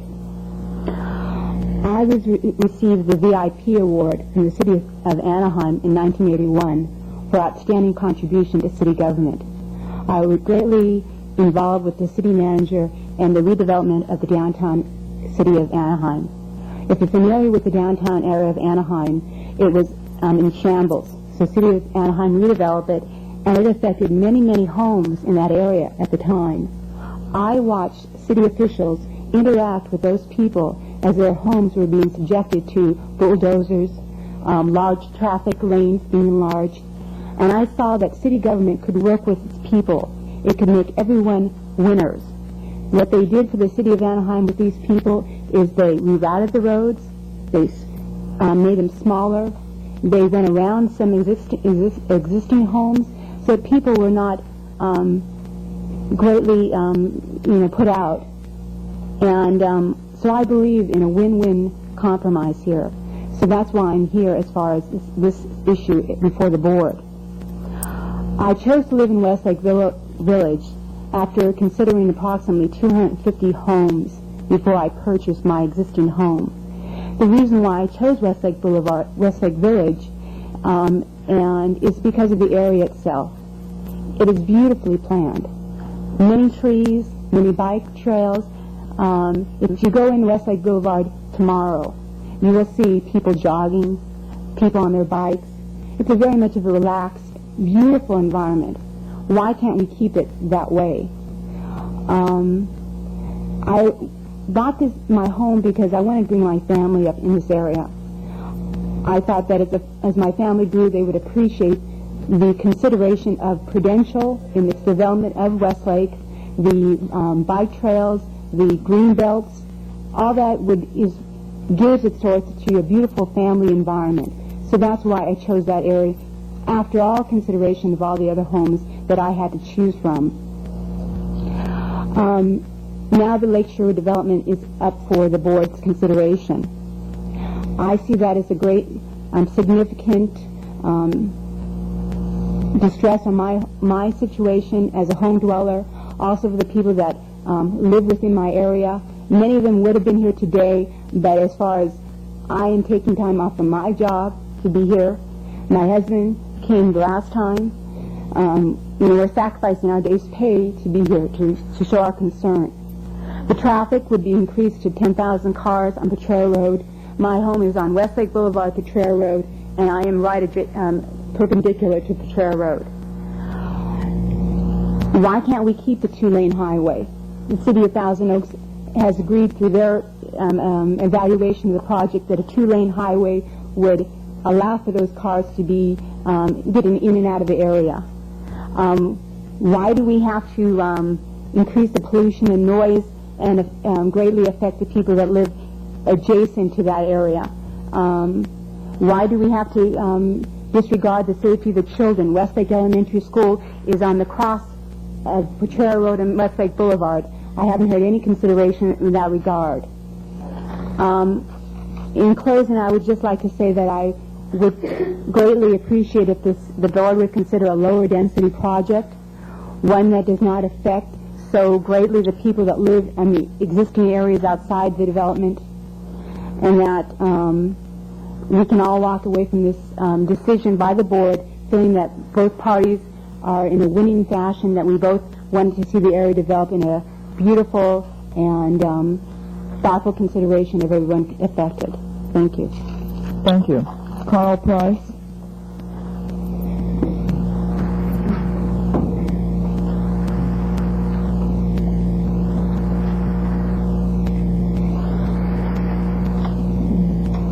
Have some slides for you here.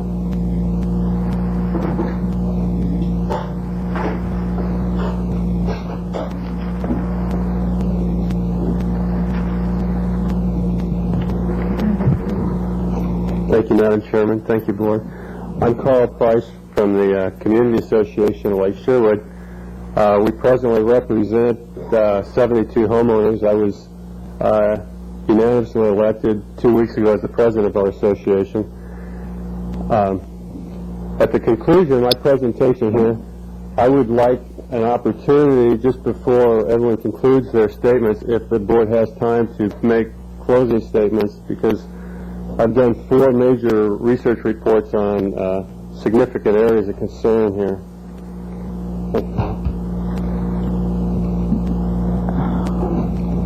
Mr. Price, do you mean at the end of the public hearing? Can't you make all of your comments at this point? Well, I've noticed through the Planning Commission responses, sometimes there's comments that come up that through my reports and study, I found that there's different views, and I'd like to express our community's view, if that's possible. Would you like to make your presentation at the end of the hearing instead of at the beginning? I can't give everybody the privilege of rebutting everybody. I appreciate that. Would that be more? That would be fine. All right. Thank you. We'll do it that way, and that way you can say what you need to say at that point. Jim Gilmore? You can leave that right there, I think. It probably will not be in the way.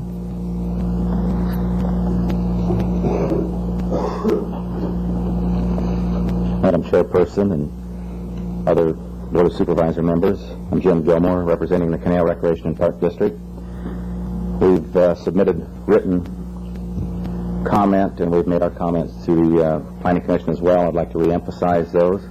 We would like to see the remaining area of Lake Sherwood annexed into the Canal Recreation and Park District, and that would give us the support for our parks and the support of the recreation programs. And that would be the Triumphal Park and the 2 play fields that will be available to serve the Lake Sherwood residents, as well as all the recreation and programs that we promote throughout that area, more specifically at Westlake Elementary School and at Triumphal Park, which are closely related. We also would like to support the preservation of the trail corridor. We've talked to the developer, and we do not wish to sever their property. We would like to work out some arrangement with them whereby we would have an easement to go from A to B to try to get the trail from Lake Eleanor along Carlisle, or by whatever means along the southwesterly boundary of their particular project up to Boney and the Circle X Ranch, and make those connections, which are vital, we feel, to the Santa Monica Mountains and the various trails that we all presently have. Again, as I have done with the Commission and as we did with the staff, we would like to emphasize we are removing by this proposed planned private development of the lake, that you are removing a multi-county regional facility that has been available to the public. We'd like to encourage that you somehow work with the developer, see if there isn't some arrangement by which the community and the public could have access to that lake for boating and fishing purposes. This is completely, the removal of this as a public facility, as it has been for years and years, is completely contrary to the state of California and to the federal guidelines for grants for such freshwater facilities that are in high demand in the state of California. Many, many documents available that indicate that. And with that, I'd like, will be my close. If you have any questions, we can answer. Are there any questions of Mr. Gilmore? Thank you. Rory Sky. Rory, I should know how to pronounce your last name correctly at this point, but I'm not sure I did. It's Rory Sky, Madam Chair, but I'll take any version you'd like to give me. I'm here today representing the Santa Monica Mountains Conservancy. Simply would like to say that we do support the Canal Recreation and Park District's request for a trail corridor. Certainly the exact location, specific alignment of the trail would be something that we would expect would be worked out in the future to the satisfaction of the applicant and to use proper trail standards. I think that the Conservancy would be very delighted to act as a go-between or as a facilitator in the future with county staff and with other park agencies. And I'm also here to answer any questions should you have any. Are there any questions of Roy? Thank you. No, I'm sorry, just from the board at this point. If you have a card in, then you can raise the question at that point.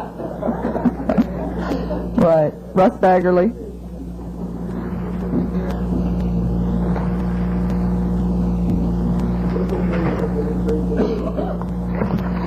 Madam Chair, members of the board, my name is Russ Baggerly. I'm here as a representative for Citizens to Preserve the Ojai, concerned citizens of Miners Oaks, and as myself as a private citizen. First, I'd like to read a letter from Citizens to Preserve the Ojai. Dear Supervisors, the development pressure on the eastern border of this county is enormous and could explode without strong policies with which to deal with this problem. The obvious loser is the open space land use designation that has, up until now, protected our open space and agricultural lands from urban sprawl. Citizens to Preserve the Ojai is concerned over the potential loss of these lands due to this development pressure, since policies and precedents set in the county now will affect future decisions about land development in this area in the future. The guidelines for orderly development and the open space plan have afforded Ventura County not only with agriculture and agricultural community holding its own in order to feed us, but also with breathing room in the open space. You can tell this in the visual difference between Los Angeles and Ventura counties. It is very striking. The heart and soul of the guidelines for orderly development is the principle that developments demanding urban services should be within incorporated cities. We believe it should be possible to let the City of Thousand Oaks process this application. Even with the area plan developed for the project, the urban uses created by the housing development can become justification for the next excursion into the open space by developers. This precedent is dangerous to long-standing policies that have served us so well in the past. Citizens to Preserve the Ojai ask that you deny the project through this area plan and send the project to the City of Thousand Oaks for processing of the application. By doing so, you will strengthen the principle and the policy of orderly development in Ventura County. Signed, Stan Green. And you may add, you can reiterate these comments for the concerned citizens of Miners Oaks. And now for myself as a private citizen, I would like to say that if you happen to follow the recommendation of staff and take the 40-acre minimum parcel size from Hidden Valley, the OS3, and change it to OS2, that was one of the only mitigation measures for growth inducement. If you're going to take that away, you have to replace that with other mitigation measures, or you'll be left without any mitigation measures for growth inducement. Also, the mitigation measures for the four-lane highway must be feasible. If you're going to get an encroachment permit from the City of Thousand Oaks who doesn't want a four-lane highway, it's not going to be feasible. I don't believe that the EIR is specific enough to deal with the development projects that are going to be coming to us later. It should be much more specific. Thank you. Thank you, Mr. Baggerly. Linda Brining.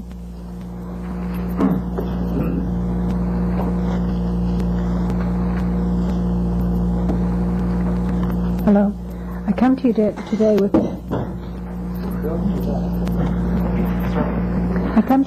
wearing many hats. Not only am I a resident of Foxmore. Speak right into that microphone. Not only am I a resident of Foxmore with children to be concerned about, I'm on their board, their homeowners association, as the architectural chairman.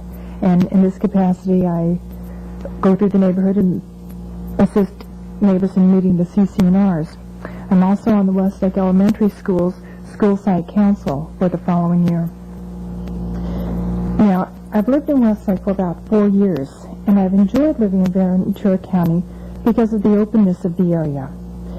The efforts of the people who developed Westlake, I would like to applaud, although I've never seen the person. The quality of the schools, I'm very pleased with. The homes in the streets were buffered from Westlake Boulevard, and both Betrayal Road and Westlake, we have a slight buffer area there. But the basic concern that you can tell that I'm a bit nervous speaking to you. Just relax, it's okay. I'll speak first as to the schools. Now, I'm not necessarily authorized to speak to you in this capacity from the School Site Council, but because I am a member and I am concerned about the children at the school, I would like to let you know the school is used not only for the school purposes, but it's used during the summer as a learning store. It's a private school. The teachers own this company, and they put on a summer school for the program. All in that corner of Westlake Boulevard and Betrayal Road is the Foxmore Community Development. We've got our community resources there, allow the community, the entire North Ranch, all of Westlake, anybody in the area. We've got people coming from Agora and Thousand Oaks to use our pool for a swim team. It's not just a real local area, just for the local residents. And one of the things I'm really concerned about is the traffic that the new area will be bringing into the road. Now, because we're buffered, all of our streets feed onto annex streets, and we have maybe two streets or two little outlets that go onto both Westlake Boulevard, and then on the other side we have approximately two, I think, that go onto Potrero Road. The impact that this will have on those people on the people of Foxmore getting in and out of their area, I think will be extremely significant. The school area that feeds into Westlake Elementary, I believe the Lake Sherwood area will also be annexed into our school district. That part that is not, or the part of the development that's not already in the school district, is to be annexed into the district. And the impact that it will have on the school itself is beyond what I understand the school board has allotted for or planned for, with the problems that they're already having with funding from the state. I don't really think it's fair on the school to put additional students in their schools without really planning for it. And I keep going back to the person who developed Westlake, that there was a lot of care put into the planning of the community, and that's why most of us moved into Westlake, because we really enjoyed that. And when you see the Lake Sherwood development going on, I cannot personally understand why the EIR did not take into consideration the fact that they are allowing no other roads into the area. I can only assume that because they have turned down the Rancho Road coming in through it, that they are going along with the City of Thousand Oaks and others and saying, let's keep this a low-density area. And this is exactly what those of us in Foxmore would like, is to see the amount of traffic coming onto our streets from this new development to be kept at a minimum. If there's not going to be another road put through, then lower the density so that, our children are not going to be impacted. We've got, on both sides of Westlake Boulevard, are children coming into Westlake Elementary. Now, this is not a divider road. The road is not intended to be a division. The kids, my daughter this morning took her girlfriend home carrying sleeping bags across Westlake Elementary. Now, I do not consider it safe to have the kids, that are going to the same school having to cross a busy boulevard. And if this goes through, unfortunately, it's going to really impact the safety of the children in our community, and it's becoming especially Foxmore is becoming a much more family-oriented community. As you can see, traffic is my extreme concern. I would like to recommend to you, since the Rancho Road has been eliminated or killed, I guess, that the density be lowered to, I guess the zoning is open space 321, and the rural residential areas be lowered to the zoning of 321. And just to review very briefly what I have said, I think it's going to have a very negative impact on the schools, on the quality of education, because the funds have got to be spread so thin, and that all of the schools of California are being, having to fight for the state for every dollar they get. You've got to be considerate of the schools there. We're trying to do as best a job we can with the limited amount of resources. We want to enjoy our area just as Mr. Murdoch wants to enjoy his, and after hearing him describe his area, it sounds wonderful. We love to go through drives back there. And I got the image when he was talking about having the deer and such come into his backyard. I thought that would be wonderful, and I thought, well, at the same time, he may be having breakfast, enjoying all these wild animals coming around. I'm going to be sitting there concerned about the safety of my kids going and coming to school, and the residents just simply leaving to work. Thank you very much. Thank you, Linda. Linda Palmer.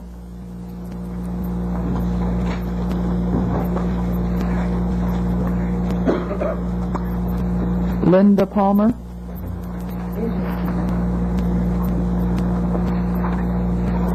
Thank you.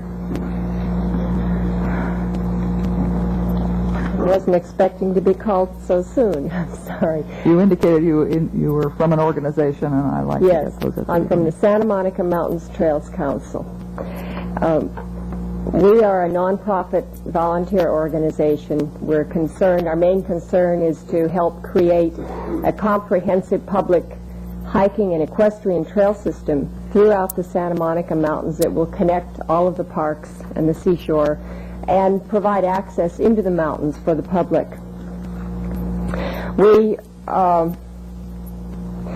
I will only address trails. I will not address any of the other merits, pro or con. We are asking that as a condition for any development on this property, there should be set aside a corridor for a trail to be built, if necessary, that where a trail of moderate elevation gain, a feasible trail corridor to be set aside that will connect the Lake Eleanor area on the east that is now owned by Costco with the National Park Service property to the west, so that you can get into the Circle X Ranch and Rancho Sierra Vista and Point Mucus State Park, the Backbone Trail. This trail corridor, it wasn't clear to me in glancing through the staff report today whether the Planning Commission recommended or did not recommend such a trail corridor. They did? They did. That's good. And I saw two different, I saw one map in that packet, and one of them seems to go right on the boundary of the property with an arrow pointing to it saying recommended, and if that is what they're recommending right on the boundary, it would not be feasible to build a trail there.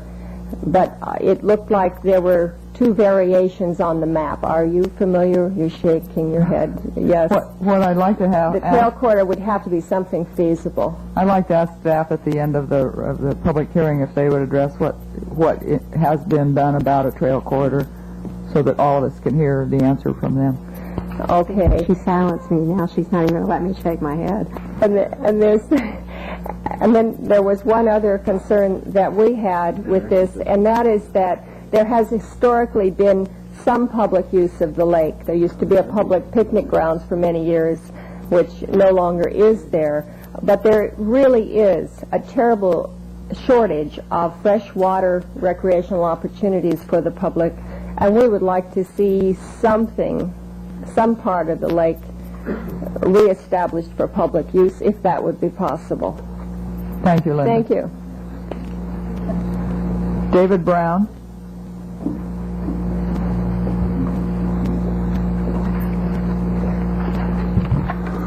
Yes, Madam Chairman, David Brown. Also speaking as a board member of the Santa Monica Mountains Trails Council, I might add that I am a member of the Citizens Advisory Committee to the Santa Monica Mountains Conservancy, although I'm not speaking officially for them, and was formerly member of the Citizens Advisory Committee to the old Santa Monica Mountains Comprehensive Planning Commission. So I'm going to take a little bit of a regional perspective here. Some of this has already been said. I will make a few new points. Emphasize again that this is a public resource. I think Canal Park and Rec gave very good testimony to that. It is private land, we recognize that, but it has a public component that much private land does not have. It has a road through it.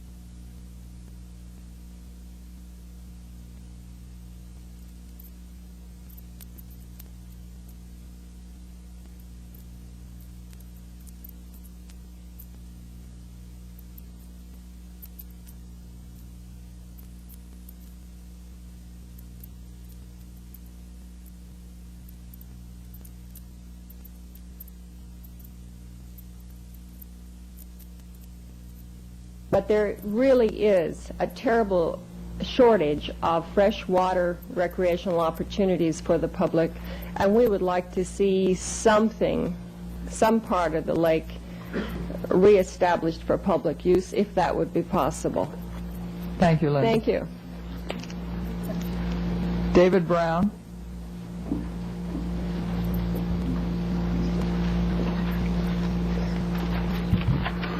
Yes, Madam Chairman, David Brown. Also speaking as a board member of the Santa Monica Mountains Trails Council, I might add that I am a member of the Citizens Advisory Committee to the Santa Monica Mountains Conservancy, although I'm not speaking officially for them, and was formerly member of the Citizens Advisory Committee to the old Santa Monica Mountains Comprehensive Planning Commission. So I'm going to take a little bit of a regional perspective here. Some of this has already been said. I will make a few new points.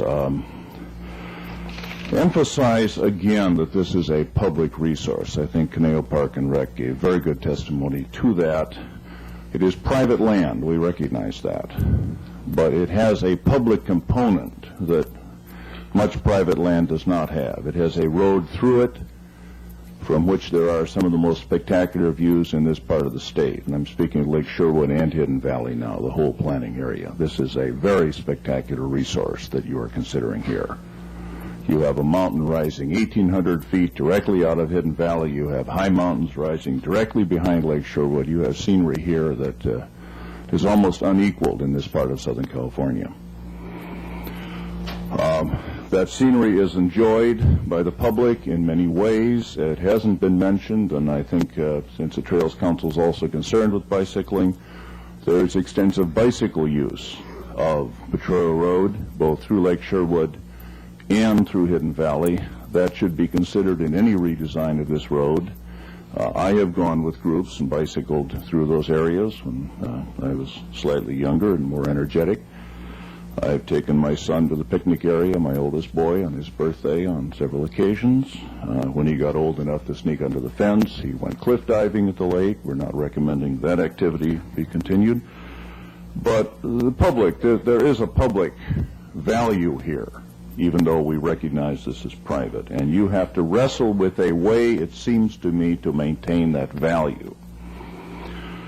And I would perhaps give you a few suggestions here. One, again, is encourage the bicycling use. Since this is a public road, it's perfectly rightful that that use take place. Unfortunately, one reason it takes place through this area is because this is a relatively lightly used public road. And this project will increase the use, so safety will have to be a consideration. I would suggest here that look very carefully at this four-lane road. Press your public works people very much on this, whether it really has to be four, because that ridge behind Lake Sherwood is the physical key to Hidden Valley, and I do not question the truthfulness of Mr. Murdoch's statement here so much as I question reality. Hidden Valley can support another Westlake. This project could just be the beginning of development pressure to open up Hidden Valley to urban development, and that may someday come, but I hope this board will not do anything to expedite that process. Because again, there is a rural quality about Hidden Valley. You see it frequently in television commercials. I think the ambiance is there. The owners have created it. They are to be blessed for having created it. Folks in Southern California need some place that hasn't been turned into housing tracts, and Hidden Valley probably will eventually go, but let's not speed it up. If you can get by with a two-lane road here, please try to. The 13th hole of this golf course and the area between that hole and the existing community contains one of two or three prime Valley Oak savannas left in the Santa Monica Mountains area, and I do not see too many of those trees left on that map. Mr. Murdoch, I think, has given you the essence of a Valley Oak savanna, but I don't know that he has grasped the biological significance of a prime savanna. Deep, rich soils with high water tables, the very soils that human beings covet for various other uses, are necessary for this tree to reach maximum size. It is probably the world's largest oak. We are lucky to have it among us. It is going fast. It does not adapt well to pavement, watering, grading, or other human disturbance. And it took a lot longer to create those trees than it took to create Mr. Murdoch, and he, I think, has the best of intentions, perhaps, in saying that he will recreate it, but a habitat of oaks up to 17 feet in circumference can't be recreated. And Jack, you will remember, Mr. Spears, that day that I went under the fence there and measured some of those trees at 17 feet before Amos chased me out. And so I can tell you from my own experience in measuring valley oaks, those are some of the biggest and best ones left in that part of your county and adjoining Los Angeles County. So I would emphasize that. I would suggest you look very carefully and consult with your fire department on the proposal to scatter a handful of estates out in steep brush-covered terrain. The marketplace likes to build on hilltops. That's fine in rolling, grassy horse country. That is not fine in rugged, mountainous chaparral country.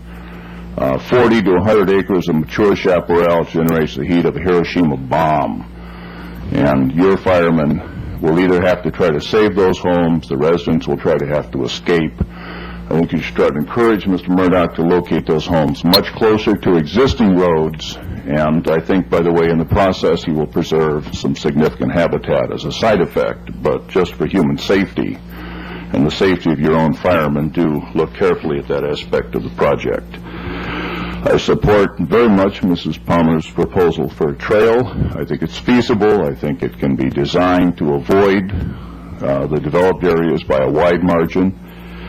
And again, I think you have maps already in there. Some maps I did are in the staff report showing this property in yellow has the great majority, probably 85–88% of the connecting link between the Casca property at Lake Eleanor, the Stabor property purchased by the Park Service 2 or 3 years ago, Circle X, which you were so helpful in our obtaining one of our great victories, the Conservancy, are all virtually connected to the Casca property and to the populated areas of Westlake Village and Thousand Oaks by this property. And it's just, to me, essential that we get that trail connection so that your public in Thousand Oaks, Westlake Village, and adjoining areas of Los Angeles County can go up that ridge and enjoy Point Mugu State Park, Circle X, and the Park Service lands adjoining.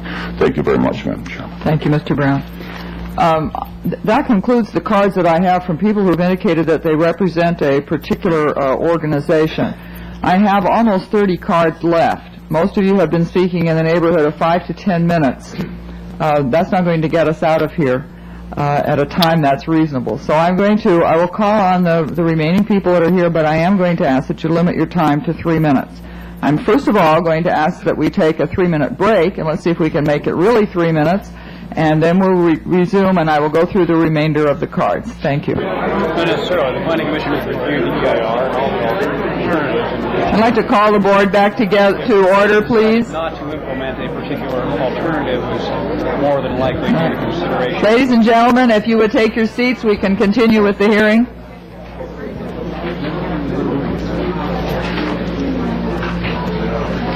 I've cleverly managed to look over a couple of people who did in fact represent homeowners. I have to apologize that my bad eyesight made Foxmore look like former, so somehow I didn't get this working correctly. But Ken Bauer, if you would like to make your presentation at this time.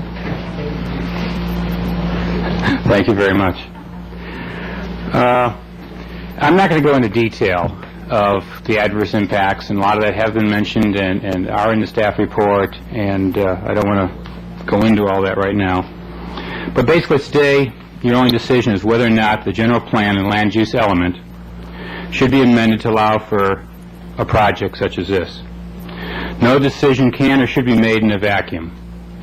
The applicant would have us believe that there are a number of overriding considerations for the public good that will permit the general plan and land use element to be amended.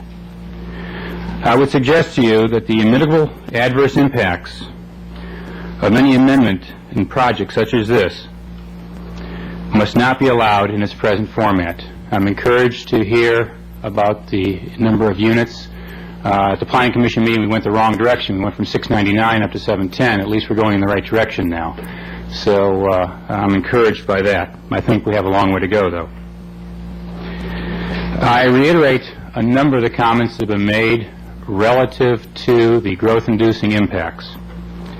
The area of Hidden Valley and Shauna Flats specifically. But I think the board must take into consideration all other anticipated, currently approved or planned projects that are currently known. And speaking specifically of the 6 projects that are up for your review on July 6th. That's a public hearing that's going to, again, look at amendments to the general plan amendments. These must be looked at extremely carefully in light of the new EPA guidelines and regulations. It's my understanding the EPA has issued a letter to our governor outlining the monetary sanctions which will result from the failure of many California communities to meet their standards and to demonstrate a good faith effort to halt the deterioration of our air. It was reported last night in our local News Chronicle paper that Ventura County has the 6th worst air quality in the nation. And I don't know how that was measured or not, but just even if it's close to that, that's frightening. What I'd like to do is just reflect on a few of the events that have been happening in our area, the things that we at Foxmore have been observing and are encouraged by and frightened by. In the recent Los Angeles City election, Ruth Glanter unseated a 17-year incumbent. The people who are environmentally sensitive are very, very receptive to the public. Last Monday, I attended a luncheon with LA City Councilman Zev Yaroslawski, and as he spoke, he talked about the county and city constantly amending their general plans to accommodate developers, and that today Los Angeles is facing enormous problems of air pollution, traffic, noise, sewage treatment, trash disposal, and water supply as a consequence of these years of abandoning their general plan and making amendments to it. The County of San Diego, the City of San Diego, the City of San Clemente have all adopted restrictions for growth, much stronger than their general plans. Currently, the citizens of Orange County are in the process of qualifying for the ballot initiative in June 1988, 27 identical but distinct growth restricting ordinances. They're identical in that each city is covered, has the identical ordinance, and an identical ordinance to cover all the unincorporated areas in Orange County. There are others I could cite. However, I believe that my point has been made. We are at a point when very clearly all of our neighboring communities are awakening to the cumulative and adverse impacts of unbridled growth. In considering projects of this scope and amendments to our county general plan and land use element, what message are you sending to the residents of Ventura County and to the droves of builders and developers that are anxiously awaiting in the wings your decision on this matter? What's happening to our guidelines for early development?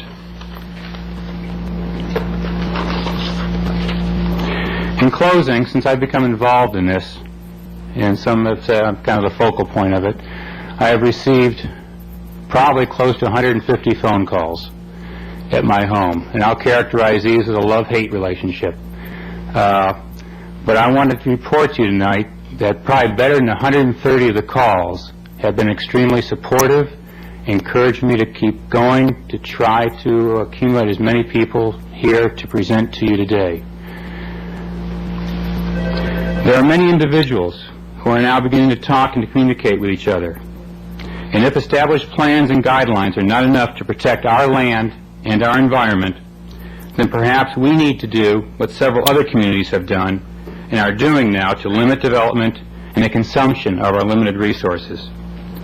Similar to what many large corporations have found, bigger does not mean better.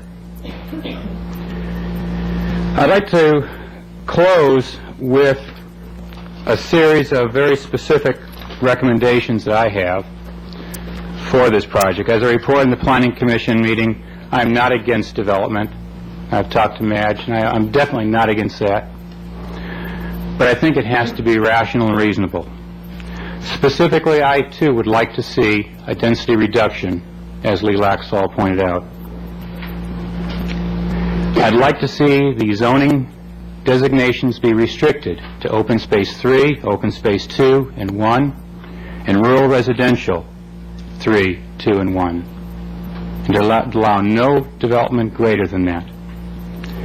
If this is accomplished, the infrastructure reduction would allow for a 2-lane road with no question, would allow for smaller water tanks, water lines, and would tremendously reduce the cost that the Murdoch Development Company would have to incur in building this project. If you reduce the infrastructure cost, you can reduce the density of the project. Again, if you reduce the density, you can reduce the grading impacts, you can reduce the ridgeline impacts, and we can accommodate what Cynthia mentioned as a win-win situation. My fourth point is dedicate open space with trail corridors, as has been talked to Los Robles trails, the Santa Monica Mountains, and the Lake Eleanor area.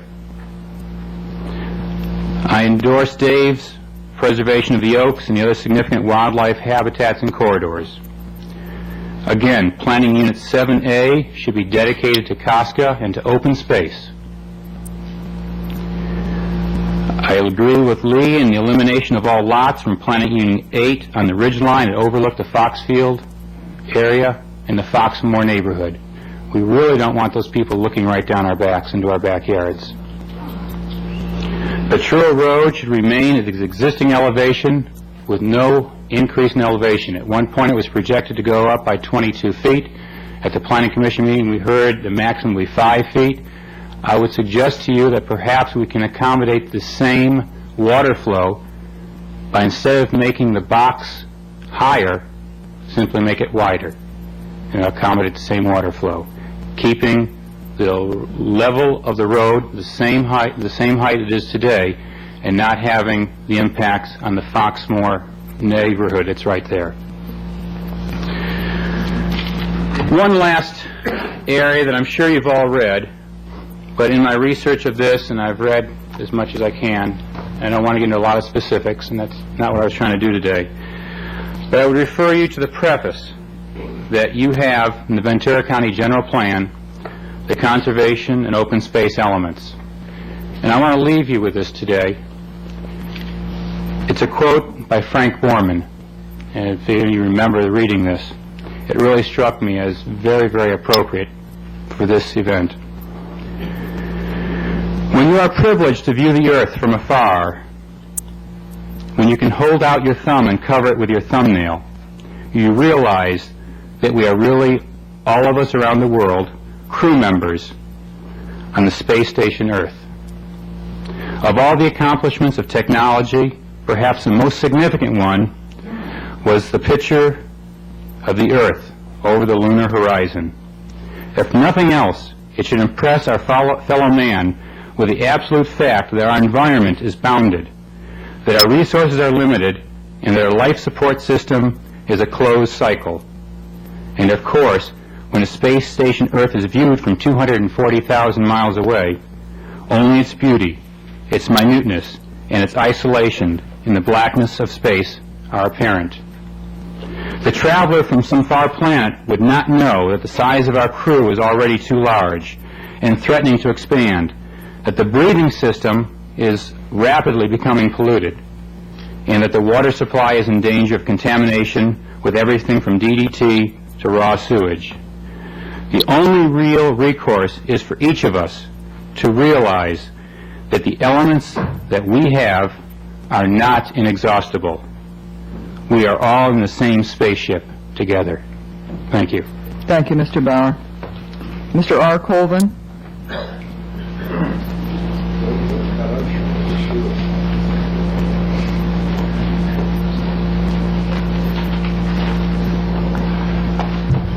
My name is Richard Colvin. I am a resident at Lake Sherwood. I'm also a member of the board of that governs Lake Sherwood Homeowners Association. I'm also immediate past president. I presume to represent the membership of the association because I have been active in the last 2.5 years in presenting the association's point of view to various officials, to Mr. Murdoch, and attending a great number of meetings, many meetings of which I think the people who are sitting here in the audience saying they don't know what's going on, I wish they had come to those meetings and found out. I had really designed a rather cute little introduction to my talk. I'm wearing my hat because we were all going to wear them, but they're too doggone hot. I'd like to take my hat and my coat off, but it seems too informal. This hat says, I support the project, I support the project. I've listened to a lot of people here take a great deal of time reading a lot of stuff which is not pertinent to what we're discussing today. I have not yet heard one person talk about those of us who live at Lake Sherwood, and in my introductory section, if you get nothing else out of what I'm saying, remember that there are 122 homes there and we live there. I represent 72 families, and additional number of people who own property don't belong to the association, a number of people there who have personal animosities towards the association but feel the same way we do. And if you want to take a plebiscite out there and find out how we feel, you'll find out that we're madder than hell and we're not going to take it anymore. Where these people get off coming out here and telling us that they want to do this... Mr. Colvin, I think that what you need to do is to convince the board. Well, so I'm trying to do that. What I'm trying to convince you is that we're living there, and that's the thing. We come around to each office. We've tried to make it definite to all the people. We live there. We're part of the environment. We're the living environment. We're the ones out there getting scraped off of our property. If we don't have the necessities we have there to keep this project going, and it's going to be an open cesspool, and we're going to come to the county and see if you people can do anything to bring in water and bring in protection and bring in sewers, or else we're going to have to leave there, and when we go, we're going to leave a trail behind us as best we can. I just want you to understand, as I start off, I had a cute little thing about how I got in the shower this morning and I untwisted the shower head and blew out the rust, put it back in, took it down and blew out the rest, the small pieces of rust, and I knew that I was going to take a shower in yellow water because I'd already flushed the toilet, and after it's flushed, it's still yellow. I went yesterday to a drugstore and saw one of the people living the lake for many, many more years than I have. He used to enjoy the lake a great deal. He's getting very elderly, and he has not been able to enjoy his property for a long time. I don't see anybody here crying over him. We didn't have the traffic at Lake Sherwood until Westlake came in. And I'll give you some recommendations, which I did tongue-in-cheek before the Planning Commission, but I'm very serious today what those recommendations might be. I don't want to overemphasize the business about sewers and water. We were advised by a member of the Planning Commission that we had prostituted ourselves. In one of our more giddy moments, we had considered coming here dressed as floozies and floozy managers in order to impress upon you the kind of things that we had heard. If we had been a minority group or a race minority group, no one would have thought of saying that. We did not prostitute ourselves to anybody. We fought the last developer because he wanted to do things we didn't want, and if this developer were going to do something we didn't want, we'd be fighting him too. And I think you ought to understand that right at the outset. That's the end of my introduction.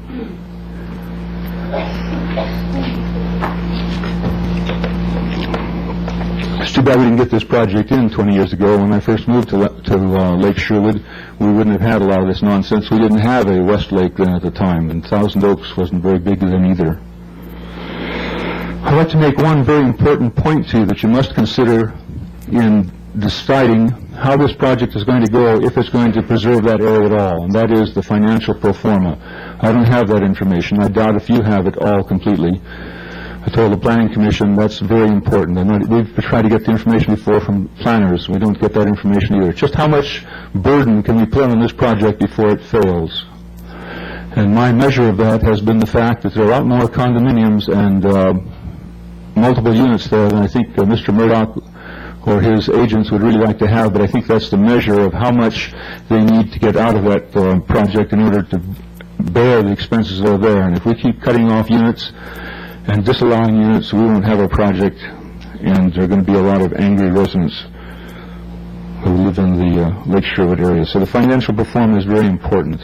I'd like to address just to a few specifics before I come back to a couple of recommendations, because I said that I would address myself to these on behalf of the homeowners. We talked a little bit about total number of units. Mr. Murdoch has already said this is a very low density project, and I'll come back to that one more time. With specifically regards to Hereford Ridge, the planning staff has recommended 5, originally was 10. There has been a feeling among the owners there, I understand, and we've gone through a lot of negotiating on this, that since the road has been moved, those 10 units have been relocated. We are in support of those. So if you come to that item and approving this project, as we expect you will, we are currently in favor of that, and I think someone here from that area will specifically address themselves to it.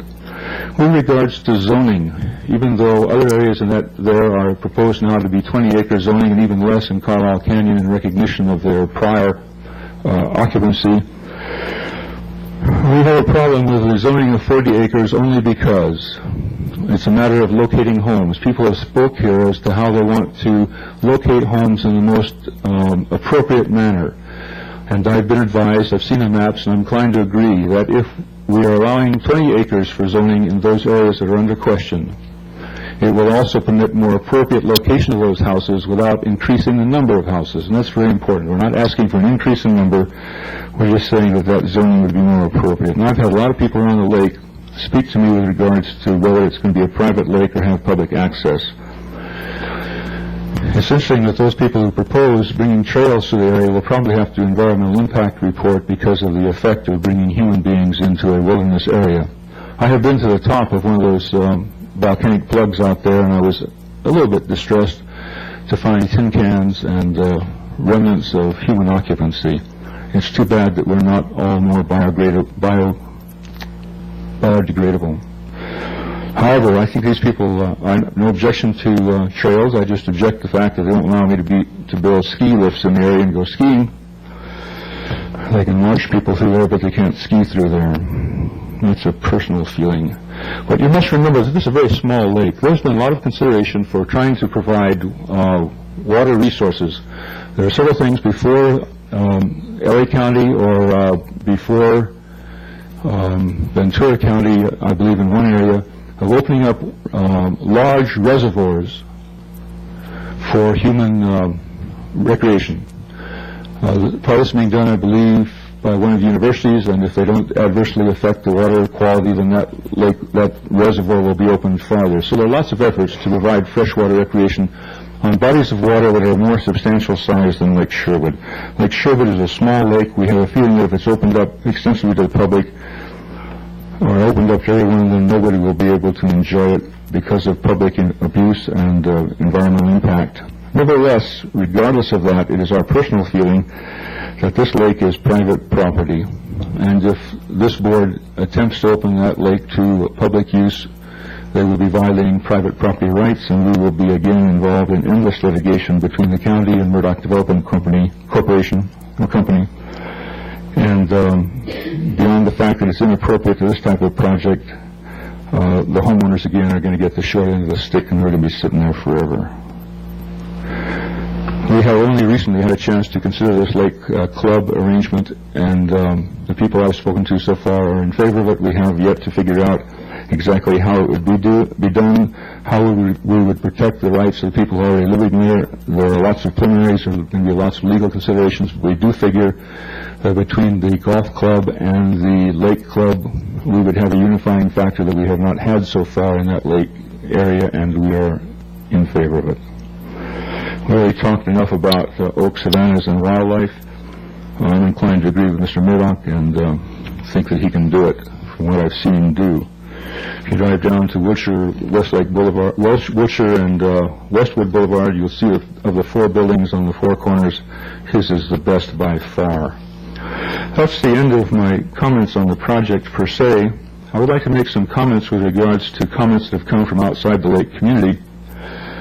I appreciate Mr. Laxall's... Mr. Colvin? Yes. I would really appreciate it if you would just tell the board why you want the project. I don't think we need to hear your response to other people. That's really something that this board needs to deal with. So if you would just tell us why you support it, then I believe the board can make a reasonable decision that is what we're all here about.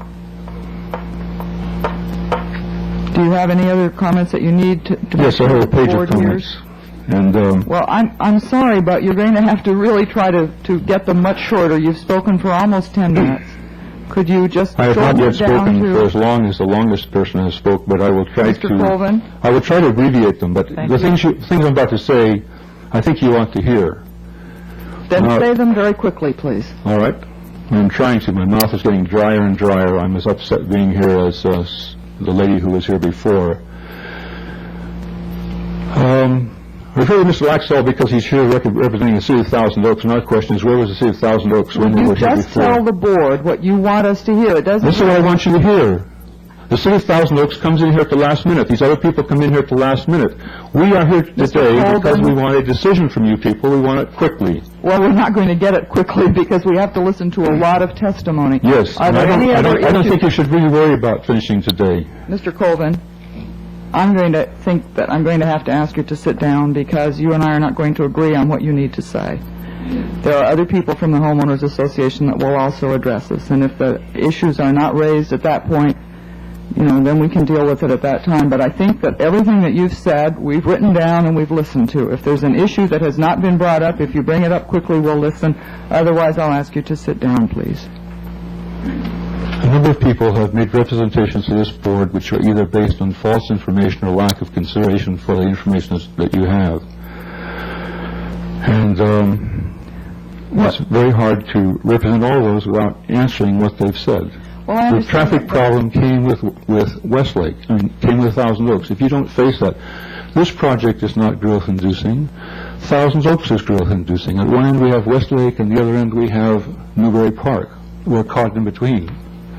And if you don't face up to those, the deer left the area not with us, but they left us with when Westlake was built. And if you don't understand, that's an answer to things that people have said. We have had traffic problems with them, and that's why we suggested before several solutions, which I represent now in some seriousness. If you want, I will go to the conclusion, but I think that you will have missed the things that have been discussed here which have been presented in error. Well, I think that what you're forgetting is that we have staff recommendations. We have people who can address all of the things that have been brought before us, some of which are true and some of which may not be true. And each one of those things will be addressed at the end of the hearing. I think that your responsibility is to make sure that you've raised every issue that you want this board to hear. Well, then may I give you a list of 4 recommendations to match Mr. Bauer's recommendations and end with a conclusion with regards to our support for the project. Our first recommendation is that there be an immediate moratorium on all building in Thousand Oaks, that any project that is approved thereafter be of the same density as this one, which is 70% open space. Every third home, I can hardly talk now, but my adrenaline is so high. Every third home in Westlake be removed, be paid for by its neighbors, and dedicated as open space to canal parks and recreation. D. We would like to have a 60-foot easement to the freeway to be selected any housing project through Westlake that you want. We also ask that there be no Thousand Oaks travel through the Lake Sherwood project unless by ticket, which they can acquire from Ticketron. We'd also like Westlake Village to provide money for a patrol car to be located at the dam end of the lake to keep their kids off the dam because it creates a hazard not only to them, probably a greater hazard than the chance of their getting run over. In return, let's see. Actually, another better consideration would be for the county to buy out Foxmoor and to turn it into a park, which is what it should have been originally because of its proximity to the dam. And finally, we will then agree in the future that the people who come into the project will not shop in the Thousand Oaks area except for emergencies such as meds, videos, and charcoal for our barbecues. My last issue.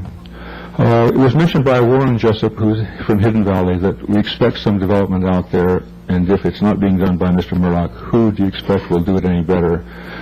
We have had some concerns. We have presented those concerns to Mr. Murdoch. He has resolved them by public statements before this board and the Planning Commission board, and we also have studied those, and I would say to you now that I think I can find 99% of the support among those people who live at the lake who are part of that environment. We do not want to be scraped off the land. We're asking for relief. We're asking for you to make a right decision.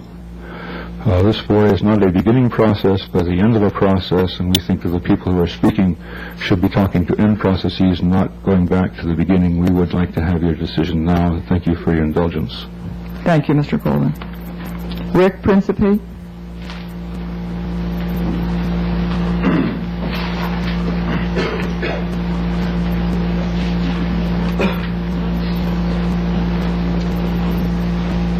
I'm Rick Principe. I live at 1873 Petro Road in Hidden Valley.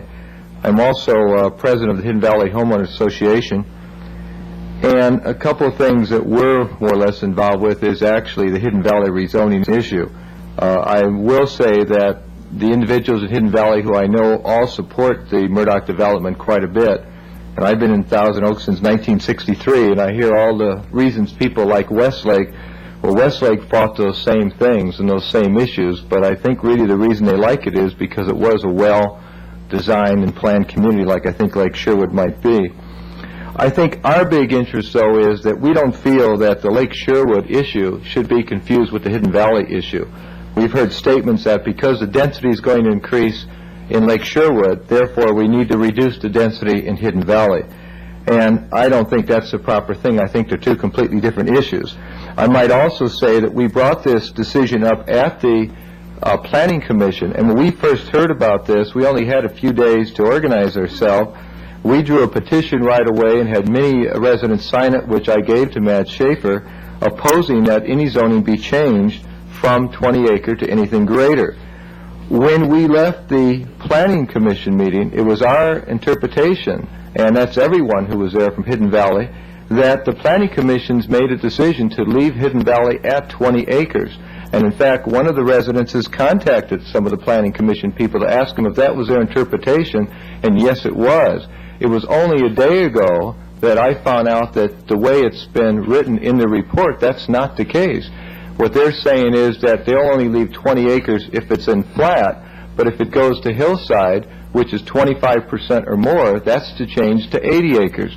Well, let me tell you, there's only 5 property owners that own property that's flat. Hidden Valley is all 25% or more, and that's where all those residences you see are on there. Now, when you get into steeper grades and steeper areas, I don't know about that. But I think right now we, obviously, because of the time, most of the residents of Hidden Valley think this is already a dead issue, but again, we find out it's not. So there's a couple of other important things, too. People talk about preserving the agricultural benefit of Hidden Valley. I might make everyone aware, to my knowledge, any homeowner who is in the LCA that I know of has made an application with the county to be removed from the LCA. And if you were to go into Hidden Valley today, you'll find out that agriculture is not really being maintained. In fact, when we were up at the LCA talking to them about one of the properties that is being removed, they said that they find that if you go back to the agreement to go into the LCA contract, that virtually every ranch there, almost every ranch, is actually in violation because livestock and animals are not considered part of the LCA. You actually have to grow crop. So there's a lot of those that are coming out of it. I think the other thing about development, around 25 years ago, I've been in Hidden Valley 10 years, but 25 years ago, before I came there, it was the Hidden Valley homeowners who were most concerned about downzoning and keeping developers out. In fact, I was told that was the purpose that the Hidden Valley Municipal Water District was formed to control the water, of which I'm now a director on, to specifically prevent anybody from going less than 20 acres. And I think they've done a real fine job up to this particular point. Again, I think the whole feeling that we have here is that it's just taking away another thing that we have here, and our feeling is that although we support Lake Sherwood quite a bit, that we think Hidden Valley's done a real good job of keeping the open space and keeping it up, and I think to take and change people's 20 acres to 80 acres is going to be a substantial impact. Thank you. That's all I have. Madam Chair? Supervisor? Yes, I'd like to ask one question. Do you have any idea why these folks, as a generalization,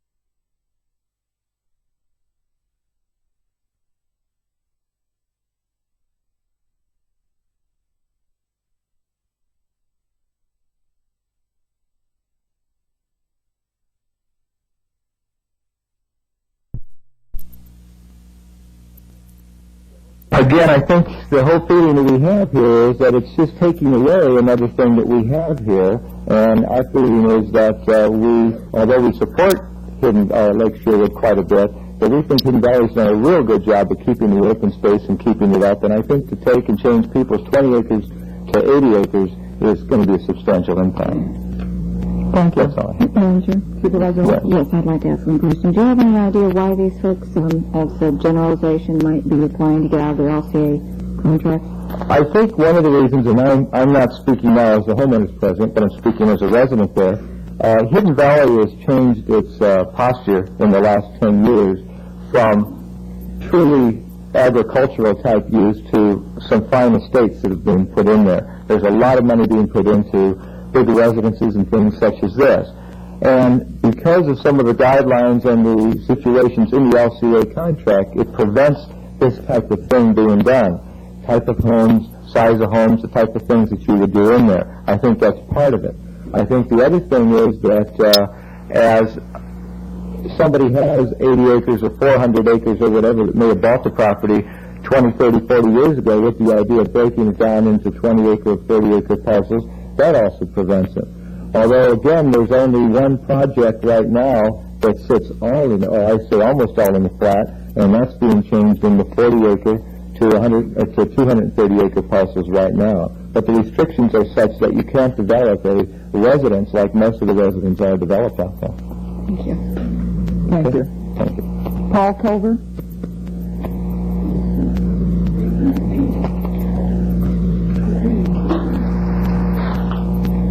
My name is Paul Culver, and I've been a resident of Lake Sherwood for 31 years, and a resident of Ventura County since 1953. I've sent a letter to each of you explaining my reasons for supporting the project as planned by the Murdoch Development Company. There are just a couple of things I wanted to add with regards to the environment. I've been a member of the Sierra Club, the Audubon Society, Environmental Coalition, Lake Sherwood Community Association for many, many years, and have served as an officer and director on many of these organizations. I'm very sympathetic with some of our experts in the audience, whom I know on the environmental situation, and I concur that we should do everything we can to preserve the things that we have. I'm also convinced that many of the trade-offs that have been made and will yet be made are reasonable and acceptable. I therefore strongly recommend that we get on with the business of approving this project. We've been at it for 2.5 years, and if we don't get an approval on it, we're back to square one with a whole new set of problems. And believe me, I've worked heading them off at the pass for 25 years, and I don't want to have to go through this again. Thank you. Thank you, Mr. Culver. Joseph Metzinger? Joseph Metzinger?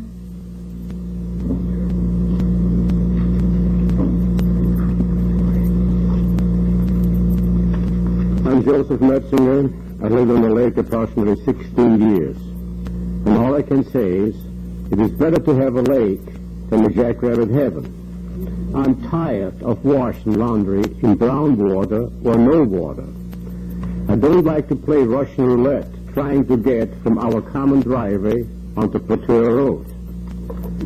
It isn't nice to get acquainted with your neighbors through the accumulation of cesspool water in front of my house. I like to see enforcement of lake rules. And last, I like to say I'm in favor of opening West Lake to the public for fishing, boating, and picnicking. There's a beautiful spot in front of Boccaccio's. Thank you, Mr. Metzinger. Vicki Goldschlager?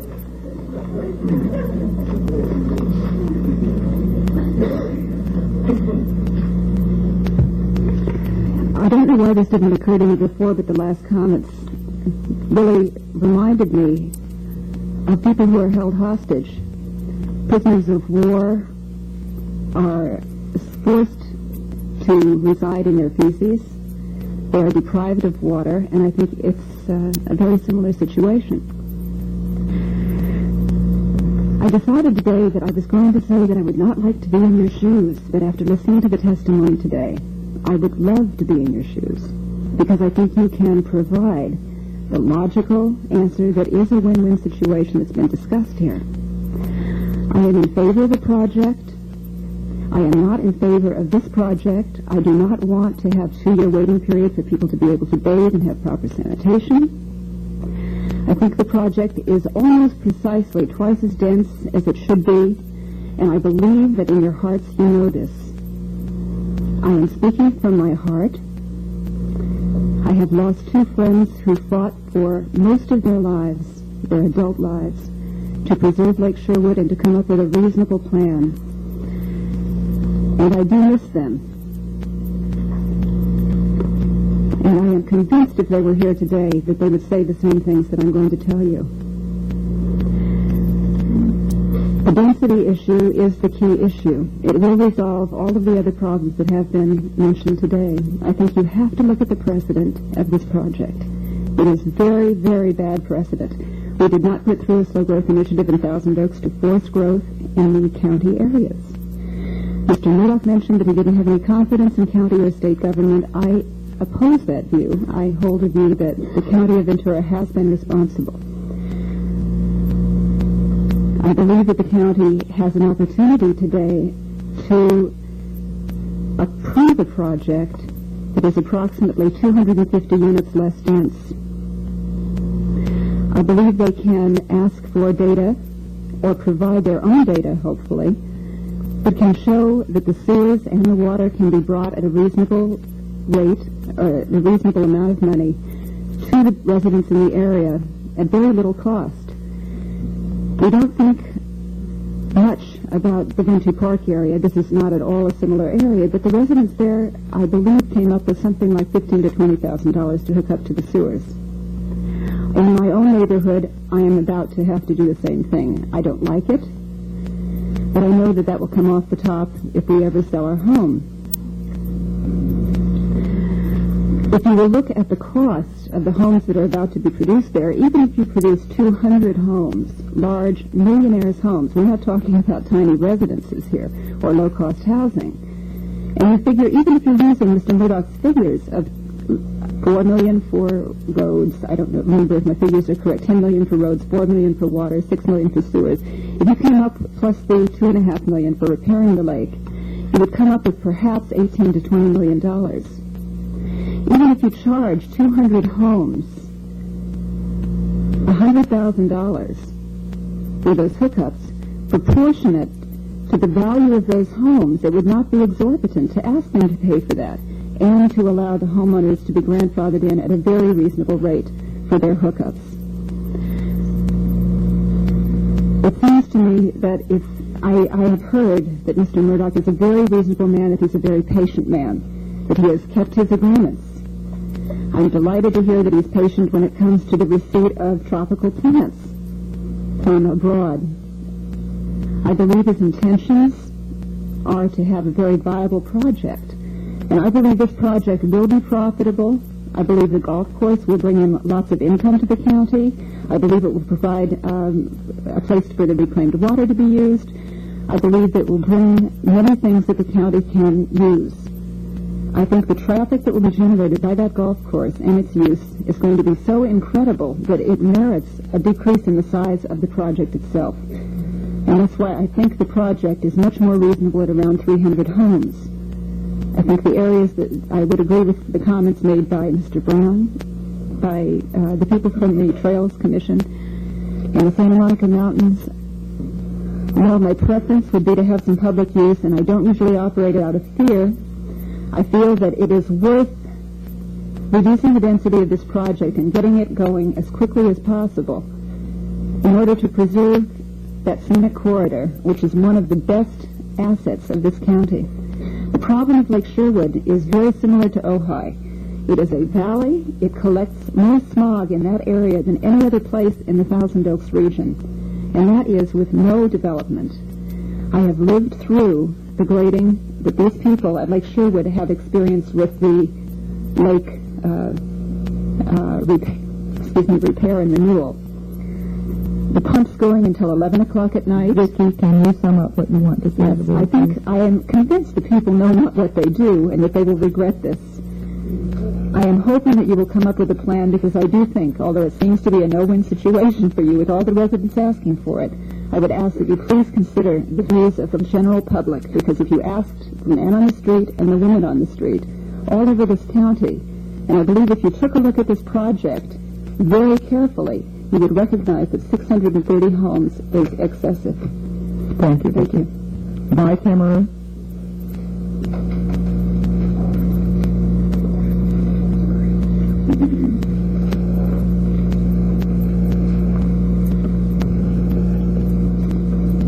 I'm here today as a resident of the Foxmore housing tract abutting Potrero Road. I strongly oppose the proposed development plan for the Lake Sherwood Hidden Valley area because of its density. My neighbors and I are very upset with it. the proposed elevation of Potrero Road, and the 138% increase in traffic on this road past our homes, which this development will bring, are rather an insult to us as 19-year taxpayers and voters in this county. I believe we have some rights, too. The residents of the Foxmore Tract, once one of the most serene housing areas in Westlake Village, surrounded on three sides by open hills, will be severely damaged by the results of this development in terms of aesthetics, air quality, and any effect on our property values, which will be substantial. We purchased our homes at a market price commensurate with a lovely, quiet location. We will have to sell them at a discount. I sell residential real estate, and I can tell you from experience that the impact on the market value of Foxmore homes will be great, due to noise and air pollution caused by some 10,000 vehicle trips a day on Potrero Road, traffic congestion and safety hazards at the elementary school, and the elevation of that street. Is it fair to damage us financially without just compensation? Westlake Boulevard will be receiving new traffic from this proposed development, plus the new Three Springs tract and the two new Prudential tracts north of Potrero Creek. All of the residents of the tracts along Westlake Boulevard, including Foxmore Glen, Foxmore Cove, Village Homes, Triumphal West, West Shore, Westlake Bay, North Shore, and Village Glen, will be adversely affected by this increased noise and air pollution. That's a lot of people. You have all heard how this Lake Sherwood project is not consistent with open space and housing elements of the county general plan, the guidelines for orderly development, the county's regional population and dwelling unit forecasts. It is inconsistent with the existing county and other agency land use plans and policies, and with the Santa Monica Mountains Comprehensive Plan and Santa Monica Mountains Land Protection Plan. The Environmental Impact Report identifies these inconsistencies as significant. There will be adverse impact on visual beauty, biological resources, fire protection capabilities, traffic, property values, schools, and according to the Environmental Impact Report, there will be adverse impact on our air quality.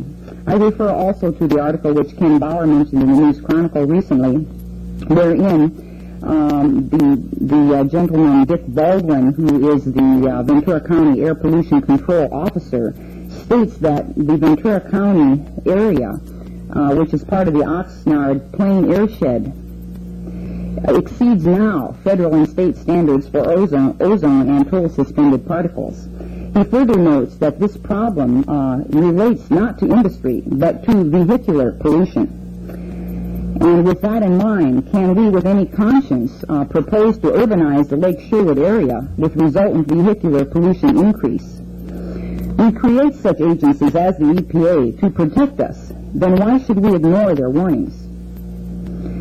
It doesn't make sense. It doesn't make sense to adversely affect in many ways great numbers of people, longtime residents and taxpayers of this community, so that a few people may benefit. The Foxmore Tract and those tracts along the Westlake Boulevard-Potrero Road corridor will be affected the most severely by this development. However, everyone in the county is ultimately affected by poor air quality and loss of natural resources and the like. With the proposed plan, residents of the 122 existing homes around Lake Sherwood will get their sewers and improved water system and lake maintenance. Murdoch Development Company will make a profit, and the new residents will have nice homes. However, all of the rest of us lose. The rest of us have not benefited from this project, but we are the majority. Does that make sense? I urge you to reject this proposed Murdoch development as it stands. I feel that the number of approved dwellings shall be greatly reduced unless you are able to construct other roads which will help absorb the impact on the existing neighborhoods. Thank you, Ms. Kennedy. Thomas Pope.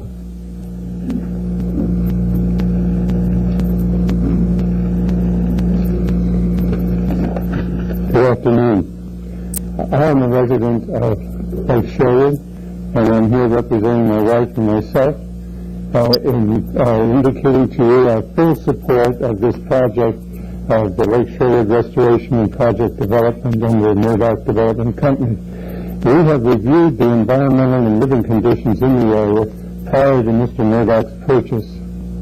And with the projected population growth in California, an insensitive developer would jump at the opportunity to invest in the area and would not have the consideration for environmental beautification and preservation of wildlife that Mr. Murdoch possesses in his plans. The beautiful landscaped homes, the open space, and unique lake setting that Mr. Murdoch plans will make this area a healthier, happier, safer, and much better place into which to work and live. A good example for the rest of the country on how private enterprise and the county government can work together and cooperate developing an outstanding family area. I agree that you have been subjected to a tremendous number of facts, figures, recommendations, and in sympathy I will make this very brief. Again, I wish to state that we are in full support of Mr. Murdoch's Development Company project, and the other residents I've spoken to have been of the same opinion and are in full accord. I thank you for your time. I had planned to say a lot more, but so much has been said that I think you have enough to digest. Thank you so much. Thank you, Mr. Pope. Martha Watkins? No, please don't. Let's just listen, please.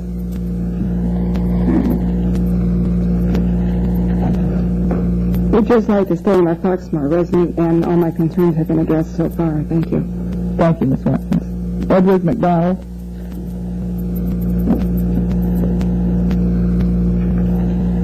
I've owned property in the Lake Sherwood area for the last 10 years. I live in Thousand Oaks. I've watched the Lake Sherwood saga go on, and I want to build my home there, and that's why I bought the property, but I'm not going to do it as long as there's that threat of the dismal swamp. Now, I've never talked to Mr. Murdoch. I don't know Mr. Murdoch.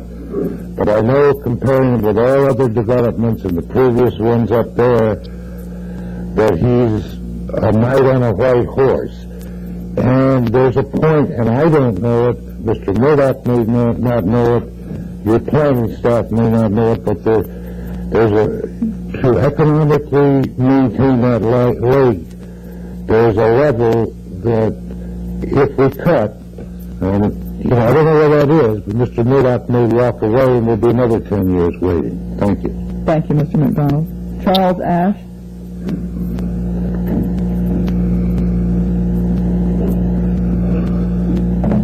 Good afternoon. My name is Charles Ash. I'm a 30-year resident of Hidden Valley, and I'm here today on behalf of some of the homeowners to voice concerns with the Lake Sherwood development and the rezoning of Hidden Valley. We've looked through the staff report and recommendations and have found a number of unaddressed problems and inequities which we feel should be brought to your attention. The first thing I'd like to touch on very briefly, I'm sure you're aware of the recent Supreme Court decision with the church property in Glendale. I'm sure you understand the monetary consequences with rezoning that might follow and could follow here. Past that, there's a few other problems. First of all, I'd like to talk about traffic.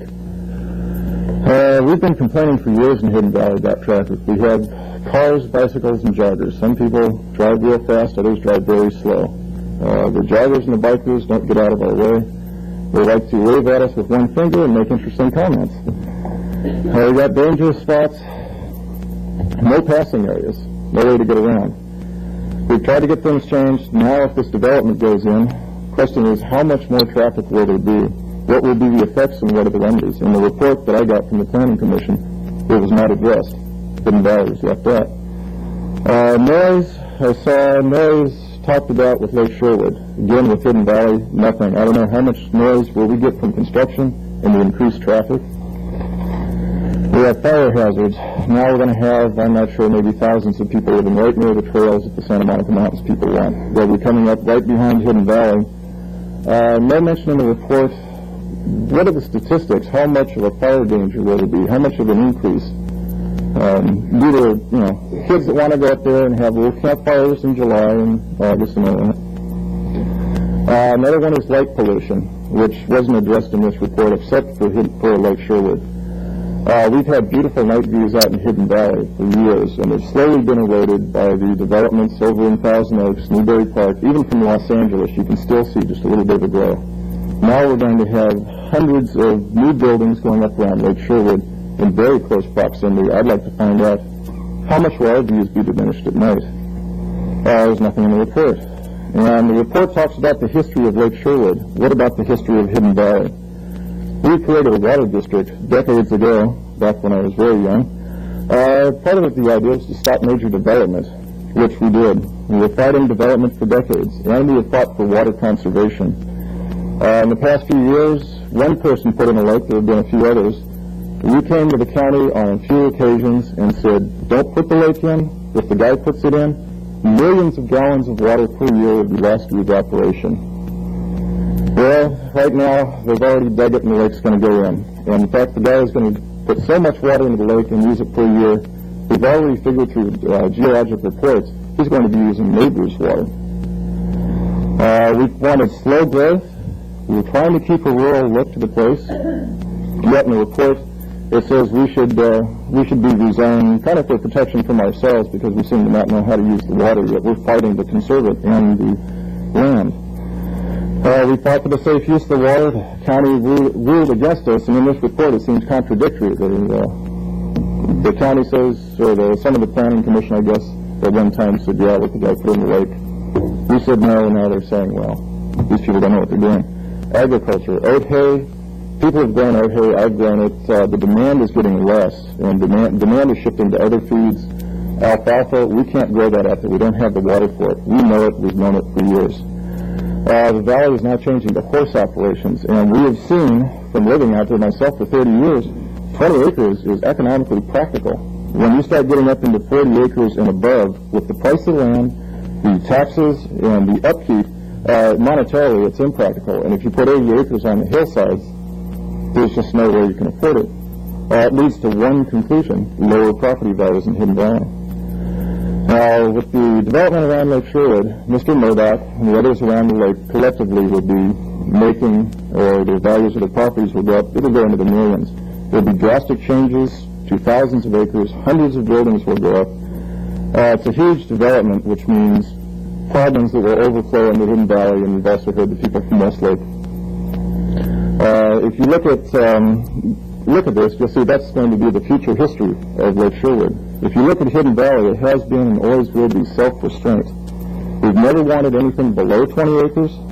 The owners out there, the vast majority have been there for years. Myself and my family have been there 30 years. We're looking at very long-term investment. And we're not at all thinking of cutting our place down into 5 or 1 or half acre parcels. We think it would absolutely be terrible. But we understand that 20 does work out there, it's affordable, and it would look good. Basically, we will be denied what we have wanted for many, many years. And I guess what will be happening is that we'll be paying a higher price, or we will be paying the high price while others make a gain. I guess what some of us would like to propose is that with all the problems, the traffic, the noise, and light, and a lot more, and the inequities with the rezoning, the taxes that we've had to pay for some of us not being in the LCA, the higher taxes to get to 20 acres, all the problems that will be placed on the residents of Hidden Valley by the massive development next door, the issue of Hidden Valley rezoning should be dropped as compensation for everything that we will have to put up with if that which is before you today is passed. Thank you. Thank you, Mr. Ray. Rob Warner.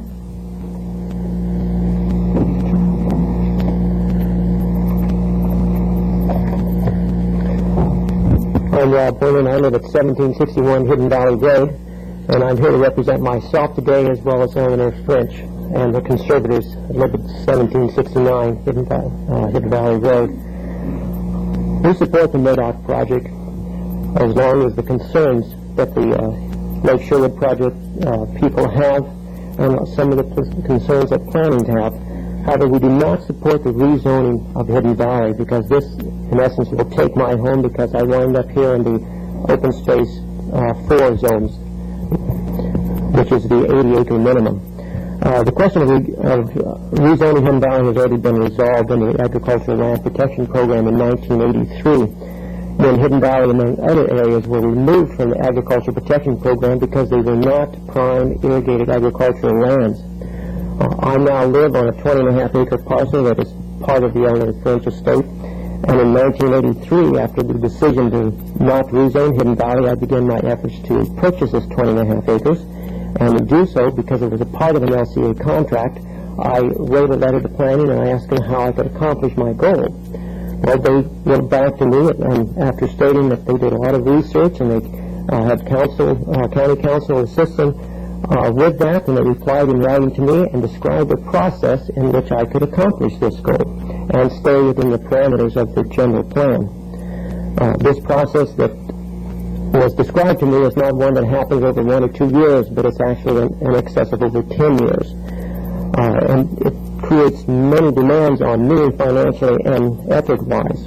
But I decided to move forward with this process based on the information that county planning staff had supplied to me, and based on the information and the decision of the Board of Supervisors to not rezone Hidden Valley to an agricultural land protection area.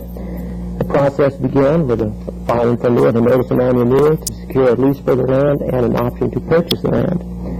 That process today is being carried out by me by the letter of the law that planning laid out for me. But now it appears if it goes on the rezoning aspect is okay, then planning in a sense is not keeping their half of this bargain by rezoning it from 20 to 40 to 80 acres.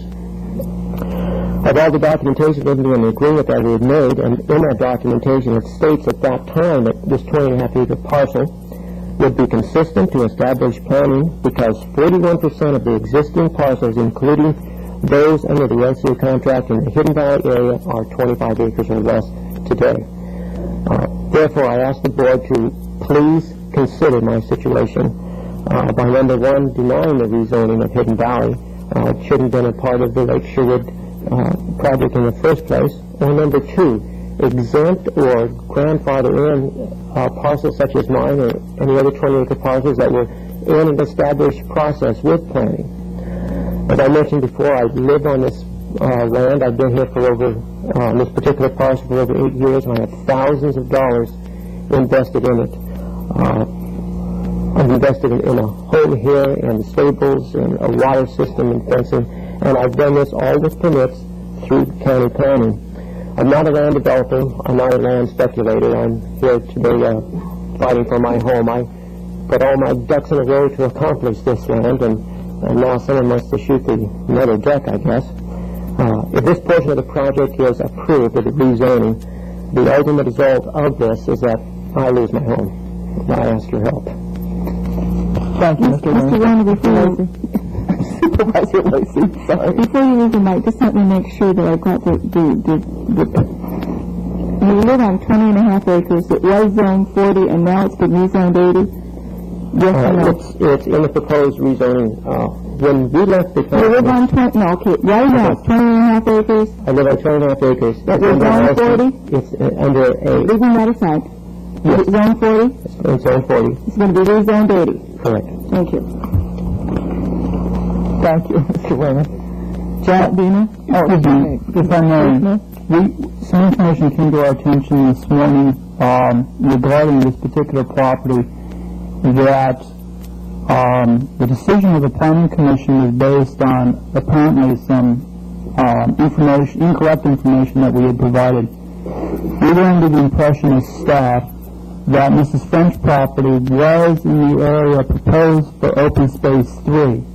The Planning Commission's recommendation to your board is that the Open Space 3 category go to Open Space 2, which is the 20-acre. It's come to our attention that Mrs. French's property is just outside, and if I may point to it,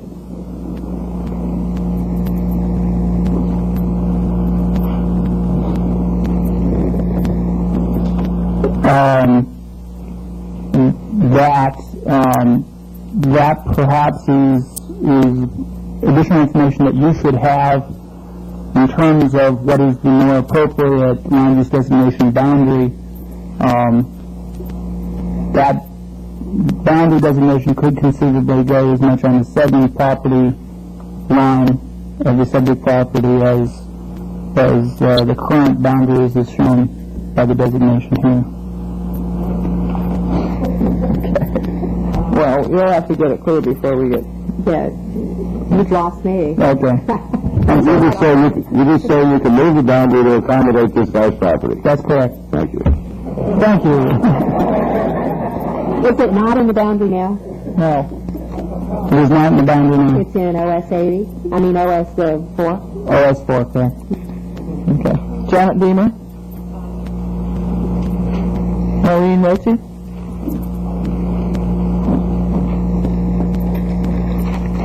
I have two different things here.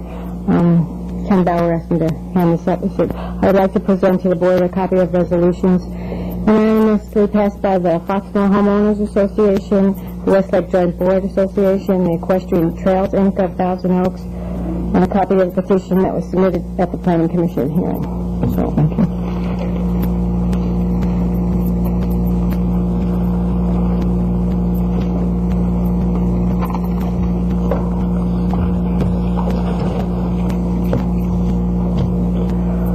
This is short, so I guess we don't have to yawn too much. All the notes, all the surveys, EIRs, consultants, reports ad nauseum are in, and now it is up to you, in your wisdom, to approve or deny this project.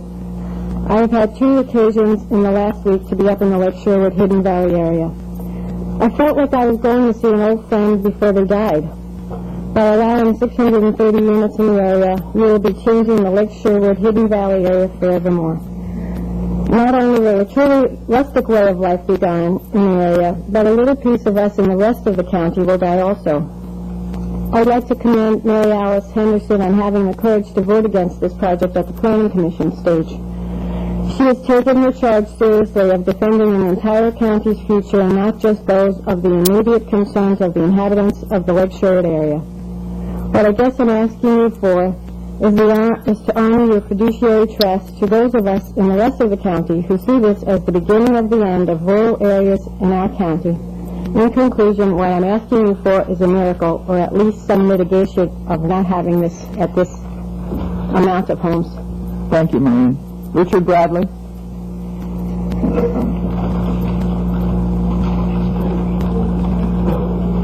Ladies and gentlemen, I'm beginning to think here that I may gain some insight on what it feels like to be a member of a minority. I want to tell you why I think that the 5-acre zoning should be retained in Carlisle Canyon.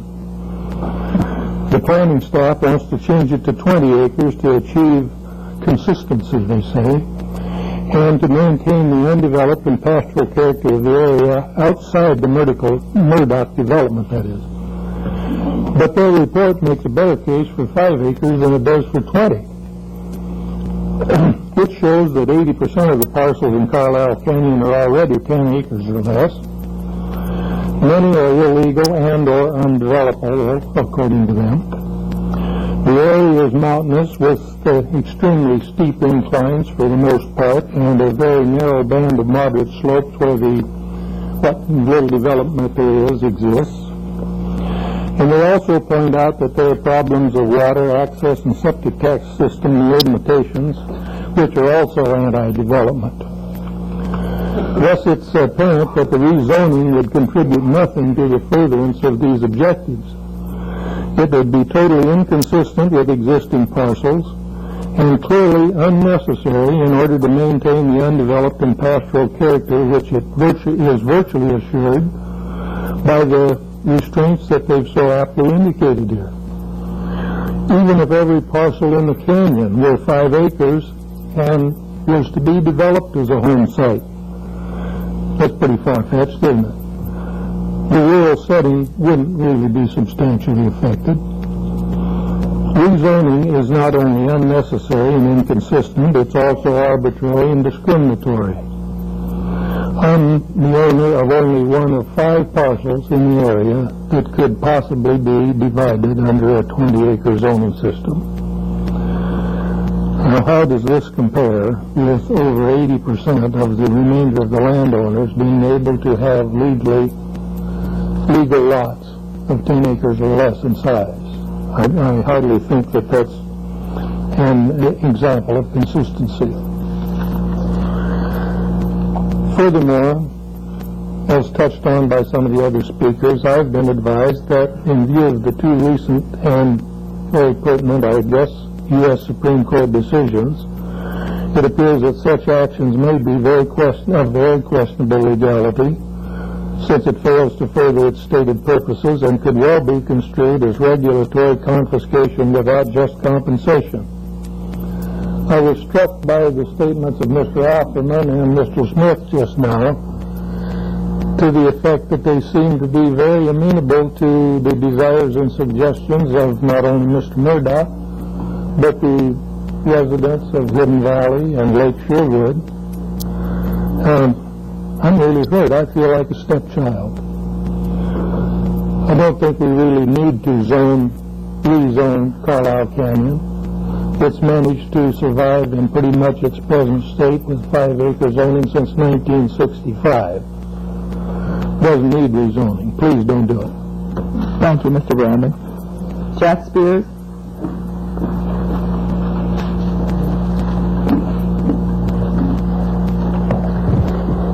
I'm Jack Spears. I've lived at Lake Sherwood since 1943, 44 years. And it seems like the blink of an eye in relation to some of the 3 minutes that I've heard today. You sound a little lenient, Mr. Spears. So much for that. I do support a project. I'm not going to get up here and say that everything that I have heard by my good friend David Murdoch and by my good neighbors, that I am in favor of that. In the 44 years that I lived at the lake, I spent the first 7 years managing that lake.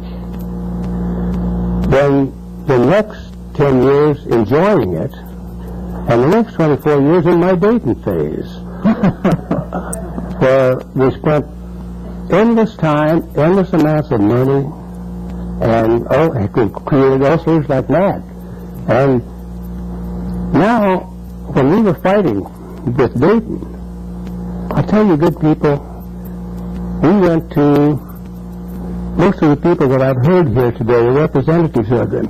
We went to the Sierra Club, to the Audubon Society, to Equestrian Trails. We went to every so-called organization who was interested in preserving the rustic beauty of Lake Sherwood, and we couldn't get a dime.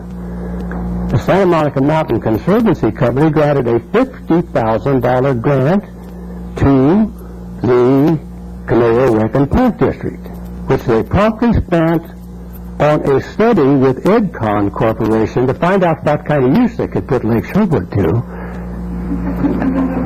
And their prime recommendation was a video games arcade at the Lake Sherwood picnic ground. Now that is the kind of thing we have to contend with, and that's the kind of thing that I would like to ask this board to do. And that is, today, when there's such things as density and zoning of Hidden Valley, I leave that to the proven good judgment of this board. I'm not going to jump on the same boat that's going around. My experience with boats tells me that if you put all the rowers on one side, boat goes around in a circle. And so I'm not going to climb wholeheartedly on the development of Lake Sherwood bandwagon.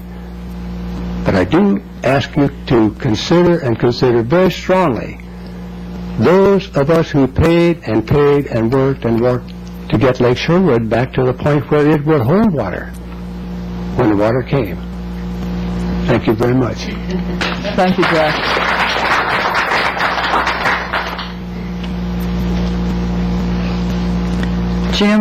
Jim Banter.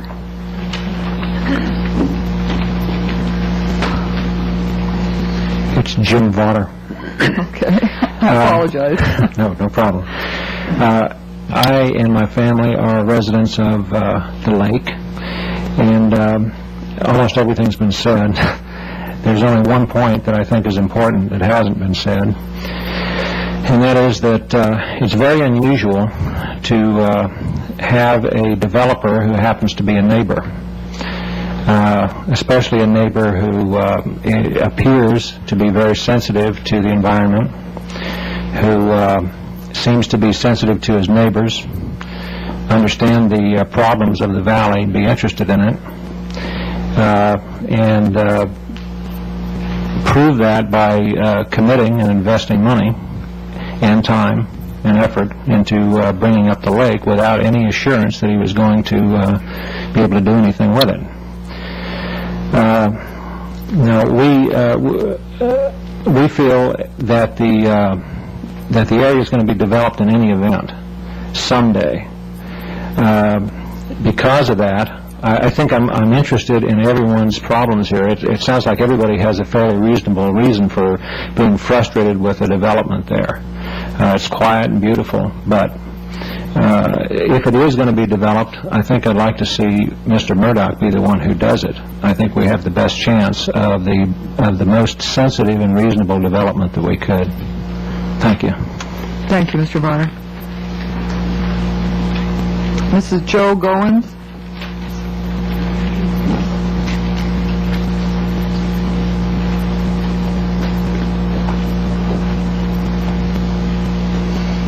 I'm a Lake Sherwood supporter. I am a Carlisle Canyon resident. I think Mr. Murdoch has lost sight of the fact that we're neighbors too, adjacent to his property. We maintain our own road, we get our own water, and we have arbitrarily been rezoned 3 times, from 5 acres to 10 acres to a proposed 80. With the blessing of the Planning Commission, the last I heard, I trust that's final. We are now at 20 acres. We would request that you at least drop that to 15. That's a request. It would cause less hardship on the few people in there who aren't already a 5-acre grandfathered in. I'm not one of them, incidentally. I'm grandfathered. The main concern that I want to present to you today, and I gave it to you, this is only quick to tell you so you might not overlook it in all those reams of material you have to read, is that our road, and especially Highway 23 toward Thousand Oaks, will not handle additional traffic. I understand that there will be no residential traffic. It is to be keyed, locked, used by the Sheriff's Department, Fire Department only in emergency. However, at one of the meetings it was said that during the development and site development, if the permit so stated, that those back gates on Carlisle Road would be used. This makes us tremble in our boots. It would be worse than the residential traffic. It would be too hazardous. We would like you to put language clearly in approval, if you approve of the project, that those gates are not to be used for site preparation or development.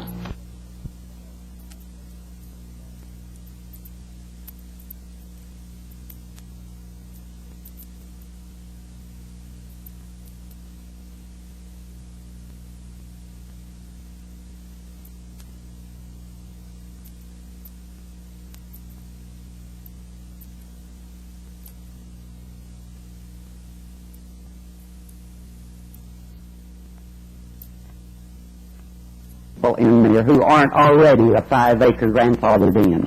I'm not one of them, incidentally. I'm grandfathered. The main concern that I want to present to you today, and I gave it to you, this is only quick to tell you so you might not overlook it in all those reams of material you have to read, is that our road, and especially Highway 23 toward Thousand Oaks, will not handle additional traffic. I understand that there will be no residential traffic. It is to be keyed, locked, used by the Sheriff's Department, Fire Department only in emergency. However, at one of the meetings it was said that during the development and site development, if the permit so stated, that those back gates on Carlisle Road would be used. This makes us tremble in our boots. It would be worse than the residential traffic. It would be too hazardous. We would like you to put language clearly in approval, if you approve of the project, that those gates are not to be used for site preparation or development ever. All they're to be used for is emergency by fire and sheriff. Thank you. Thank you very much, Ms. Goins. Could I ask staff if it's a yes or no answer? Can we answer whether or not those gates would be open during development, construction? It's not our intention to allow that for anything but emergency access. Thank you. Daphne Elliott.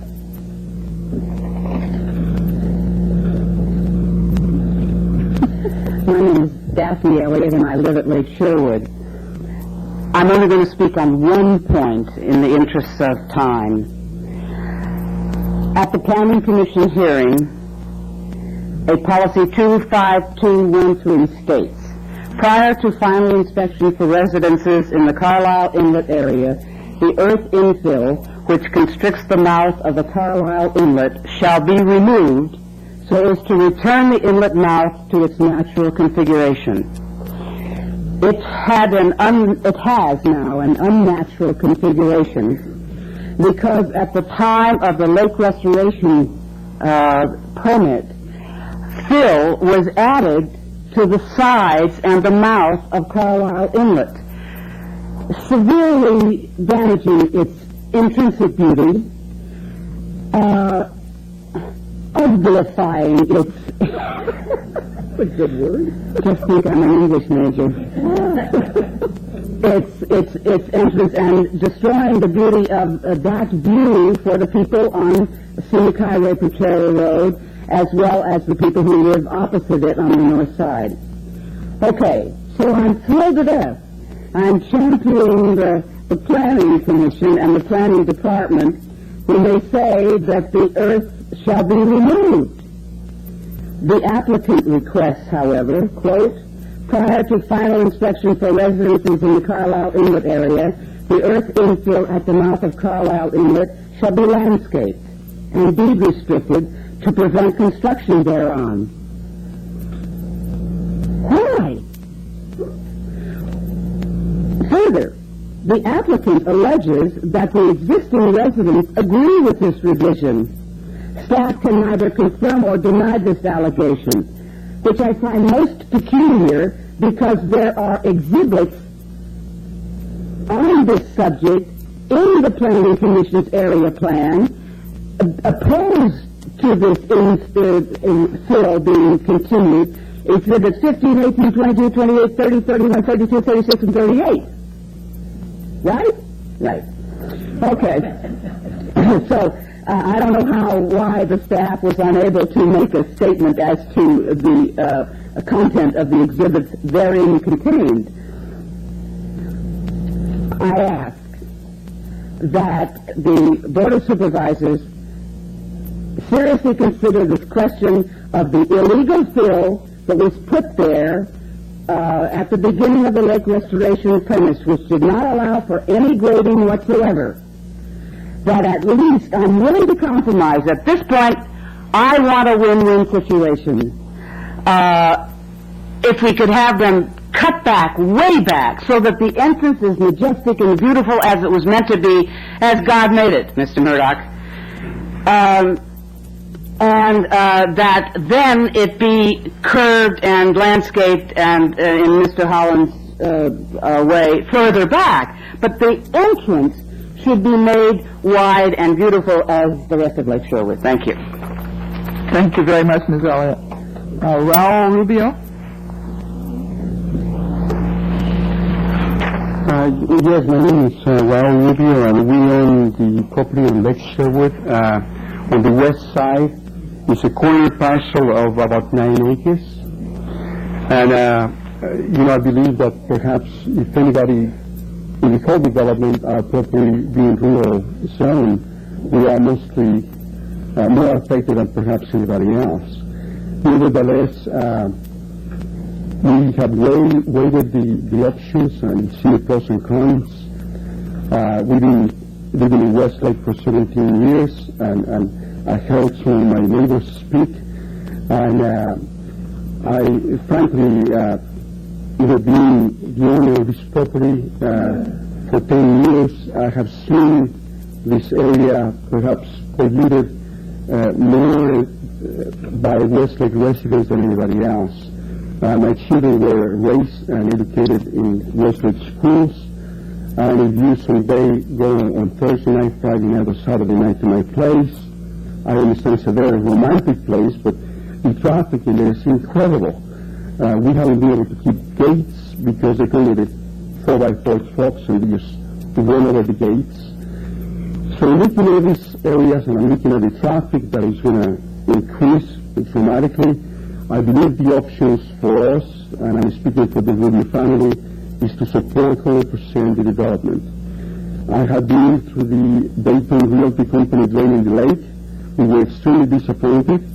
We put a halt to the construction of our home in that area where the plans were already with the county. We felt that perhaps the area was so substandard that I would rather stay in Westlake.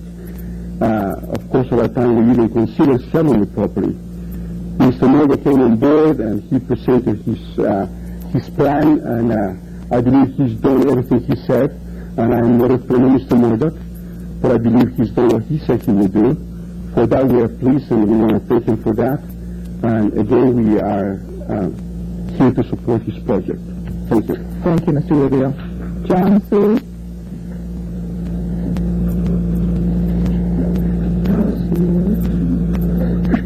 My name is John Suey. My family and I reside at Lake Sherwood and enjoy it very much. You might imagine that I'm wearing one of those blue and white caps, although I forgot it when I dashed out of the house this morning to keep an appointment. Our views have been expressed in several pieces of correspondence, the latest being a letter to Supervisor Schaefer with copies to all of the supervisors. And our views have been expressed today by our neighbors, and so I think that it's sufficient to just simply express publicly our support for the general plan amendment and the project, but maybe even more important, our support for the continuation of the spirit of negotiation between the Murdoch Development Company, the current residents, and the county that hasn't been demonstrated thus far. Thank you. Thank you, Mr. Stewart. Paul Robinette.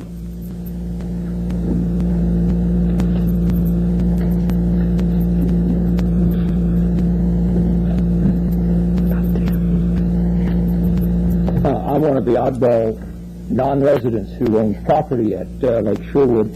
I live on Lake Lindell and Agora. I just bought a house in Westlake and would like to build a house on Lake Sherwood for some good and proper environmental considerations that hasn't been available to me up to this time. And I'm a supporter of the Murdoch plan for many reasons. One of them is a personal reason that as the sewers are put in and those things are taken care of, I will be able to build a house there. Perhaps more importantly, having gone through a long time of looking at the area before I was able to buy there, then having suffered through the Dayton years, I must appreciate the fact that that the development there, which has been planned since 1920, is in a much more orderly and constructive fashion than it has been in the past. It deals with some future considerations by building the 4-lane highway and reducing the traffic volume on a small road and spreading it out a little bit that'll be appropriate for the future. His considerations have been very strong in those areas, and this is the only development that, having seen several, some in the Midwest and some here, this is the only development where we've had this ongoing conversation between those people who are interested as residents, the developer, and the county to produce a positive positive development in this county. And I can only strongly urge that that they would be allowed to continue and that we be kept out of the Thousand Oaks perusal. Thank you, Mr. Robinette. Mark Brody.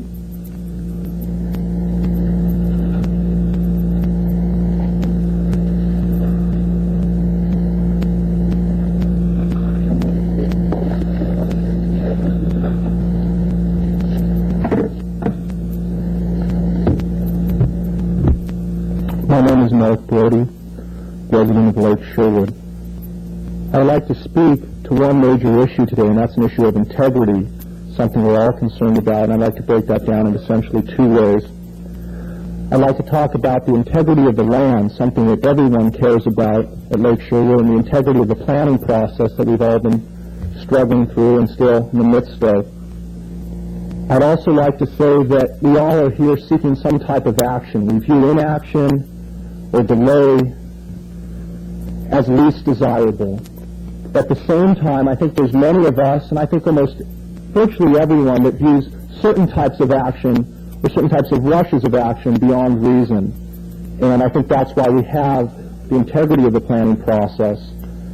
So when I give my comments today, I'd just like to say that certainly action is needed. There are issues to be addressed, but I want to be sure that we do so in a positive manner.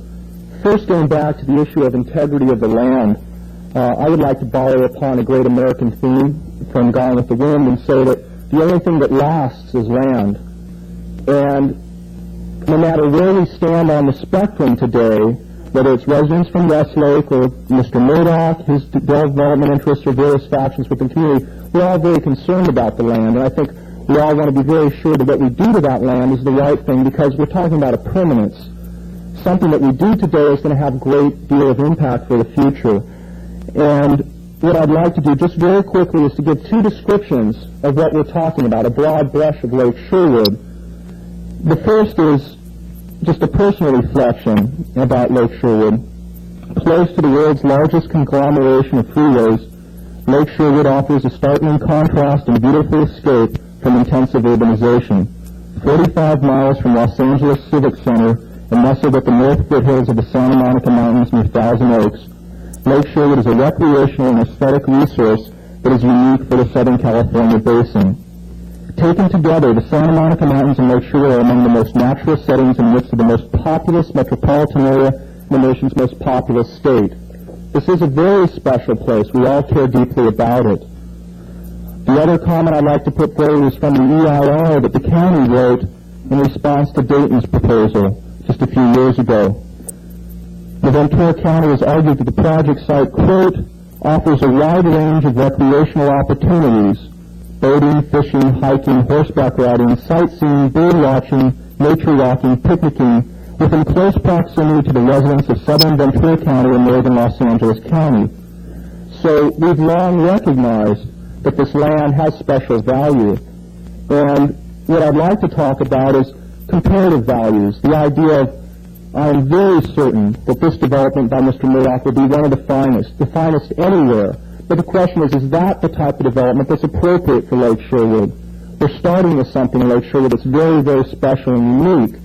And certainly, from the diagrams that we have here today, it will be one of the most desirable places to live in Southern California. But there is going to be an exchange, and something is going to be lost if we just look at the development on his present proposal. I would like to then just argue that there's certain types of integrity of the land that I'd like to see preserved, certain types of natural integrity of land that can't be preserved with the type of density, certain types of integrity that can't be preserved unless there's adequate trails or types of public access. The other issue is really the planning process, and this is most critical of all. I think today what I'm feeling is a big yes or a big no. We've all worked so hard for so very long, beginning with Dayton acquiring the lake back in the middle 60s. Many of the people in this room have been intimately involved in this issue more than any other in their lives. And to think that we're going to solve all that, this 20 years, it's not as though we haven't done a lot up to this point, and certainly this plan has received a lot of good critique and review by staff. But there's still something lacking in the integrity of the process. We're not being given a very good choice today. It's a big yes or a big no. And I appeal to the board at this time because you sit so much insulated in some ways from the day-to-day life. We're talking about a general plan amendment. We're not just talking about a small alteration. We're talking about a major alteration. And it's the wisdom and prudence that I hope the board will provide direction on how we're going to proceed. The point is, we've been given very little options. We've been shown that there's a problem here, and there's a problem primarily from the lake residents' point of view of four areas, as I understand them: lake maintenance, substandard roads, septic systems, and water problems. And on balance, what we've been given is incredible documentation by staff in the EIR of all types of requirements that CEQA demands. Look at schools, look at roads, look at air pollution, look at growth. And what we're told is that we're going to have the statement of overriding consideration. And unfortunately, that seems terribly lacking right now. We have a disproportionate balance. We need some type of project. I don't think this is the project we need. We need some way to address the issue of lake maintenance. We need some way to address, certainly, water. I think the issues of substandard roads and issues of sewers really aren't that grave. I don't want to delve into that, but I think we do need something. But the point is, unless the board acts in its wisdom and provides some other type of alternative, I think we're going to swing too far to too drastic a measure. There are just a couple other things that I would like to say. I know time is short. The point is, hopefully there's still, in some ways, a beginning of a process. Hopefully there's still some critical questions that can be asked and some issues that can be addressed fundamentally. I respect very much the effort that Mr. Murdoch has put into the detail of all the plans, and to the very inch in terms of certain facilities, but all the same, there are certain types of things that I think need to be more fundamentally addressed for the long-term picture. The long-term picture for the planning process in Ventura County, making this incredible change in a non-growth area. It was just a few years ago that we looked at Lake Sherwood, it was going to be a non-growth area. Today it's an urban area. And what does that mean for the rest of Ventura County? What does it mean for the Santa Monica Mountains when it used to be the highlight of the Santa Monica Mountains, and now they're struggling to have a trail on the periphery? So these are the types of things, and I think that the statement of overriding consideration, I asked staff, I can't find it. In other words, it'll be coming out, but we're balancing something very big. Sure. Go ahead. Cedrin, could you just back away from that mic? Oh, sure. Here, thank you. Okay, sorry. Some say yes, some say no. Mark. Thank you. Usually you can't hear. Mr. Murdoch's interests can be well served and the community interests can be well served. There's ample opportunity to make money here. One only has to do a little bit of multiplication. If we have 710 units, and we assume those are $200,000 lots on average, we're talking about a project of $140 million. We're not talking about a small project. We're talking about putting in certain types of infrastructure that are expensive. We're talking about $4 million or $6 million. But on balance, we're talking about an enormous project, a project of $140 million. And for the integrity of the land and the planning process, I think there needs to be a little bit more compromise. And I hope the board can make some type of recommendation so we don't have a big yes or a big no, and that won't unduly delay the process. Thank you. Thank you very much, Mark. Pat Baggerly.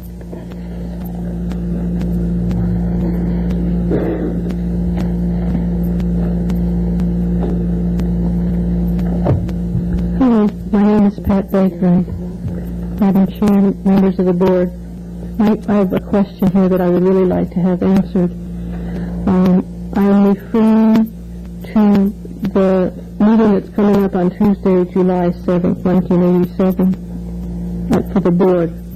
And you're going to review the Amundsen Ranch 5,500 acre site as far as the screening guidelines.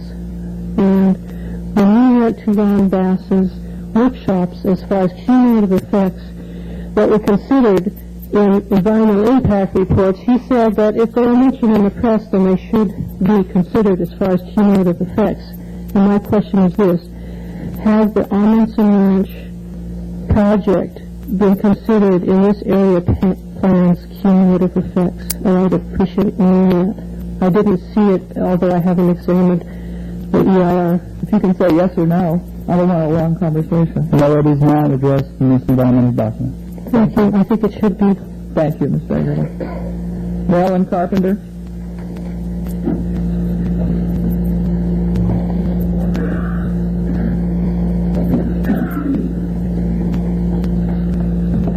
Good afternoon.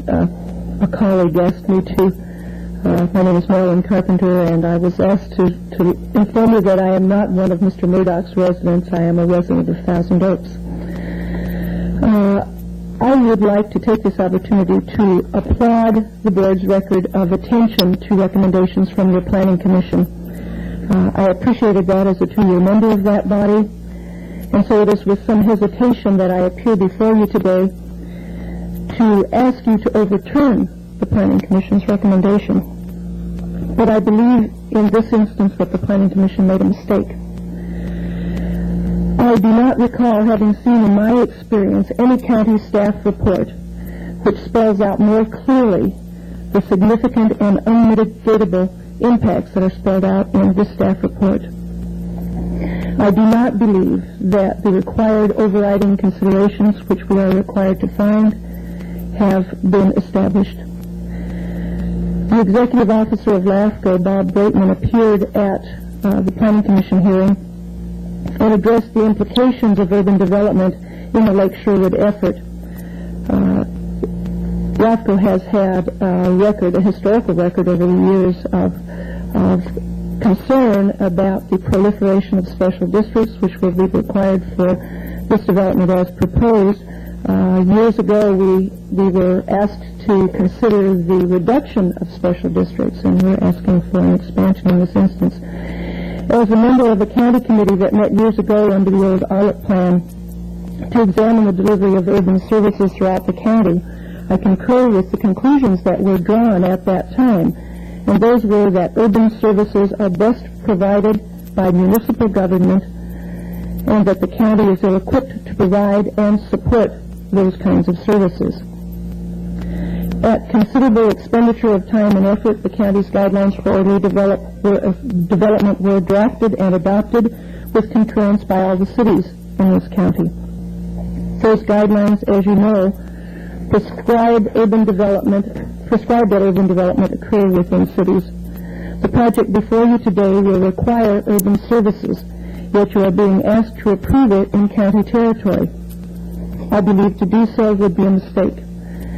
As your board should be aware, the City of Thousand Oaks' long-standing policy has been to avoid initiating annexation unless it was sought by the residents of an area. Obviously, the residents of Lake Sherwood would prefer otherwise. However, as my grandmother used to say to me, you can't have your cake and eat it too.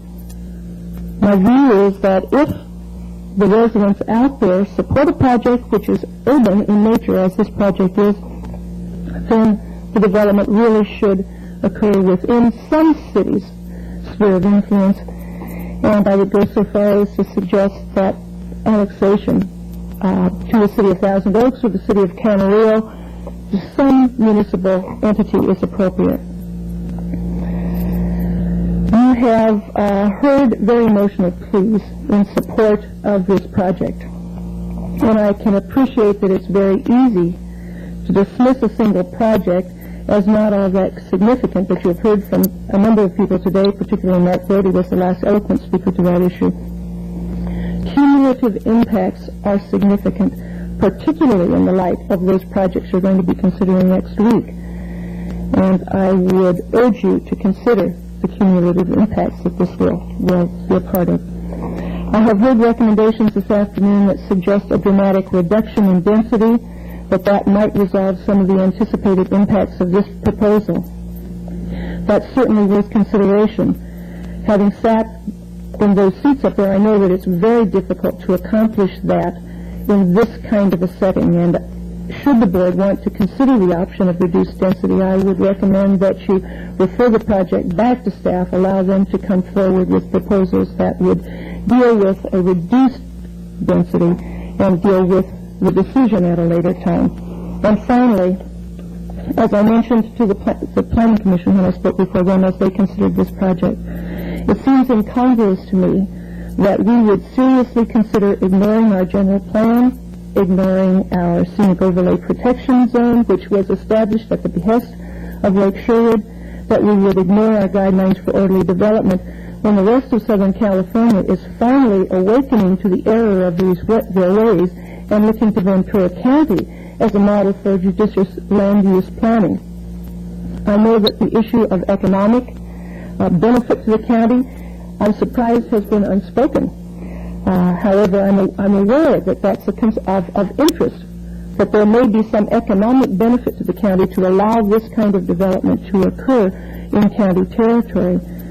but I would suggest that the counties of Los Angeles and Orange were wooed by that siren song of economic benefit, and we all are aware of the results. And finally, you have heard today about precedent, and at the risk of sounding overly dramatic, I suggest to you that you truly do hold the future of Ventura County in your hands, and I plead with you, please handle that carefully. It's important to all of us. Thank you, Ms. Carpenter. James Knudsen.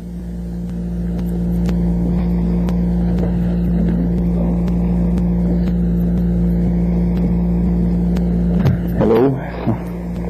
I'm not a real good speaker here, but it's all right. I'll do my best. Most of the things have already been covered, and I am behind the project 100%. The lake cleanliness, the water and septic systems, all these things have been covered. The one thing that I would like to add that I have in my travels, I'm a contractor, and I work in people's homes quite often. Talk to many people. I work in Beverly Hills, Bel Air, Thousand Oaks, Westlake, everywhere that you can think of, from Santa Barbara to the airport. When I first met Mr. Murdoch at one of the meetings at the gatherings, I thought, wow, this guy's, I've got to learn more about him, and because he was quite an impressive man to me, and I like to learn more. When I was in Bel Air working, one day I got to talking to one of the homeowners, and it turns out that he is one of the most respected people in his neighborhood and in the Beverly Hills area. I then met another person in Malibu who also knows him, and they all find him a very becoming person. He stays to his word. He does just like he says with the ecology, all your environmental ideas. That's exactly the way he thinks. I see that this project here, the more I look at that map all the time, I work in North Ranch right now at Canaan Road in Lindero. It's incredible how close the homes are being put at $500,000 apiece. I look over here, I don't see that. I see a few lots close together, but 630 lots over a couple thousand acres is not what I consider dense when I've worked on the lake in Westlake and have been splashed by the neighbor's kid jumping in the pool while I'm working on the deck. It's just amazing that there are so many arguments. Westlake Boulevard, when it comes down to an end, it's already got 4 lanes. I mean, whoever planned that Westlake Boulevard must have known traffic was going to be coming through there. I've driven on Potrero Road quite often. The bicyclists, I've almost gone head-on into a couple of them myself. I've seen a rolled truck. I've seen a couple cars over the side. I feel that widening, even if there was no building, widening is almost a necessity. I now just have gotten twins, and our house is too small. So I went to the building department in order to put an addition on. A no-go right now with the septic systems, the situation that they are. We love the environment. It's a great environment. It's wonderful for kids to grow up in, and I don't see anything threatening there. We right now belong to the Foxmore Swim Club for the kids. There will be a swimming pool here. We won't bother them anymore. I'm sorry, am I yelling? No, I want everybody else to do that. All the Excedrins passing around back there. Anyway, let's see here. Green belts, I think green belts are pretty. I work in Santa Monica a lot. A lot of people find them useful along the highways. In fact, I could see a green belt going right down the middle of Westlake Boulevard. I think it would look great. People jog on them, they walk on them, do a lot of things. Let's see, Morrison Ranch. I've met people that are related to the Morrisons. A niece of John Morrison, who they call Uncle John. You better keep to the point, or you're going to lose the board altogether. Okay. I'm just getting at the point that development it has to come, unfortunately. And with all the other projects I've seen, I've been fighting for this for 20 years. This is obviously the best project that could come to the area. Be well maintained, and that's it. Thank you very much, Mr. Knudsen. Stephen Sandifer.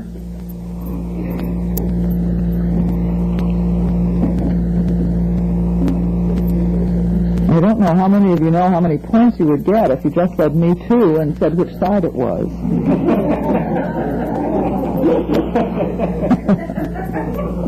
I'm Steve Sandifer. My wife and I live at Lake Shore. Right into the microphone, Steve. Hi. in spite of Mr. Doherty. Most of the things that I wanted to say today have already been said. First of all, I'd like to express my thanks and many of my neighbors' thanks to Murdoch Development Company for their communicativeness and their willingness to compromise and adjust their plans based on our input and I think input from the planning staff. I'd also like to thank the county staff for their efforts to maintain as much as possible the county standards. And I'd like to say that the list of agreements that were developed last week at the a week and a half ago at the Planning Commission meeting addressed to a great extent many of the concerns of the residents.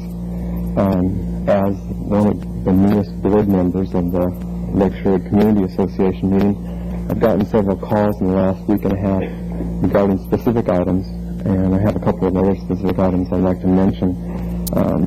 First of all, a few people have mentioned that they're concerned that Maid Marian Park not be the sole park for the entire development. It serves very well the existing small community that's there, and in the sort of rural fashion that it does today. If that were to become the park for the entire new development, we'd see a tremendous change. It's of great concern to many of those people who live near the park, and I think many of the people who enjoy the current rural nature of the park today. The development itself, I think, lends itself maybe to more of an idea of pocket parks, small recreation facilities located near to the various planning units that are spread across the development, separated by water, by golf courses, by roads, by ridges. I'd like you to consider that. The new Potrero Road alignment, many people have expressed concern to me regarding the width of the road, the necessity to do extensive grading there. Perhaps you can consider making that road as narrow as possible as soon as possible, rather than continuing 4 lanes right into Hidden Valley. Perhaps find a point at which you can in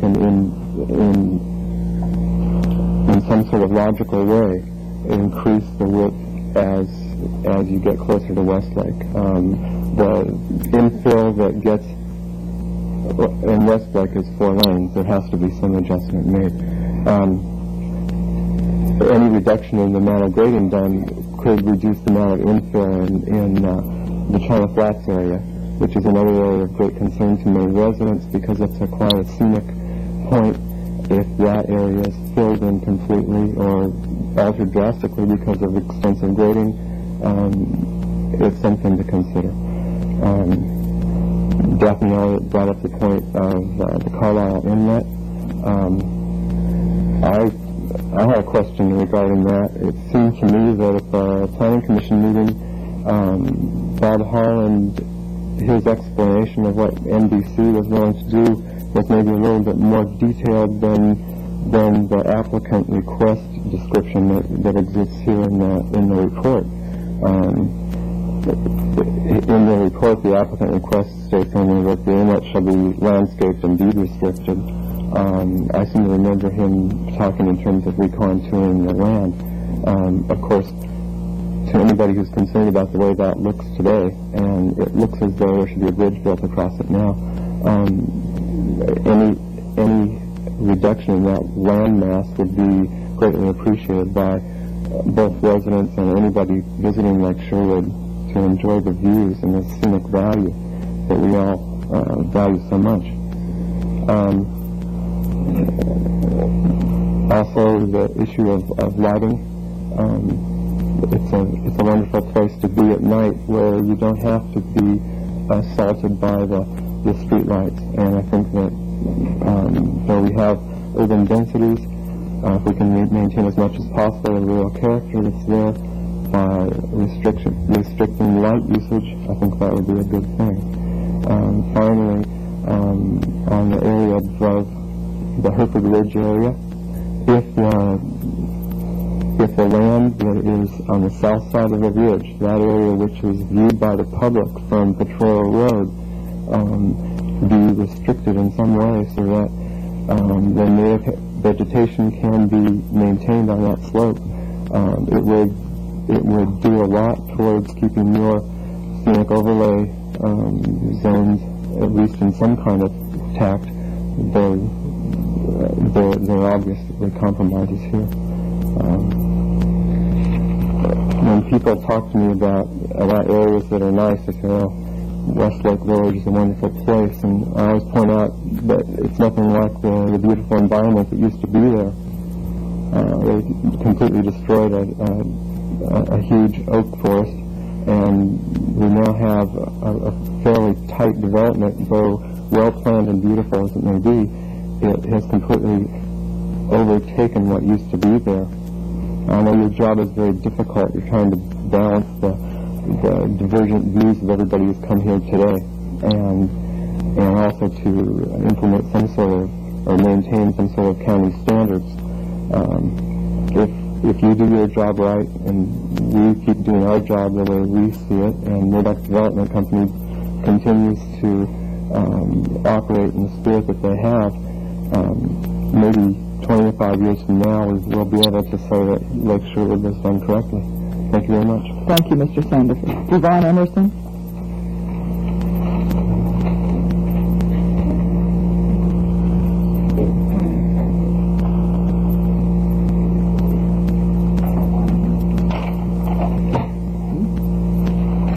Yvonne Emerson, Lake Sherwood. Last time I stood up in front of a thing like this and said, I was getting married, and I'll be real grateful if this project turns out to be easier to live with. I think all of you know who I am and what I've done. And the one motivation for everything I've done with Lake Sherwood has been to preserve the lake. And I support this project to preserve the lake for 3 reasons. I want to make a side note here that not only have I worked long and hard for Lake Sherwood, but I also spent 8 years on the 208 county-wide planning Citizens Advisory Committee, and I think I have a real good appreciation for what Ventura County has to offer, the guidelines, and the board and the planning commission's exercise of those things. With that in mind, I'd like to say that I think that there are overriding considerations here. And they all have to do with preserving the lake. They are that this project would provide an infrastructure for existing and new communities. It would provide for the maintenance of the lake, and it would provide the potential for, and this is very important, for stabilizing what is a highly desirable area in relatively low density. We'd sure like to get out of the war zone classification. The one detail that I want to bring up is that please remember that the former public access was gated, guarded, paid for, and patrolled. And if and when you start talking about putting trails and public access through any area, please keep in mind the fire danger and the potential disruption for increasingly precious wildlife areas. I'm in favor of this because I'm still working to preserve the lake. That's it. Thank you, Yvonne. Dion Moss.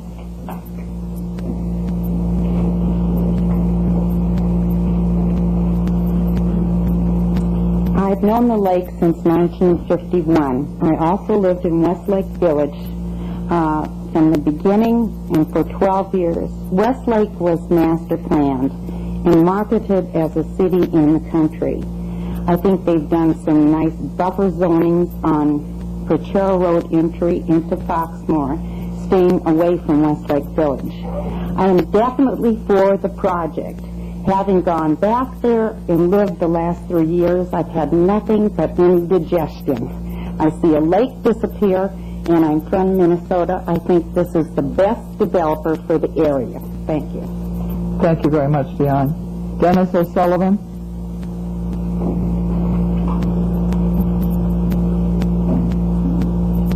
I will say me too in favor of the Murdoch development. Thank you very much, Mr. O'Sullivan.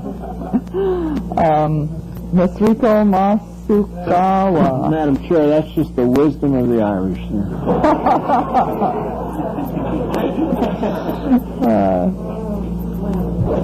I own a house in Lake Sherwood, and I just want to say I'm all for the development project. Thank you. Thank you very much for coming. Carl Price.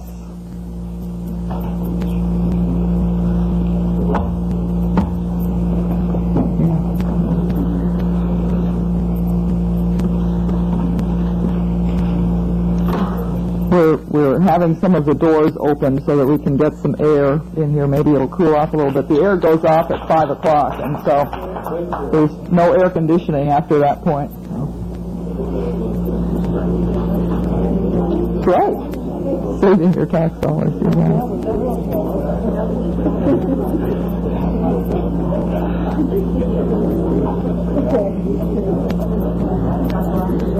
Madam Chairman, thank you for the opportunity to speak. I'm Carl Price. I'm current president of the Homeowners Association. I wanted to graphically show you why we encourage your vote for statement of overriding concerns. I think I'm on automatic.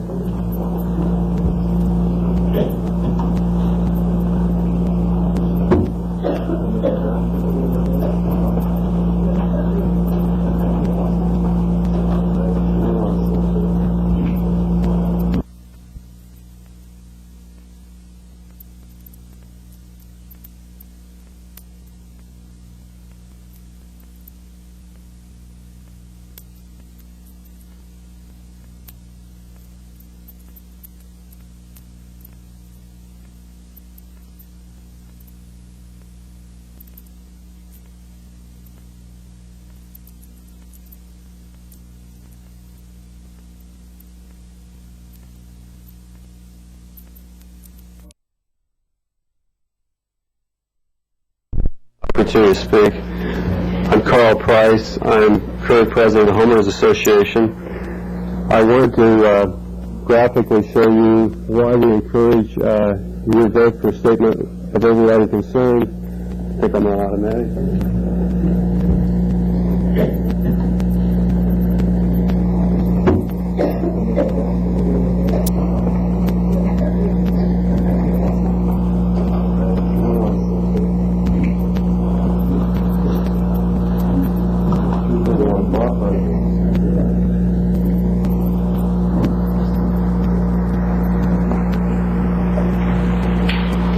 Can I shoot that?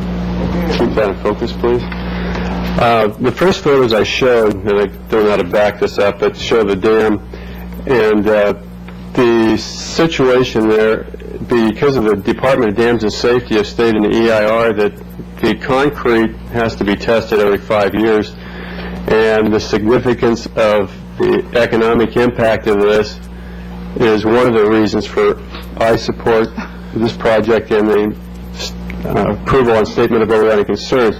These photographs show the return of the wildlife that's taken place here at Lake Sherwood after the destruction of this habitat when the lake was drained. And Mr. Murdoch, when he purchased the project, we promised to support him, and he at that time proposed a 700-unit development.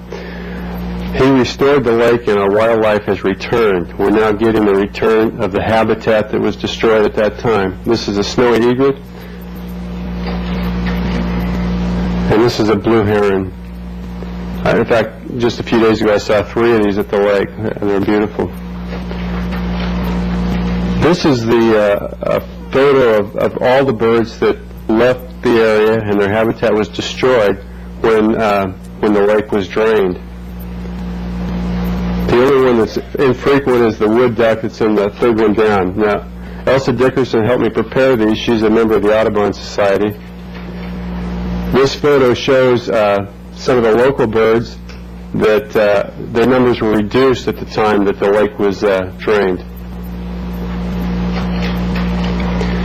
One thing I wanted to point out was when the lake was drained, when the lake was established in 1904, it presented the area with a shallow or a stable water table, and this man-made lake changed our environment to an environment where we had a new form of intense forms of wildlife, birds, and fish. Now this picture is one of our trees that survived after the lake was drained, but many of them are shallow rooted because of the stability of our water table. And we lost over 50 trees. This is a cottonwood along Stafford Road. Now there's other oak trees that died back in this area at this time. This is a stand of cottonwoods that we lost when the lake was drained. One of these trees fell on a car, or the branches did, and they had to be pruned back. This is an example of some of the destruction we had when the lake was lost. These cottonwoods died back, and this one fell and destroyed this renovated dock. Some of the trees tried to adapt to the shallow water table, and they died back half of their growth. Many of this is an example of one of the major trees that just stunted its growth and now is alive, but the top part is dead. These photos were all taken in spring and summer. This is a oak that died. This is a large oak. It's 40 feet or so above the lake level. We lost most of our oaks at the base of the dam. This was a heavily vegetated area where they originally filmed the Tarzan movies. The lake's beautiful now that it's restored, and we have something special here and in regards to the scenic highway that's preserved once that lake was returned. This shows the legal papers of two of the major lawsuits that Dayton really had tried to take away our rights to use this lake. We've established our rights through these basic lawsuits. One was just taken place about 4 years ago. In fact, that resulted in the draining of the lake. It's an example of some sewage in one of our septic systems. Now, the problem we have is Lake Sherwood was urbanized in 1928. And with this urbanization on substandard septic systems on rock soil, we now have septic system byproducts flowing into our water table. This has created a high problem of bacteria level in our water table and our well system that needs constant chlorination to correct this problem, which is hard to imagine drinking water that's corrected simply by adding chlorine. I'm a fireman for LA County, and some of my research, after reading the EIR, I concluded that if most decisions in history were made by an EIR process, Columbus would have never come to this country. And I wanted to show some of the positive impacts that we get with the Murdoch project. One of them is fire protection. Our fire protection is now one of the worst in the nation, and it's because of this substandard water system. Also, this is our drinking system. I hiked my children up there to show this is our main tank, and this is what we rely on for fire protection and domestic water usage. This is a fire hydrant that's only an inch and a half, and this the fitting on the end isn't even suitable to hook up a fire hydrant to. This fire took place a week and a half ago, and it demonstrates what the problem, how our inadequate water supply is a detriment to the city of Thousand Oaks. This fire was smaller than an acre, should have taken one fire truck with 1,000 gallons of water and a local hydrant. What happens here is it takes 3 fire trucks with 3,000 gallons of water because there's no domestic system. Right now, at the point of this fire, Thousand Oaks is without 2 fire engines for their fire protection. This picture was taken on Potrero Road. This is when Fire Station 33 was out of service due to a drill, and LA County Fire Department was covering the area, and a rescue took place. These fire apparatus are 6 miles from their local station. Now, what that means is that our fire protection at this level, when they have to respond 6 miles, plus a non-functioning water system, it means we are rated the absolute worst fire protection rating in the nation. This project will bring our fire rating up to the same as Westlake Village and Newberry Park and most of the other areas of Ventura County, which is a rating of 4. A 10 is the absolute worst nationwide, and a number 1 is the best you could possibly have. We will have over 50% improvement in our fire protection. Mr. Murdoch promised to restore the lake, and he has met with our residents many times to correct problems. We've had 4 major roadblocks to the function of this development, and each one of them we've worked with him to find ways around so that the development could be something that the residents and and Mr. Murdoch could live with. We're working on Hereford Ridge and the modification of that. Mr. Murdoch came out personally and walked the ridge, met with Steve Sandifer, and this is one of the areas that we had some concern about, and he modified these. I don't think many developers get to this level of local participation with the people. This is one of our major problems in Lake Sherwood is Potrero Road. Potrero Road, has an extremely high accident rate, and this is where most of the accidents occur. I caught these bicycle riders on a Sunday morning, and as they approached the grade, they yelled, "The race is on," and sped over to the oncoming lane. Now, I drive this road once a day, and about 1 out of 20 cars will come over that double line onto oncoming traffic, just to a minor extent. Now, if these bike riders had been there when one of those cars had been there, I think we would have lost about 4 lives. This is a section of Potrero Road by Norm Sefference where over 8 trees have been hit by cars.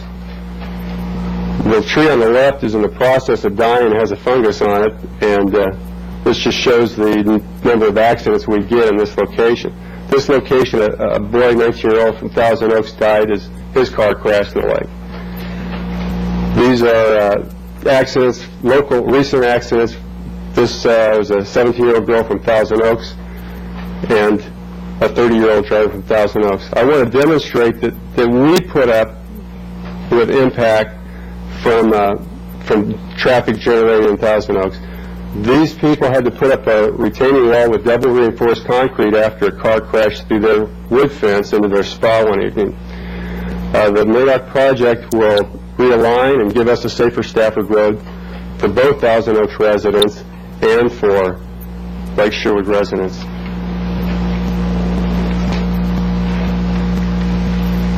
In conclusion, I want to point out one thing, that the school system in Thousand Oaks, even our Triumphal School recently closed 3 years ago, an elementary school, because of lack of students.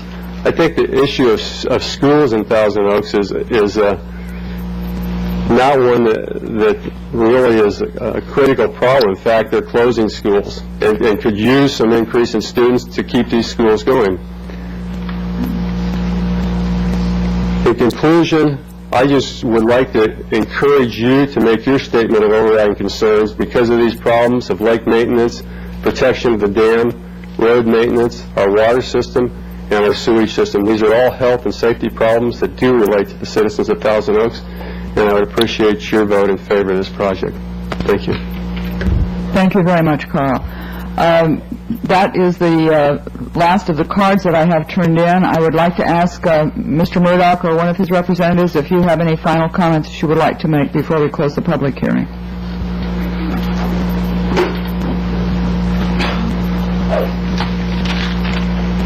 Thank you very kindly. I'll be very brief. I'm just as warm and just as uncomfortable as everyone else is here.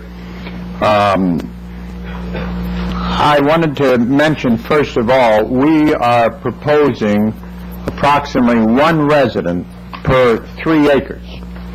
Foxmore has 4.5 units per acre. They say that we are going to contaminate their area and cause air contamination. I'm not sure whether it is the fact that they are already there and we want to be here, and I understand how it is to say, I'm here, I don't want anyone else to come. We've been, as far as the time is concerned, working with the planning staff and all the other requirements for 2.5 years. I submit that there is no great hurry on anyone's part to get this through.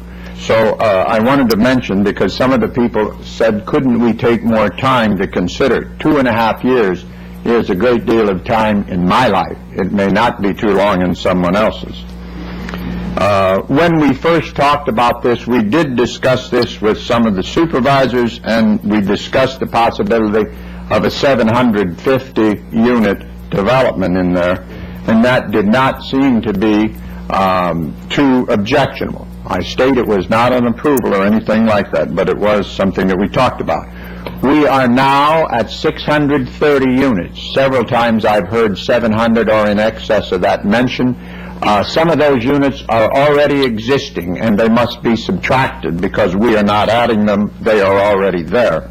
So we are asking for 600, approximately 30 new units. And that is a density that is required to support, I believe, the lake and the other infrastructures that we have talked about.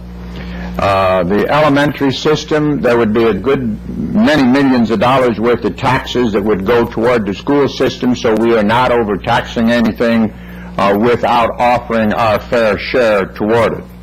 I have at all times tried to consider everyone else's needs, desires, wishes, safety, and so forth. Many people are speaking from around different areas around Ventura County. I do not believe that there are many other areas in the cities, or even outside for that matter, that have as light a density as 1 unit per 3 acres. As far as the traffic on Portero Road in the Westlake area, we have said and been requested to consider by staff the installation of a traffic light should it become necessary. The showings are that the density does not materially impact the area at all and does not take it into any area that endangers the area as far as traffic is concerned, and the area would remain an A destination after the development was done. I don't think that there's one area that I find myself in the embarrassing position of talking on 2 subjects at the same time. One is the zoning in Hidden Valley. I do live in Hidden Valley, and I do have some of my friends here. The planning board, as I understood it, and as the people in Hidden Valley understood it, was that they would go back to the same zoning of 20 acres as existed in Hidden Valley. It was only a recommendation. It was not a zone change, as I understand it, because this board had not passed on it.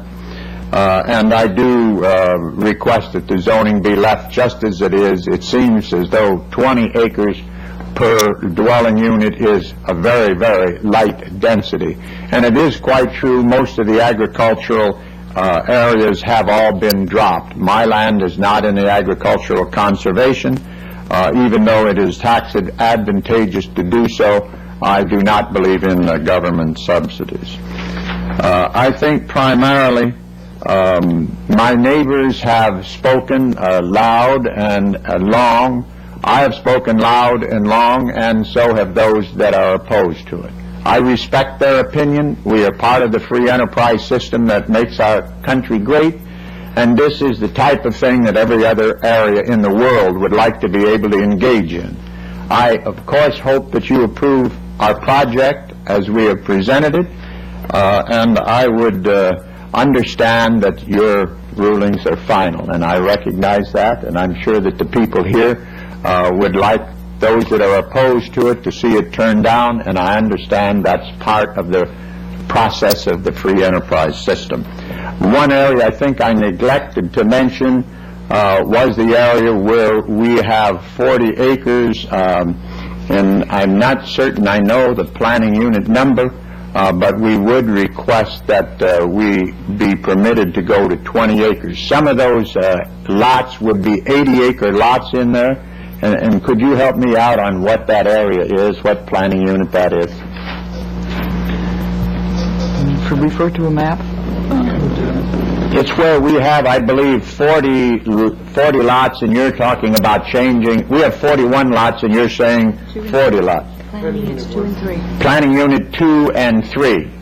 We have 41 lots in there, and you're saying it should only be 40 lots. And the only reason for doing that is so we would be able to locate ingress and egress into the area from a more advantageous place, not because it will add greater number of units.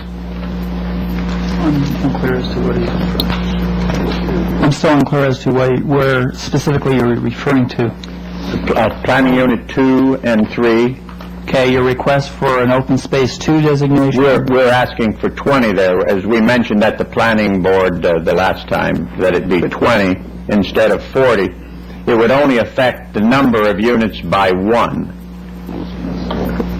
Well, actually, it would only affect the number of units by 1 in Planning Unit 2, but in Planning Unit 3, I believe there are additional lots that would be affected, potentially more lots. I'd like to ask that we take a brief break, that you, Mr. Murdoch, and planning people meet for just a minute and get that question answered or whatever, and then answer us when we come back. And then after that break, the public hearing will be closed after that question has been answered, and then I would ask staff people to answer some of the questions that have been raised, and then the board will deliberate. Thank you. Order. As many doors as we can keep open, why the better off we'll be. I'm only going to request what the zoning area changes. Don't think about being warm, think about saving tax dollars. Yeah, right.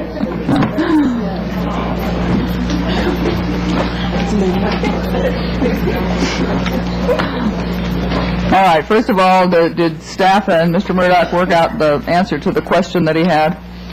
I'm going to ask Nick to explain it. I'm sort of lost in my own shoelaces. Okay. Good afternoon. My name is Nick Corelli, and I'm with David Murdoch. I would like to request that in Planning Unit Number 2, that the OS3 zone be changed to an OS2.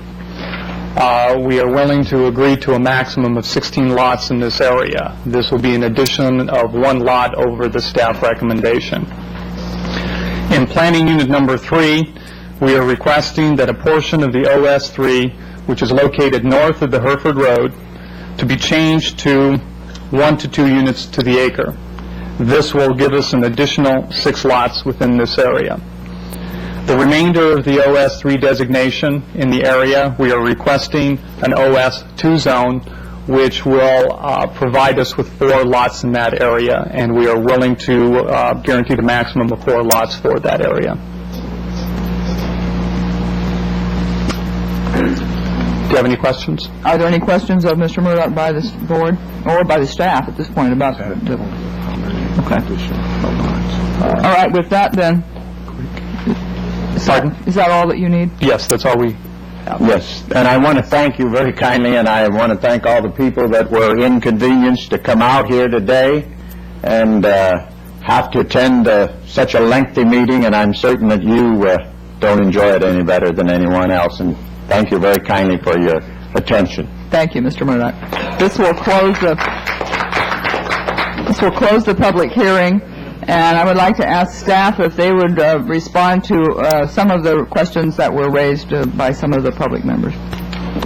Okay, let me start off. I might note, too, that there are representatives of the Air Pollution Control District, the Public Works Agency, Chief Administrative Office, and also the Environmental Impact Company who can assist us in responding to some of the issues that were raised.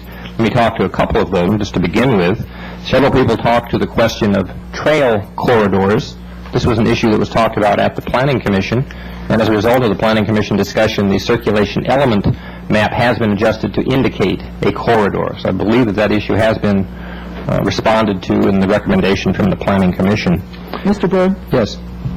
One of the questions that was raised was not only the corridor, but whether it was usable or whether the slope was too much or whatever. In your opinion, it's a usable corridor? I believe that the corridor is. The exact location of the trail, of course, would remain to be worked out. But I believe that the corridor does address the concerns as it mapped on Exhibit 4, I believe. Or Figure 6. Figure 6. Thank you. Another issue that was talked about considerably was the question of whether Potrero Road should be 2-lane or 4-lane. I would defer that to Mr. Knuth of the Public Works Agency, if he could speak to that question.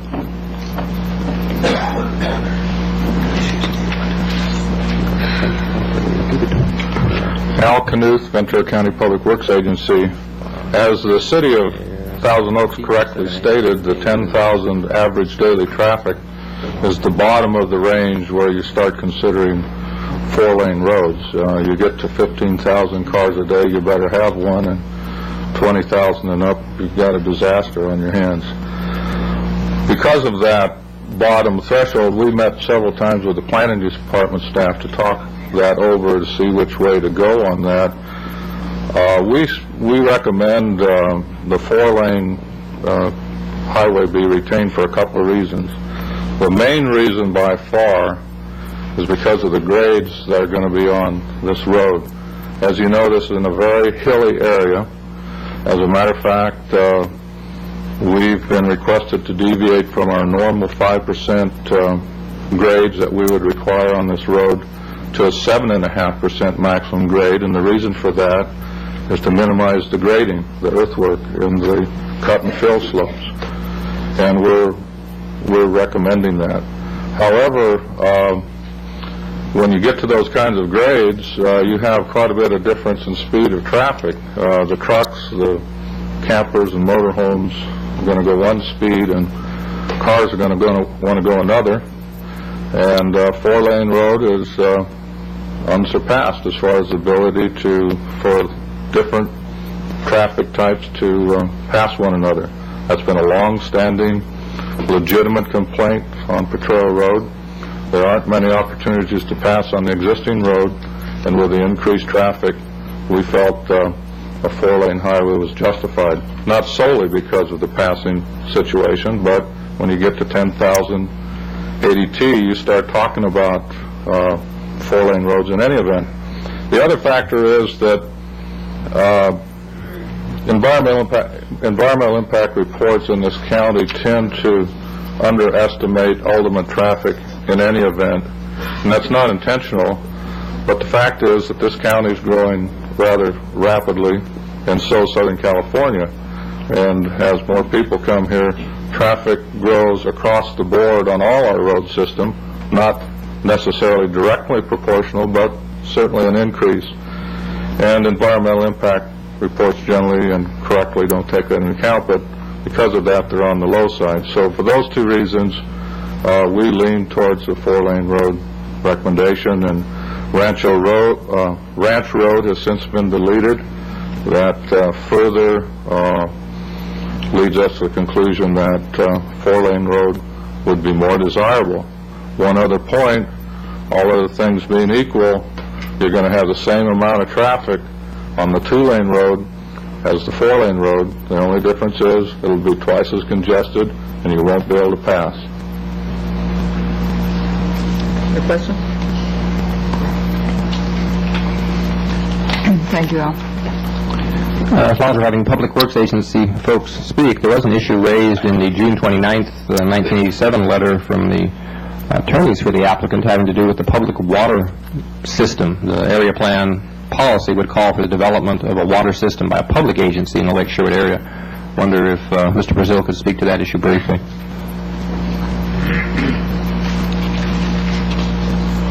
Ron Brazil, County Public Works.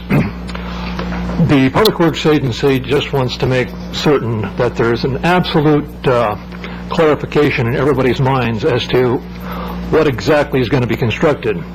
We're recommending that your board require the developer to construct all the improvements, including the water storage, water distribution system, in accordance with county standards, and I think that the applicant would surely agree to that.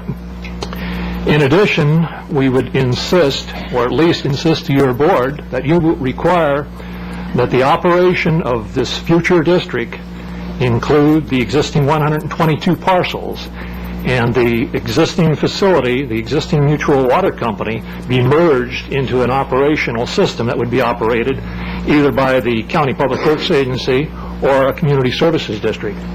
I think that our experience in other water districts would absolutely dictate that a public entity have this responsibility, and that any bifurcation would tend to reduce the economic long-term viability. And I think that fire protection in this particular area is absolutely crucial, and it's also my understanding in discussing this with representatives of the Environmental Health Department that the existing system is totally inadequate. So our recommendation is let's do it right. We'll build a system that conforms with county standards, and we'll use either a county service area or a community services district to ensure the long-term operation and maintenance of that facility. Supervisor Flynn? Are those the only two alternative approaches, the CSD approach and the Those are the CSA? Those are the only two governmental entities that would be recommended by a Public Works agency. Thank you.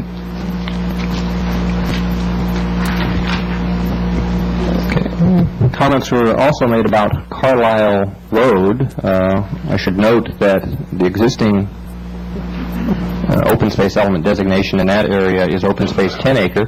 However, in 1979, your board adopted the Santa Monica Mountains Comprehensive Plan, which had designated that area and also much of Hidden Valley and Lake Sherwood as a 20-acre minimum. So basically, the recommendation that staff was making in the Carlisle Road is consistent with present board policy. We're someone to come in for a land division in that area. The 20-acre would be the policy guide that staff will be following. So basically, staff were following existing board policy in that area. In Hidden Valley, the staff originally had recommended, in essence, two designations.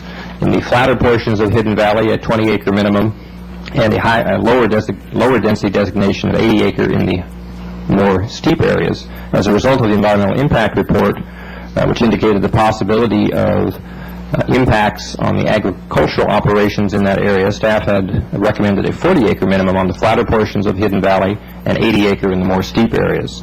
The Planning Commission, in reviewing all the testimony and information available to them, had recommended that go back to the original staff recommendation of 20-acre on the flatter portions, which is the OS2 designation in place of the OS3. So that's what's before us, would be before us today, is 20 acres on the flat and 80 acres on the hill? That is what's recommended by the Planning Commission. Some of the testimony today spoke to possibilities other areas. Okay. The question of the Environmental Protection Agency actions having to do with air quality and possible implications on the project, I've talked to APCD staff. They are here, they can say it in person, but they indicate that that would not be a factor in terms of this decision, and they could speak to that if the board wishes. Okay. Board have any questions? Okay, there was one individual discussed the question of the Carlisle Inlet. The Planning Commission, in essence, had recommended language somewhat different from what staff had recommended, although staff, I don't think, had strong feelings one way or the other. One of Mr. Smith could speak to the question of the Carlisle Inlet, the question of earth removal versus landscaping. The Planning Commission went along with the applicant's proposed word changing, primarily based on the applicant's engineer's testimony, which would require simply the landscaping and a deed restriction that would prohibit the placement of a dwelling on that particular area, if I may point it out on the map.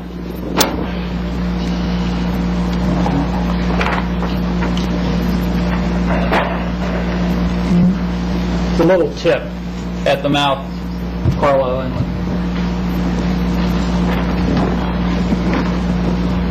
Again, we feel that as long as it's treated well at the later entitlement stage, there shouldn't be a problem one way or another. If your board feels strongly that it should be removed, you can so order.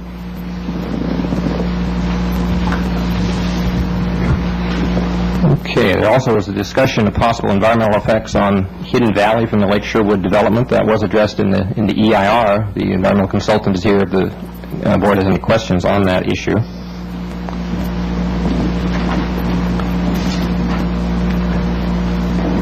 Okay, that will cover the major ones that I've ticked off. Bruce, have you got additional points? And just a couple of additional points. First of all, there's some question over the number of units. And if there are any changes to the Planning Commission's recommendation today, we would request a 2-week continuance so we could do the mechanics of that. And during those intervening 2 weeks, we would actually get a precise count for your board's adoption.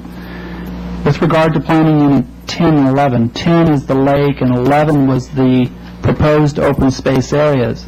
Now 11 is kind of scattered throughout.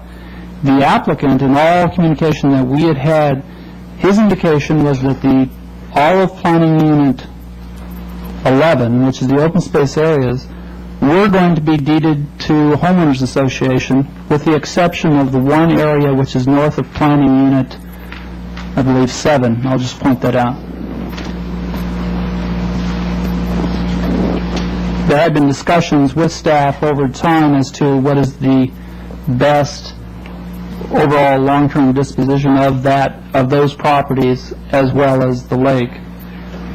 The Planning Commission's recommendation at this time is that Planning Unit 10 and 11 should be deeded to homeowners association, and it's currently worded, and the applicant is requesting that it not be so deeded. With regard to the applicant's request for Planning Unit 2 and Planning Unit 3, which Mr. Gorelli had outlined, again, we would carry forth the Planning Commission's recommendation, which is to retain those areas in open space 3 designation. We believe that, especially on the Hereford Ridge Road, that 6 additional dwellings on the downslope side of that road would actually have potential significant visual effect for not only the property owners down below, but from Potrero Road. And if I may point out again, Hereford Ridge Road area.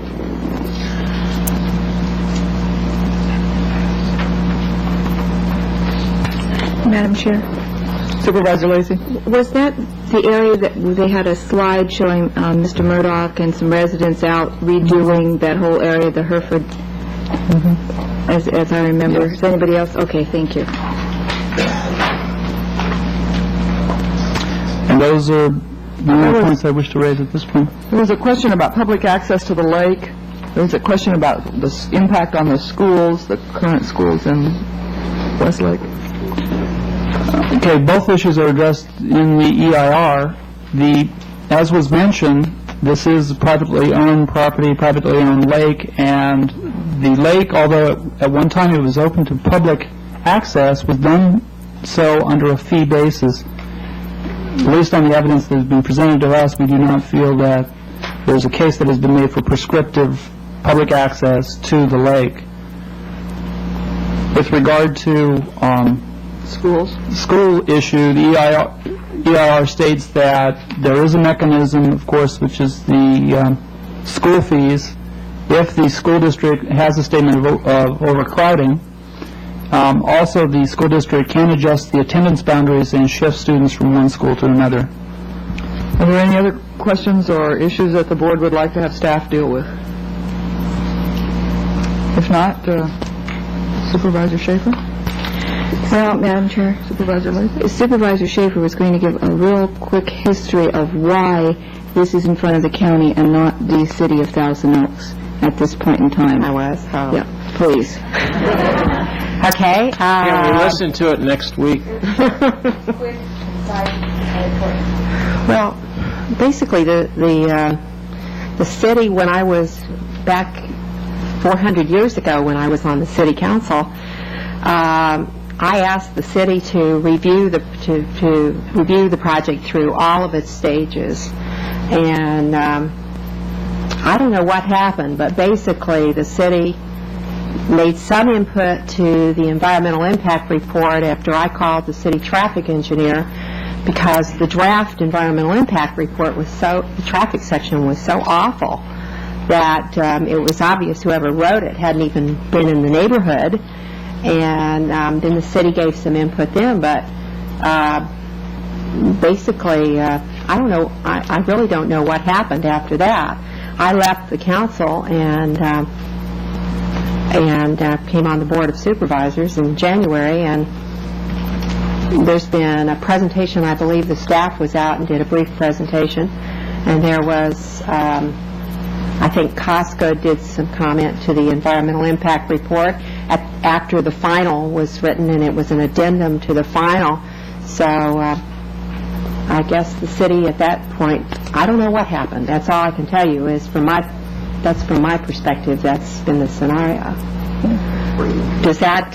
Well, maybe Mr. Bateman can add, because I think it's a very significant question that's been asked, why we are here where we are today and guidelines for orderly development in the city of Thousand Oaks. Mr. Bateman? I'll be brief.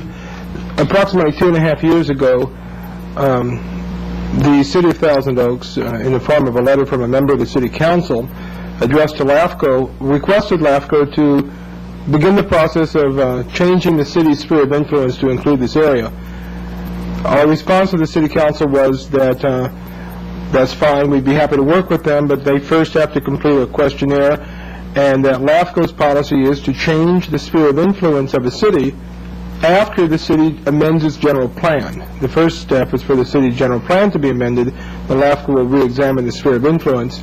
We emphasize to the city that if they are interested in annexing the area, they should say so now, I mean, at the beginning of the planning process, rather than wait until after the hearings are underway. And we have not received any further requests from the city to change the sphere of influence.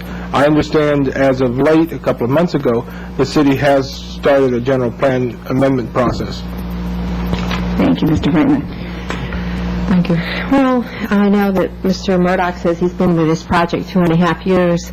I've been with it a lot longer. And I can tell you that one of the first times I ever went out to Lake Sherwood was in 1969. It happened to be one of the first people that I met in Thousand Oaks was the executive of L.C. Canterbury's estate, a young man named Jack McGoffin.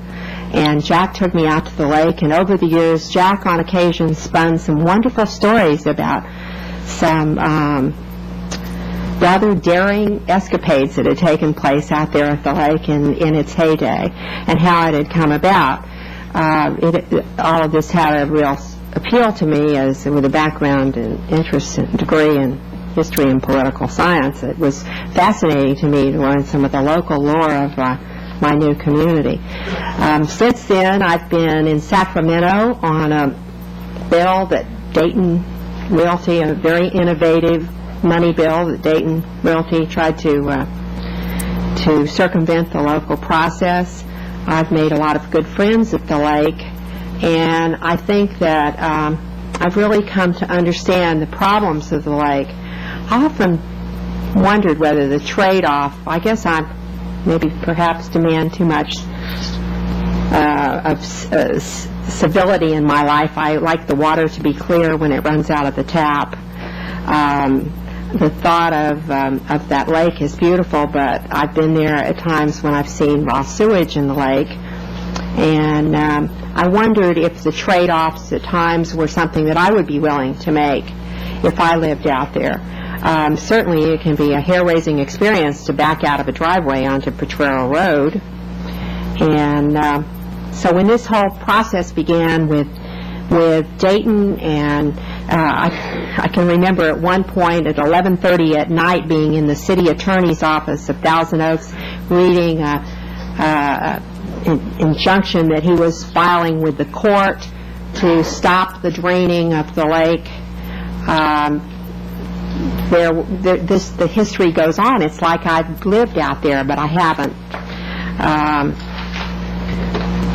This process, I have commented to the draft. I've read the first draft, the second draft, and we've had my staff people at the IRC meetings.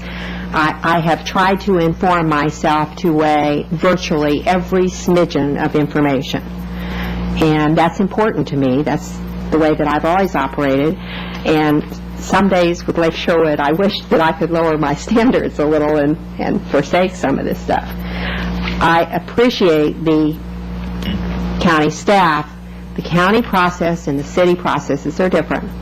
And to think that at one point it appeared that the first meeting after I was sworn in, we were going to have this hearing, was not something that I looked forward to say the least. But as things turned out, the hearings got continued, and I got indoctrinated in how the county operates in terms of policies and procedures, and could, with the help of the staff, hopefully make a meaningful sense out of all of this project. The thing that has really come to mind, and also I forgot to mention, 9 years on LAFCO, so I'm very intimately familiar with what the guidelines for orderly growth are.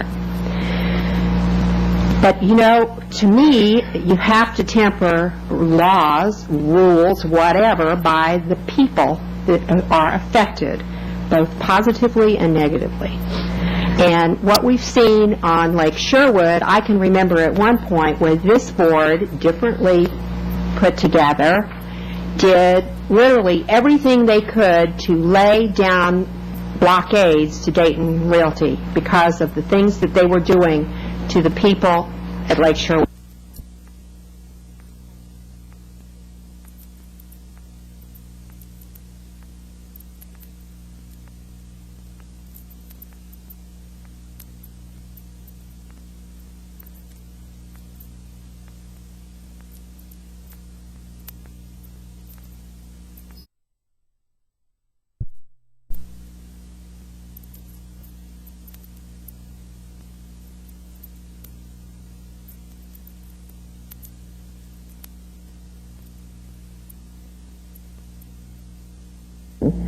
Was not something that I looked forward to say the least. But as things turned out, the hearings got continued, and I got indoctrinated in how the county operates in terms of policies and procedures, and could, with the help of the staff, hopefully make a meaningful sense out of all of this project. The thing that has really come to mind, and also I forgot to mention, 9 years on LAFCO, so I'm very intimately familiar with what the guidelines for orderly growth are. But, you know, to me, you have to temper laws, rules, whatever, by the people that are affected, both positively and negatively. And what we've seen on Lake Sherwood, I can remember at one point when this board, differently put together, did literally everything they could to lay down blockades to Dayton Realty because of the things that they were doing to the people at Lake Sherwood and the things that they were doing to the lake. And so when you look at this mishmash of why is this and this zoning and this policy is different, it was like the staff was working to think of every different mechanism that they could come up with to run Dayton through the gauntlet because they were so difficult to deal with and they were making such outrageous demands on not only the people that live there but for the lake itself as well.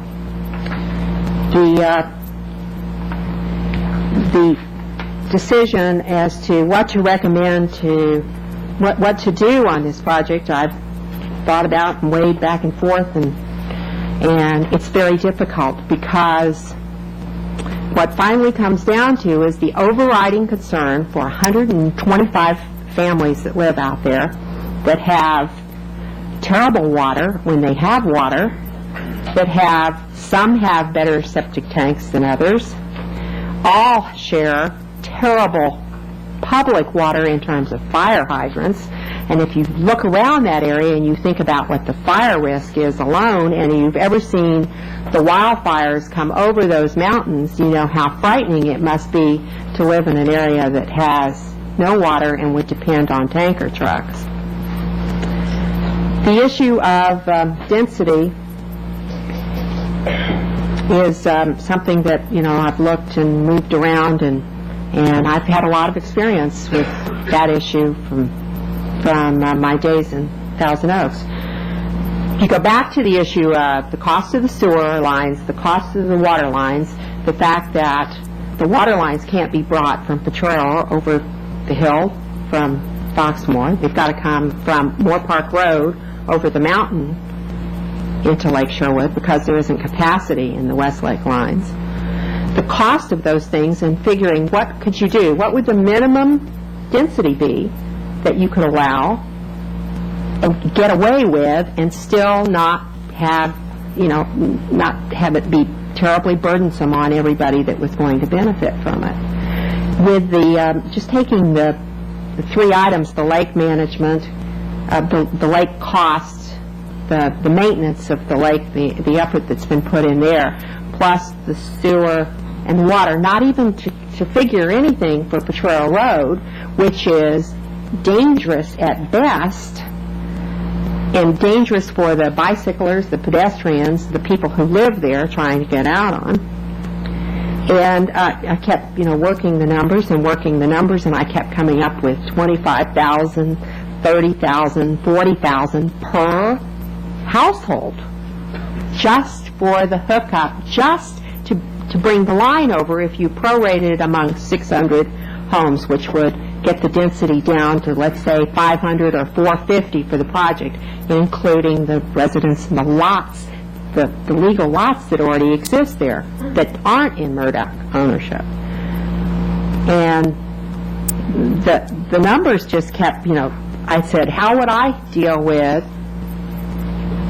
plus sitting on Triumpho and wearing another one of my hats in the sanitation district, the calculation is $7,000 for the per hookup, per household, just to get on the sewers. So not only is there the sewer line, then you've got to add $7,000 per household just for that 30 feet of lateral line and the charges to hook up.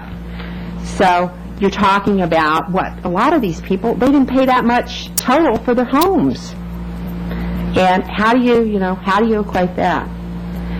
So with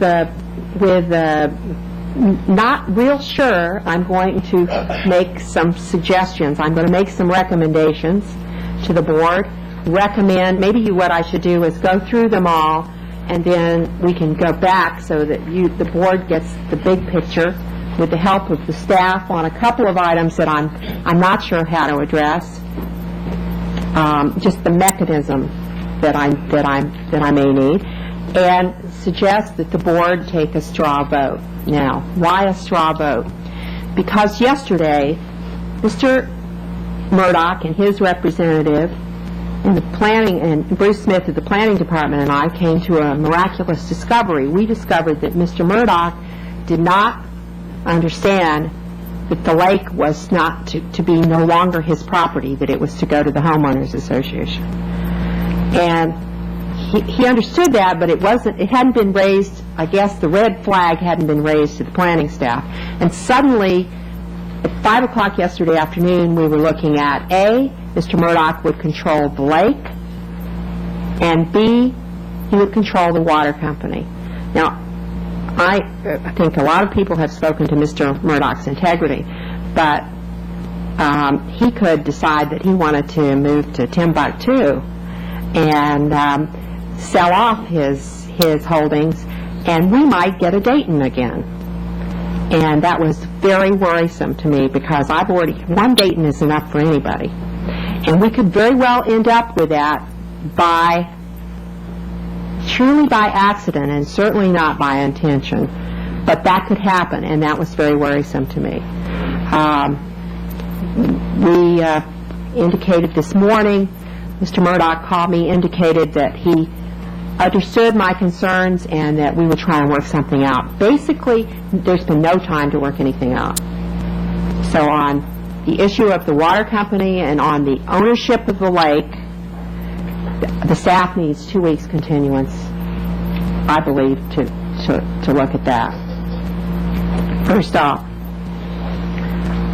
and because of the short timing of that. The other items are perhaps...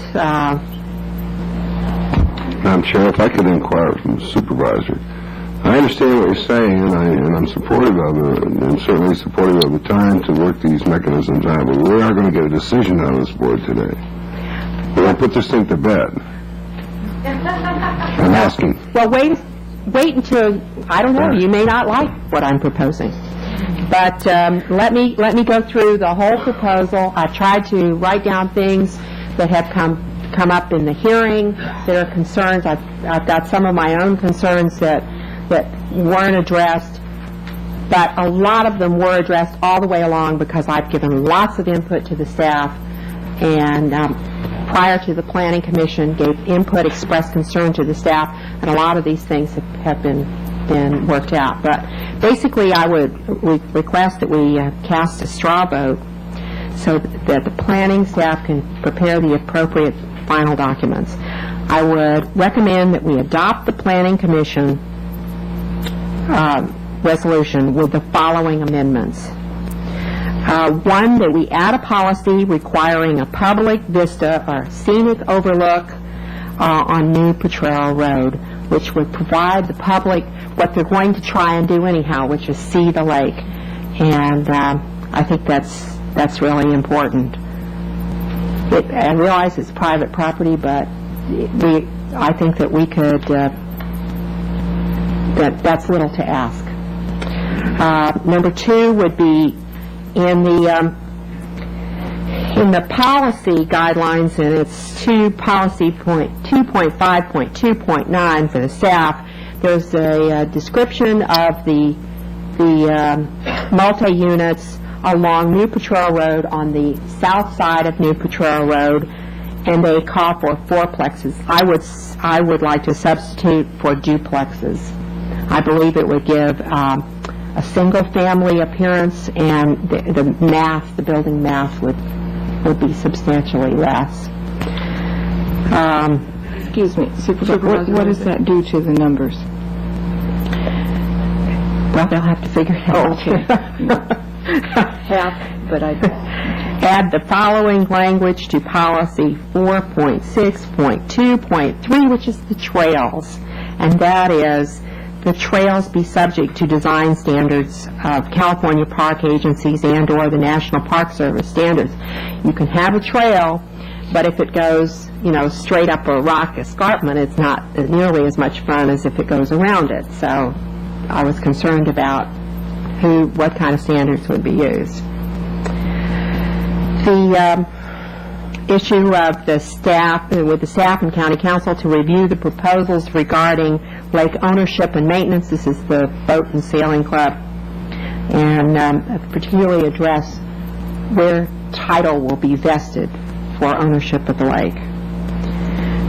The staff and county council to review the proposals regarding the water purveyor. I would propose that the boundary be moved in Hidden Valley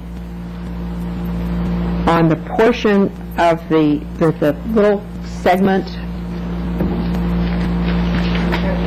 the French property, that be moved into from the OS4 into the OS2 category.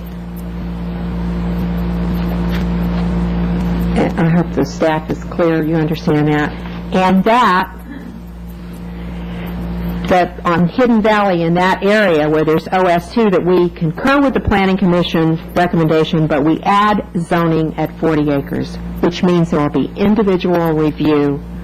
If someone wants to come in and develop, they will have to appear before us and justify that 20-acre zoning.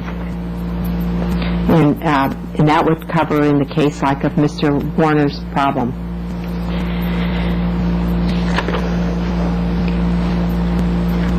The policy regarding removal of the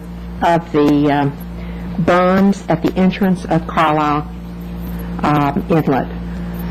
I concur with the comments that grading was originally illegally done, and I think it should be removed or at least cut back and rounded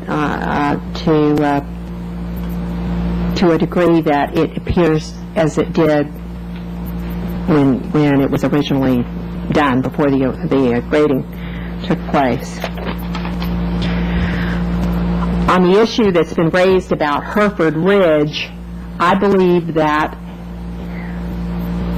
the change in Planning Unit 3, which is the Hereford Ridge area, that it is suggested that the 6 lots be added. I would support that, providing there were mock-ups at the time of the track map, that there were mock-ups done prior to any approval, so that if there is an intrusion into the view shed by those by construction of homes there, they would not be permitted.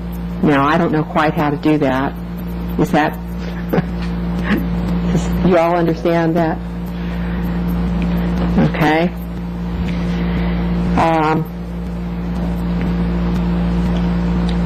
That on the annexation, de-annexation issue that's been raised by Canal Recreation and Park District, that they have 2 weeks to work with the staff to see if they can come up with a reasonable solution. Now, I hear some rumblings out there. We're talking about whether it stays, all of it goes to Canal Recreation and Park District in terms of the boundaries of Lake Sherwood, or whether it all goes to the county, because right now half of it's in Recreation and Park, half of it's out in the county. Okay, on the map changes in Planning Unit 2, the OS3 designation, the way I understand it from the staff, by changing it to OS2 and adding a policy limiting that planning area to a total of 16 lots. You're getting the same number of lots, but you'll give them a little bit more design flexibility so that they can be more sensitive to where the lots are constructed. That's all it does. It doesn't grant any more density. It simply grants some design freedom.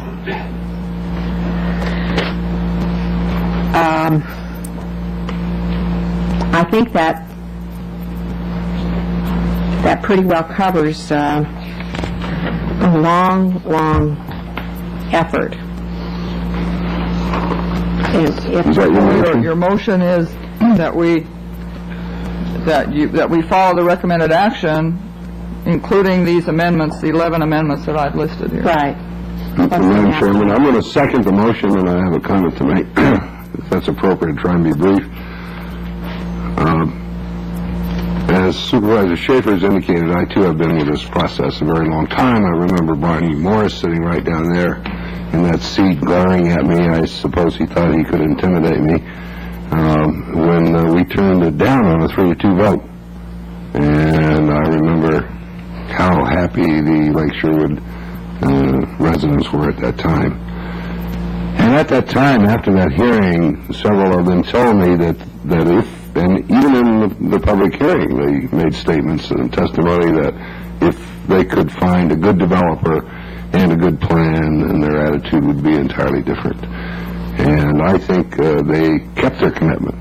I think Mr. Murdoch is a good developer. I think he's a man who will keep his commitments. I think that the homeowners in Lake Sherwood are doing the best that they can to preserve that lifestyle out there, to preserve an asset that is an asset to all of Ventura County and all of Southern California, even if you're only going to be able to ride through it on horseback or drive through it on Potrero Road.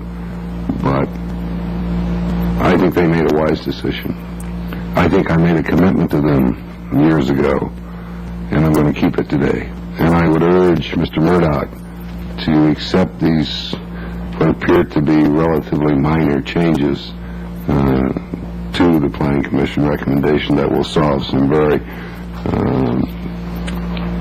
thorny problems, if not huge magnitude, certainly ones that would cause a supervisor a considerable degree of pain if they weren't solved. So for all that basis, and I think that the overriding concerns that you've indicated, Supervisor Schaefer, in terms of saving the dam, saving the lake, traffic safety, fire safety, and the water supply are all legitimate reasons for us to make a finding of more overriding consideration, and I'm going to support your motion, and I'm going to support this project. Madam Chair. Mr. Flynn? Yeah.